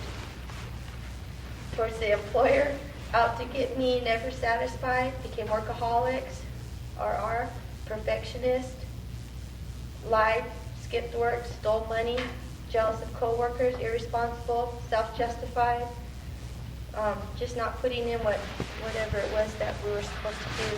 Most of us probably got fired somewhere down the line. We went ahead at the end, since there was some time, and tried to think about how we were today, and with ourselves, forgiving, nurturing, self-respect, learning, or teachable, willing to learn, and accepting. Someone still self-recriminating for days, still. And with our Creator, understanding, opening, accepting, loving, kind, forgiving, strong, not alone, prayerful. Try to learn the lessons as they come. People said it was their best friend. They felt very loved, and it was awesome. Also, there's still that willful, that self-will, which causes unmanageability in certain areas of our lives. Same mistake gets done over and over, and still a lot of shame and guilt over that. What do you think? Huh? Yeah, I think we should just stay more in today, rehashing the old stuff. Well, let's see. The relationship between step 1 and 2 is what? Where are we now in relationship to where are we going? So if we have all that perfection in the first step, there's no need to go on to the second step. Maybe that's If everything's totally loving, I'm wonderful and awesome and beautiful, and we're done. Sounds like ego, though. And that's ego. That's ego. Yeah. Or if that's how you are, then what's the problem? Maybe denying. So you're listing your perfection is causing you unmanageability?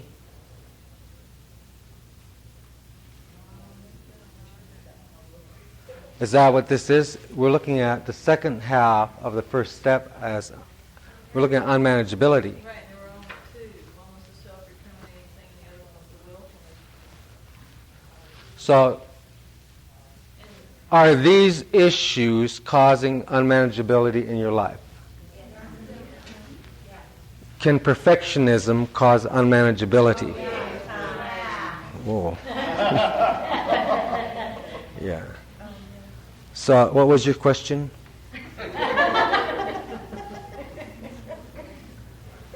So, what you're really looking at in that step is, when I look at the results in my life today, these are the results. This is what's in the water coming from the lake. These are the results that I see. Does that make sense? These are the results that I am experiencing.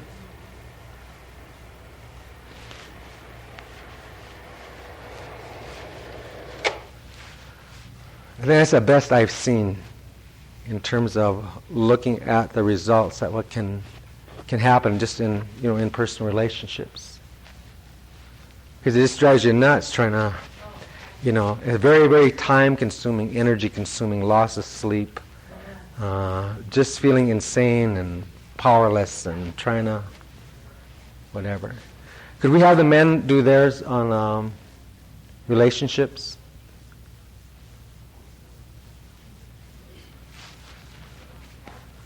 George, I'm an alcoholic. George. The group of men that I sat with, we centered ourselves with ourselves. We started with self. Looking down from the view of a helicopter, we tried to examine how we felt and how we viewed things during the past, during the drinking days. We felt the guilt, self-hatred, resentment, lack of confidence, self-will, comment on self-confidence, control of our emotions. We're always emotionally out of control. With that in mind, we moved to our family life, which whether it be wife or girlfriend, and there we discussed the possibilities of the financial situation. There was never enough money for me, my beer. And what the hell, you don't need no more diapers, use a handkerchief. That type of stuff. And we moved on to being very selfish, wanted money, withdrawn, didn't want to share anything with anybody. The reasoning for getting drunk, because the wife was always nagging at me, the ex-wife was always nagging. Sexual relationship, it was either too much or not enough. We were never happy. Not trusting, a lot of jealousy. When you're drunk and you're carrying on, some other man looks at her, you're going to get much jealous of him, not her, but him, type of thing. Anger, relationship comes to all anger.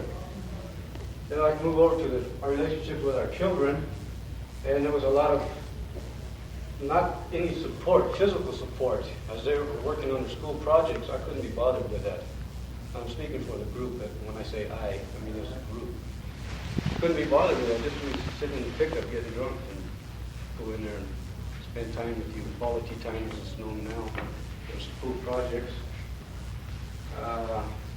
What else have we up here? Pardon me? It is. I'm trying to get to it here. Just ignoring them. They were just a piece of furniture that was in the way. Get the hell out of the way. I don't have time to be bothered with you. I need to get drunk. Then we dropped on down to our parents and how we sort of looked at them. There was a lot of anger. We were rebellious. We defined them that no matter what they said, they were wrong. Another reason to go get drunk or skip school or whatever age group we happened to be at the time. We touched on love. A big exclamation point. There should be a big question mark there on love.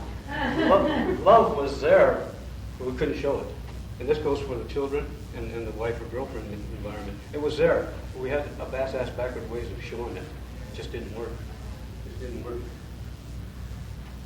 We moved over to co-workers and employers.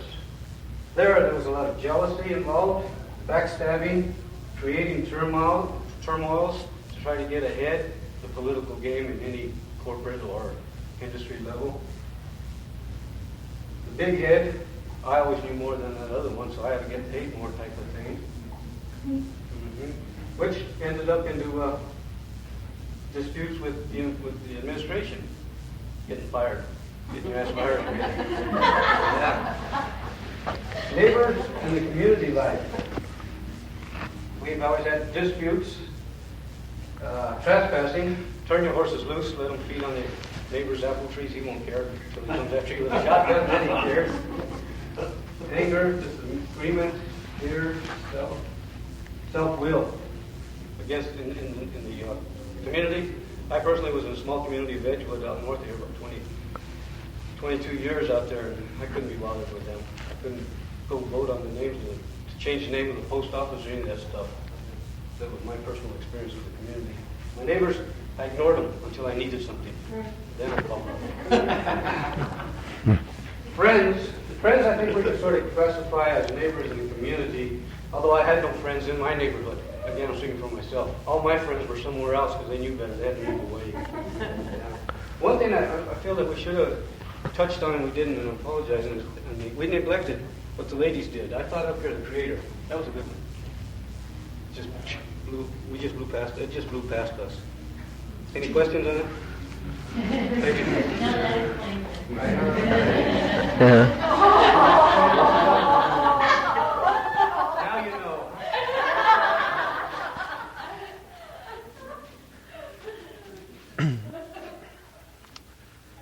Is there any questions on that? On that one? I think it's really good we were looking at this gender-wise. This feels very comfortable. Yes. I felt like looking at the unmanageability in my life back in my drinking days was not nearly so useful as it would have been had been focused on today. How is my life unmanageable? Or now that I don't drink, has my life suddenly become manageable? And can I now manage my life in sobriety? And that exercise seems to me would have been more helpful today to help me acknowledge, my life is unmanageable today. So, because what am I going to do about the person I was 8 years ago? The person I'm trying to work today in the steps. So that evidence for unmanageability, is real good stuff today. It's nice to look at too from 8 or 10 years ago.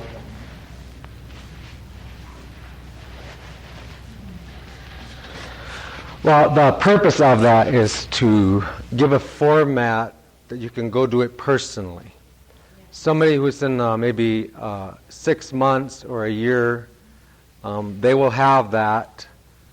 If you're sober longer, you probably will have, you tend to have almost as much, but you'd have different content in it, but still be an issue. Yeah, or degree of that. You had something, Debbie? I was going to say, that even though it's gender-wise, I know that I can relate to most of the things that are on the male side as well. It's just, I think a part of it is just what we look at first. Oh, yeah. Yeah, because I can relate to everything that's happened, and I don't know about the men who relate to women as well. It's just a matter of what we pull out first as we're going through what we feel first, that immediate reaction, and then it gets down to all those causes and issues are all there as alcoholics. I guess that's what makes us all alcoholics when we go to meetings and relate to each other as a whole anyway. We don't have all women, AA, all men, AA, all be together as well, because that relationship is the same. But it's neat to see. Okay, could we have the woman who did the one on emotional nature?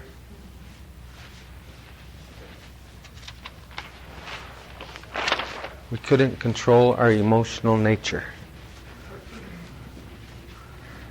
What we started with was the image of the volcano, thinking of it in several different levels. And this bottom level we thought were our childhood or real primitive or early emotions that all got together in here. And there are good ones and bad ones. Unworthiness, powerlessness, ecstasy, joy, love, guilt, our spirituality, the neglect, abandonment, terror, violation, and trauma that we suffered, fear, shame, inadequacy, trust, hope, and rage. And the image being that this is all under there boiling away.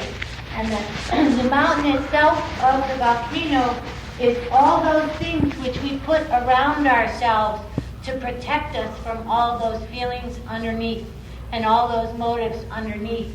And what we get is sex. What we came up with in here was development of sexism, need for control,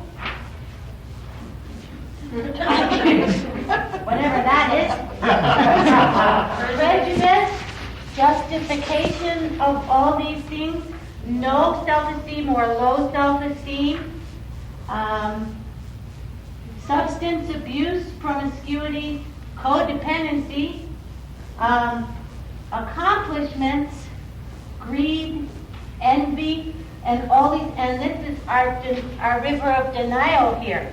And all these things will also cause cracks. These are things are made up. Our mountain is made up of these things, but they all also break out of our river of denial and cause cracks and violation. But while we're still under pressure here, different things come out. And our masks come out. Our masks covering ourselves, codependency, emotional walls, anger, depression, doormatism, physical ailment. On the top of the list is PMS. Migraine, stomach ulcers, vision problems, cancer, lines on our face, gray hair, diabetes, overweight, arthritis, anorexia, bulimia, nervous tics. We become lonely. We are isolated. We have self-pity. We use creativity as an outlet of these emotions, but good things can come from that. Escapism, manipulation, religious fanaticism as opposed to spirituality, shopping, soap operas, workaholics, sex, gambling, the need to have things, possessions, pulling us in. We become overachievers or underachievers. We run. We are spiritually bankrupt at that time. We use charm, we enable, and we take care of people. And this is what's happening. And the result of which is when our temperature gauge here on the side goes up and it blows, we can experience evil in our life through others and through ourselves. And at that point, we become spiritual or we die. We have suicide in our lives, strange mental blank spots, relapsing, uncontrolled rage, binge eating, or all kinds of obsessions, psychotic breaks, total recklessness, irresponsibility, screaming, unhealthy relationships, basically entire breakdowns of all systems. Good thing. Good, huh? Good job. That's really good. Okay. That's really good. Okay, could we have the men do the emotional nature? I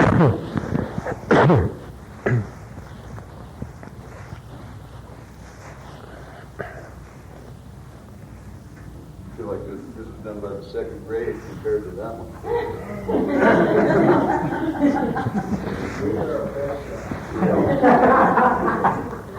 Best angle on this. I think what we did was we started, how good are we at controlling our emotional natures, and we started off, it seemed like, with today, and kind of digressed or kind of like moved into years ago and drinking and drugs, and so it covers all the territory. And we started with anger, and we couldn't control that very well. Out of anger, all sorts of things came. Let's see. Anger, resentment, jealousy, shame, guilt, envy, suicide, child abuse, moodiness, spitefulness, violence, abuse, all sorts of health issues, stress, depression. And one of the first things that was stated was that anger is a cover for fear, and so you're in a fearful area that you can't control. when you're in that anger area. We had rage, loss of control, and then that went into all of the things that might be said, which started out with "fuck you," "I don't give a damn," "I hate you," "I never want to see you again," "I'm leaving," or "get the hell out," and then "you've been replaced."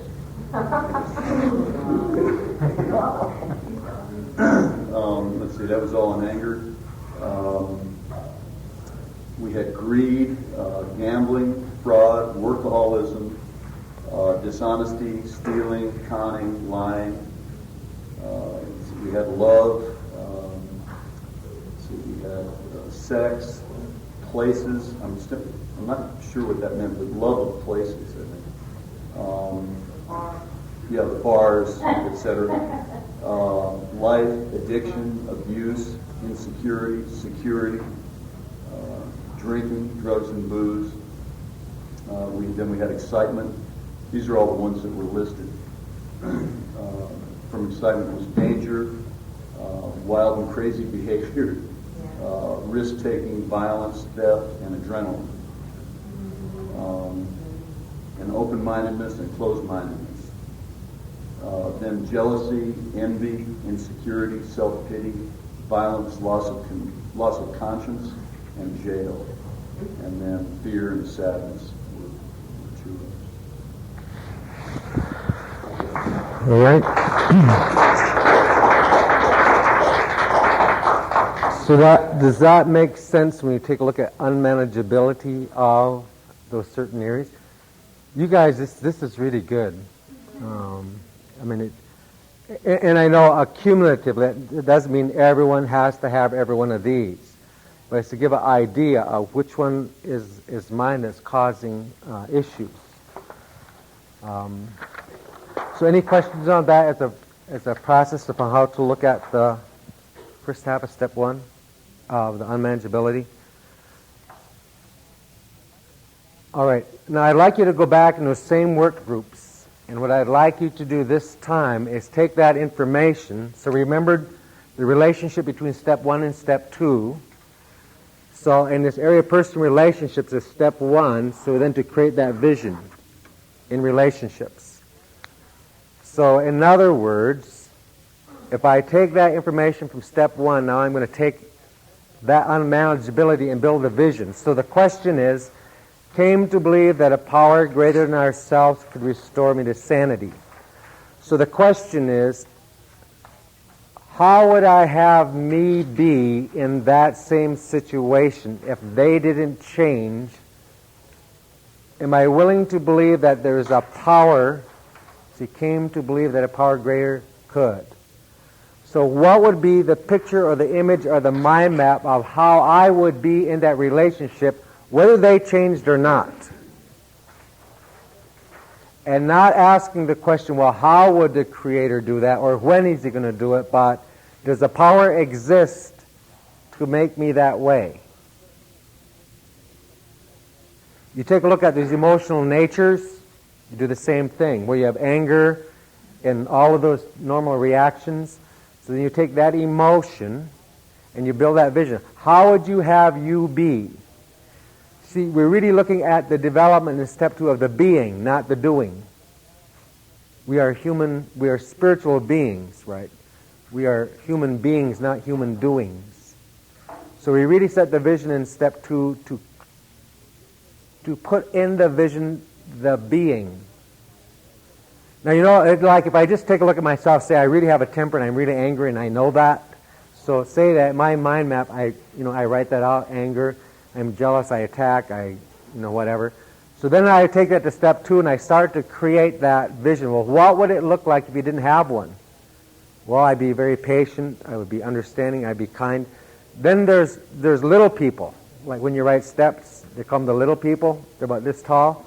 So you'll start to write, say I've got a temper and I'm angry or whatever. So I'll start to write, well, I could see if it was working, I'd be very, very patient and I'd be tolerant. That's when the little people come. They hop up and they tug on your ear and they say, who are you trying to shit? Patient, yeah, right. See? So you got to kind of snap the little people off. Right? So all of step 2 is done outside of the current belief system. This is very, very important. All of step 2 is always done outside of the current belief system.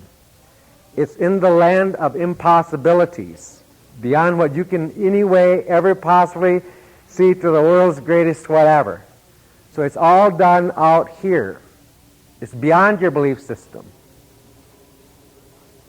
So all of step 2 work is done beyond the belief system.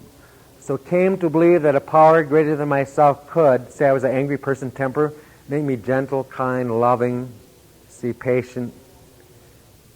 So very often when you build it, you have to snap off the little people, right? Because they whisper in your ear, you trying shit, right? You be patient, kind, tolerant, right? You've been this way for 40 years. But do not get trapped by the question, how is it going to happen? So you don't worry about that. Or when is that one going to happen? Right? So I want you to take those back into the same groups. Yes. And just to build that vision, so what you'll end up doing is creating that vision in those 2 areas that we're using, for example, personal relationships, emotional nature, and build those mind map visions for step 2. Yes? I was going to ask, how does this relate to like the sane and sound ideal of the inventory? Well, when you get the relationship, if I'm seeing your question right, let's just say... Well, the reason I ask is because to me, this is a lot like setting the sane and sound ideal that I'm going to ask God to help me do that I'm going to do later on after the inventory. That's the instruction in sex inventory. Yeah. But what I do is I take that and I try to use it for all areas. So it's probably talking about the same thing. Well, the way that I look at, if you take a look at the steps, it's very precise on what to do. Every instruction is there, is how I look at that. Because if you take a look at the current reality, what's going on now, and you create that vision, what the steps do, it's why the vision you set in step 2 becomes your spiritual awakening in step 12, because the rest of the steps sort out the blockages, all the character defects that's standing between you and that ideal that you set. And it's a spiritual process that starts to reveal that. So supposing I don't own something up there, suppose I leave it out, right? It doesn't show up. It's whatever I own, set the vision for, then that is where the conflict occurs to reveal where the blockages are so I don't see it. It's very, very powerful. You grow very powerfully, very quickly, and very sound.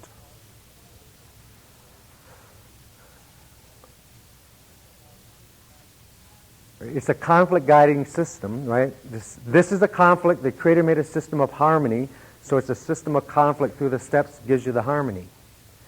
It will show you the blockages. You leave it out and don't own it, you're not going to see it. You cannot fix that which you don't admit is broke. It's like you can't give away what you don't have. It's said a number of different ways. So if you could go back into your same work groups and create that vision of step 2. If you need to take those sheets with you, feel free to take. Now we also know that the principle for step 2 is hope. So the principle for step 1 is honesty. Be honest. Recognize, acknowledge. Recognize, acknowledge. That whatever is going on, this is me that's going on. So what you would have when you finish step 1 and 2, you'd have these 9 areas in step 1. Then you take that and you create these 9 areas of the vision in step 2, just like you did. You just did 2 of them. Now, why is it that it turns out to be the principle of hope? So we want to explain that very quickly. The creative subconscious has 2 other functions. One of its second functions is to solve and to resolve problems. That's one of its functions. Anytime I give it a problem, it has to go solve it. And the third function it has is to turn on my drive or the energy system. So I have, every time I give my mind a problem, it turns on an energy system to solve that problem. So I have a creativity system inside of my mind and an energy system. So the human being is always designed to have order in its life. Order in the life means that whatever I picture in here, I see it outside. So let's just say that I was born with my fingers together, and that's the way I was born. Then one morning I wake up and the alarm clock goes off, and I reach off and I shut the alarm clock off, and I'm going, "Ugh." That's when I notice it, see? In my mind, my fingers are supposed to be together, and they're apart. So our energy system kicks on, and I have to go and restore it back to order. Whew, now I have order in my life. See? So it's always working to restore order. So let's say I live in this house for 50 years. Let's say I live in it for 15 years. And then all of a sudden, somebody gives me an idea I ought to paint the house. Now, all this time, nothing's bothered me. So what they do is, through my senses, I start to paint a picture inside of my house of what would that house look like if it was painted. So over a period of time, I will create a new vision inside of my mind of this house, and it's going to be blue, and it's going to have white trim, and it's going to be a picket fence. So I get the idea in my mind of the end result. So I create inside of myself a vision. Now what happens, as soon as I get that vision inside, say I come driving up to the house one day, and I pull in the driveway or whatever, and I look at it and I go, Jesus, look at that wreck. Who could live in such a thing? The paint's peeling, and even the boards are cracked. So what happens is when I put the vision in, then I become discontent with the old. All of a sudden I notice where it's broke, so it's a conflict system kicks in. When this creative subconscious, what it does is anytime it sees a difference. So when I have the picture of the house that is blue, and it's got white trim and it's painted, and I look at it, I have just given myself a problem. A problem is any time what I see out here is different from here. So it turns on an energy system, a creativity system. So I take vacation, I go to a hardware store, I get the paint, I get the brushes, I come home, see, I set everything up and I start painting Monday night, Tuesday, Wednesday night. Anybody comes along, I give them a brush, put on, help paint, get here, scrape here, do this. Paint Thursday, Friday, Saturday, Sunday. Then Sunday afternoon, I'll take the last stroke of the brush, I step back and I look at the house. Pictures match. That house out there looks like how the picture is, and you just go, it claps right on the lawn. I couldn't have went another day. Am I glad I finished it now? No. If it was another day of painting, your energy system would have stayed intact. So you get the idea? Now what happens in step 2? First you look at the unmanageability. You look at the old house. Then you go to step 2 and you start looking at this vision of myself. I see myself to be spiritual, patient, tolerant, kind, having courage. See? So I start to put that idea inside of my house. Now what happens? I put that possibility of that vision in step 2. It turns on a problem-solving system, and it gives me the drive and the energy to go to step 3. I can't wait to do 4. I got to do 5. I want to do 6. I want to do the amends. Because you're working off an energy system, and that's why step 2 is a principle of hope. Hope means I create, you really think I could be that way? See? But you look at yourself and you're not, and that's what you want. Is you want to create the discontent. Get the idea of that? That's why you do step 2 with that vision. And then once you get that vision, you see, when you remember in step 11 where it says, be careful of resting on your laurels? What that means is the pictures match. When the pictures match, your energy system shuts down and you're resting on laurels. You might be setting yourself up for a drunk. See, it's when the pictures match. So what we're doing in this process is to put this vision inside to turn on an energy system to look forward to doing the next step. I can't wait, see? So instead of trying to avoid meetings and doing that, you just start gathering information. I want to grow. I want to do this. But it's an energy system inside also is turned on. Does that make sense? All right, let's see what some of these visions are. Let's take this one here first. This one is on what? Is this personal relationships? Yeah, could we do this one? See, it's really nice too about this one. It even has a vision, a picture, and branches, and so when the mind sees that, the mind gets all excited about that. Lana.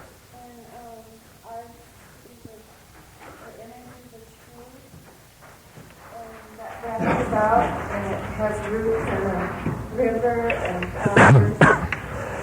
And some of the things that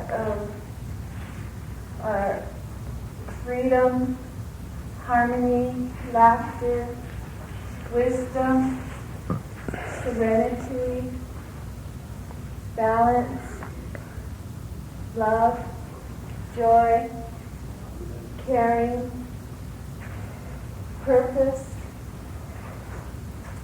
and here's integration, connectedness,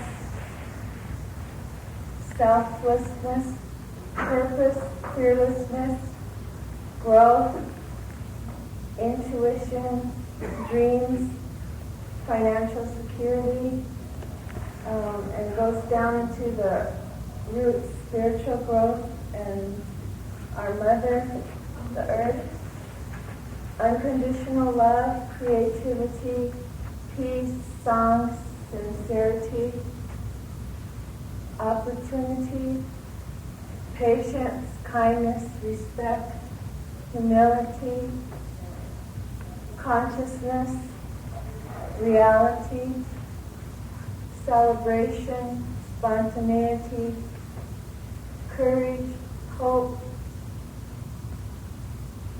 sharing, and play.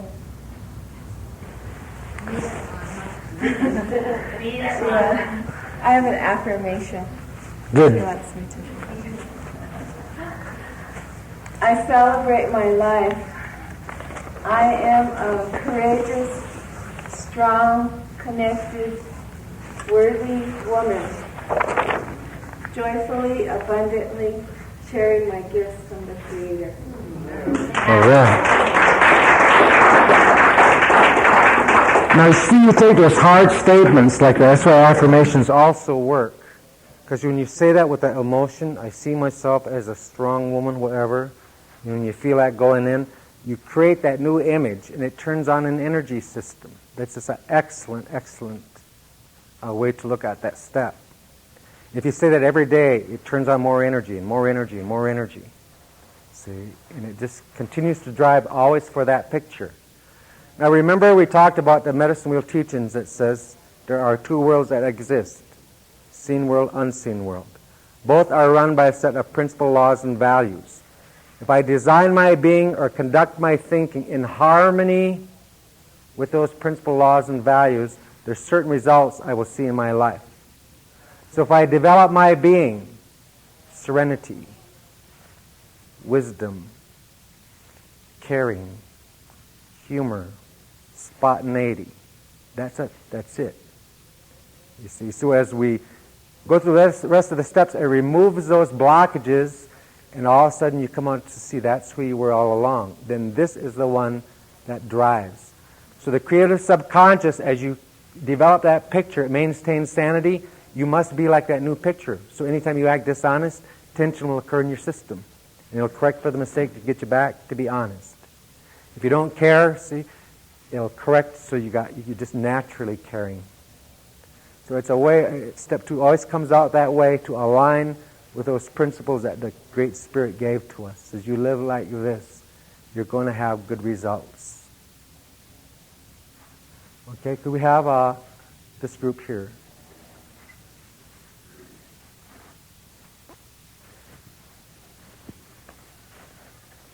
My name's Brooke, I'm an alcoholic.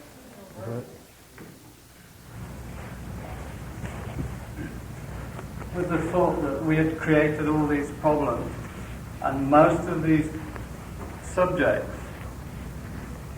have got the problems because of what we did, and that we must change our thoughts, and that to grow spiritually we must grow downwards inside ourselves. and cut some of these off.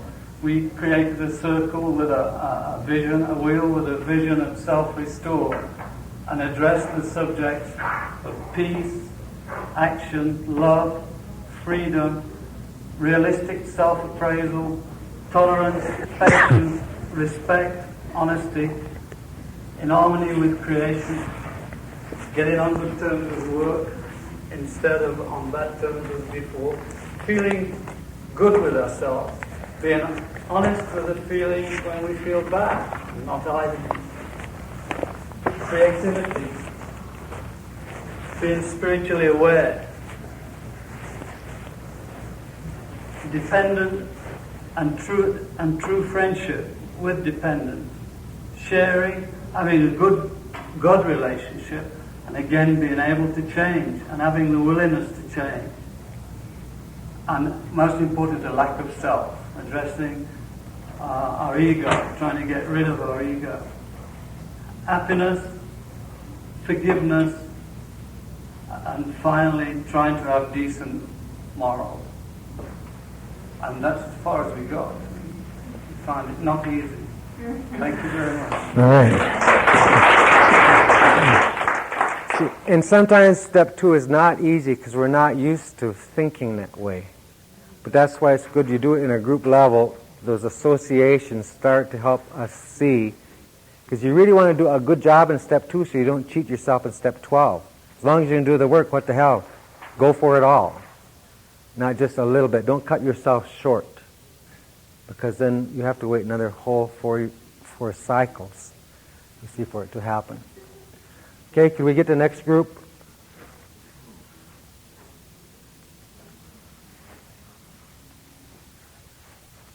Okay, hi, I'm John. I'm an alcoholic and addict. John. Hi, John. What we have here is the counterpart to this tree. Two, you gotta have two. So, what we were trying to illustrate is to take these emotions right here, that were negative, so to speak, of the anger and the love and the fear and the greed, is below the line of Mother Earth. And in that planting of these emotions, it took a long time for us to come with that vision. It took a big transition, a lot of tears, a lot of sweat that went into Mother Earth and started nourishing through this tree that blossomed. And up through these roots came spiritual growth. And this tree started developing and blossoming and acknowledging the higher power. And what we have is patience, tolerance, control, anger, unconditional love, serenity, strength, honesty, healing, passion, compassion, understanding, contentment, acceptance, sharing, and caring. And in this process of this tree being nurtured as the tree of life, that we are growing strong and the roots are strong now and coming up in this good positive way, the eagle, and acknowledging the spiritual growth, the eagle's going to come to this tree and be the protector and the life of this tree, because it's the tree of life and it's the interceptor between, in our way, that this eagle, with the eagle feathers, between this tree of life and this roots and the Creator. So we seen that a little bit that way, and I'm glad that we're the counterpart to that one over there. All right. Is there one more group yet?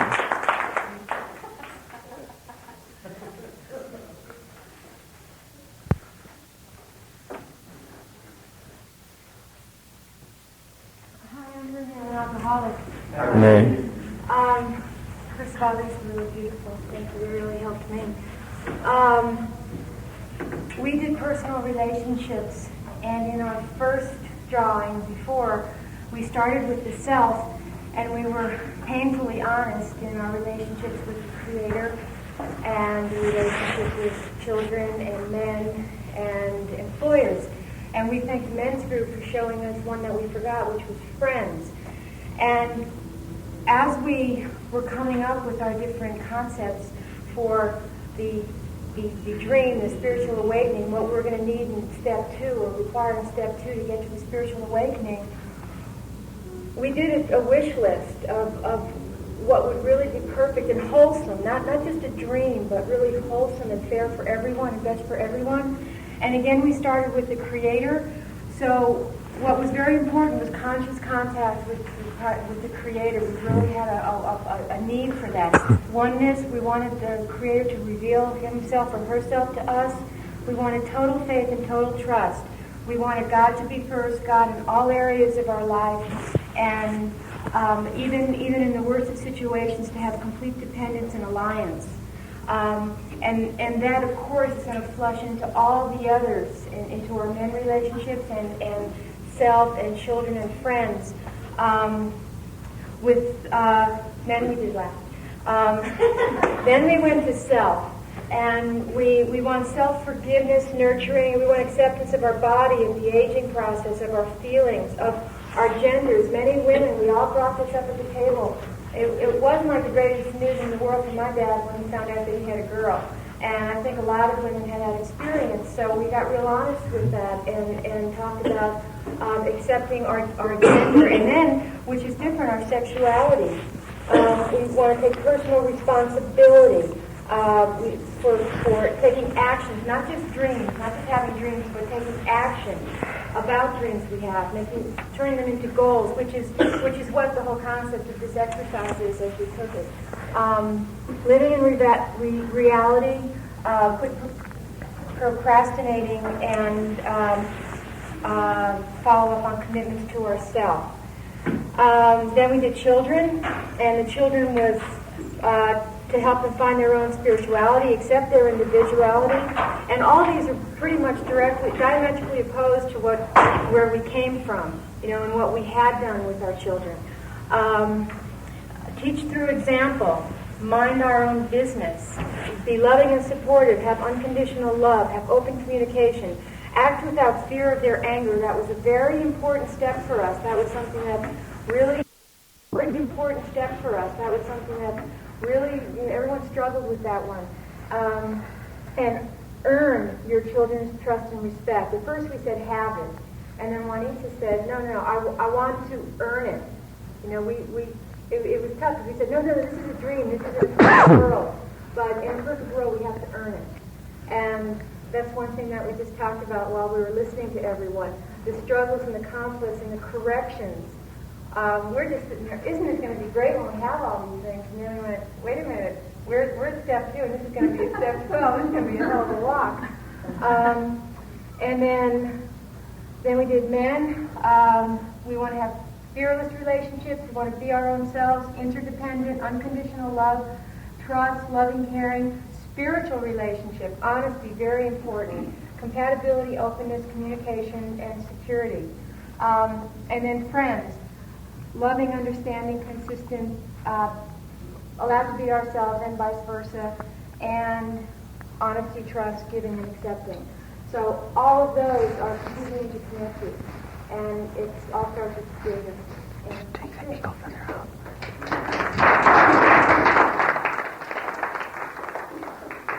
So once you get this work done, to take step 2, one needs to ask himself this question. Do you believe that there is a power could make you this way? If not, are you willing to believe that there's a power that could make you this way? Both of those is enough power to do the step. If not, am I remotely kind of willing to once in a while possibly think that maybe there is a power questionably that could make me that way? That's more than enough. To answer that question, not worrying about how or when, but in the existence of the possibility of that power, that step is done.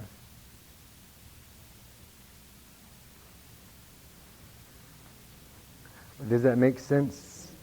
See, so as you put that in, your energy system also kicks on, and you just it's like once you see that, I mean, just to say that this was someone's step, it's like you don't hesitate to take step 3. You go read in the big book and do what you need to do. You look forward to the possibility. See, I don't believe that the Creator made a set of steps to have them done by fear. but when we can see that whole picture, but you can see for the most part they all line up to those principles. There's no other place to line up to, and we start to become principled people instead of fear-based systems, then we don't react or act. And then we start to see our point of view of the world changes. Because if you take a look at the human being and how it sees reality, if this is a human being, whatever that is, and let's just say this represents reality. See, there's this little concept that says what you sees is what you gets. So we really don't see, what we really see in reality is not with our senses. I have inside of my mind a projector, a camera. That is my truth, my belief system, my habits, attitudes, expectations. And I will project out to the world, and that becomes my reality. See, I will see in you what I see in you. So I could see good in you, and that's what I would see. Somebody else would look at the same one, say, that's an asshole. Now who's right? Both. Right? It's what you sees, it's what you get. These senses here, they merely, very selectively gather information, and it will filter out any information that would make you look crazy for thinking what you're thinking. Because the mind is designed, you see, to always make sure I'm not the nut. I know why you're the way you are, see. So my mind is designed to always make sure I'm not crazy for thinking what I'm thinking. But as you go through the steps, you set the vision of the possibility, then you start to change the projection. You start to change the reality, and then all of a sudden, you see, it's sort of like people who really are judgmental to others by the law, you can guarantee you are judgmental to yourself. You're really critical with yourself. So if you want to work on the issue of being judgmental to others, you want to quit that, just work on quit being judgmental to you. Lighten up on yourself. Allow yourself to make mistakes. And as you do that, then all of a sudden you quit judging other people. It's always working inside. I think in the big book, there is a line there, I believe it's one of the greatest lines in the big book, and it says, so basically we think our problems are of our own making. That is the greatest blessing there is. Because what if they were of your making, and you decided to not change it? I'd really be in trouble. Especially if 8 of you decided to not change it. So it really gets us into that position of choice. I don't even need to change you because I can change me. It's not what's going on, it's how I'm looking at what's going on. And I start to line those up to the principles that the Creator, the Great Spirit gave us. Then all of a sudden the results will change in my life or in that. So that's kind of what these steps are about. I believe that they are the most powerful thing I've ever seen on the earth in terms of the change of the human being. We won't get into it, but they are in a very specific order that allows the mind to change. You almost couldn't do it any other way. So, is there any comments on today? Just go all right, even though we got just 2 steps. It's very, very powerful stuff. Mm-hmm. So the books, enjoy them. There's instructions that says we're in a big book, to look at it. So let's see. You have it. You're taping some of this. If anybody wants to get it from you, right? And so feel free to have that. Deborah, you want to say anything? I just want to say real briefly, and when we did it all over the country, and it amazes me how much I still learn from all of you, how much wisdom you guys have. Sometimes I think you're unaware of it and how you see it up there. And in a lot of Indian communities that we're in, a lot of the people really don't have that belief system that's inside of them. And I guess what we've just proved today is it is inside of you, because you guys floor me. I've learned a lot of things here today that I haven't learned anyplace else. And that wisdom came from inside of you. So I just want you guys to remember that you do have that inside of yourself. It's not out there in another human being. You know, it's inside of you, and to kind of just keep believing in yourself. And thanks for allowing me to participate in all this. Thank you. All right. Thanks for watching the channel. Taper Dave here. Just curious, do you think this is better than Zoom? Okay, this is how I prepare my drone for launching. I like to do it inside the cab of my truck so I'm not standing outside in the weather. To install the joysticks for control, up and down, right and left, powered on. I have an Android phone that I use to connect it to the drone with. And it's actually controlled through the iPhone, through an app. Oops, wrong way. It's actually controlled through the iPhone, or through this Android phone, through the app. It's actually controlled through the Android phone, through an app, and you connect it through this short connection right here.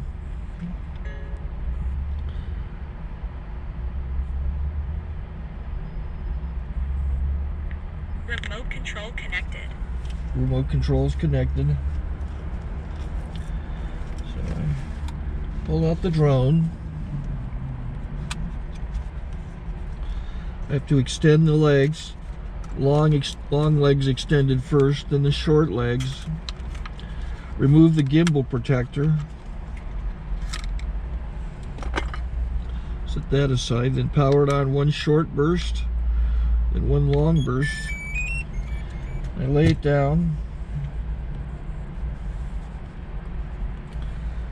So I have to go to calibrate. So the drone's not connected yet.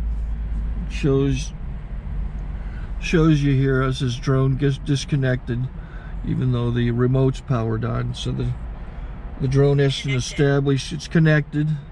So I go into the app to calibration mode. First I'll calibrate the remote controller. Start calibration.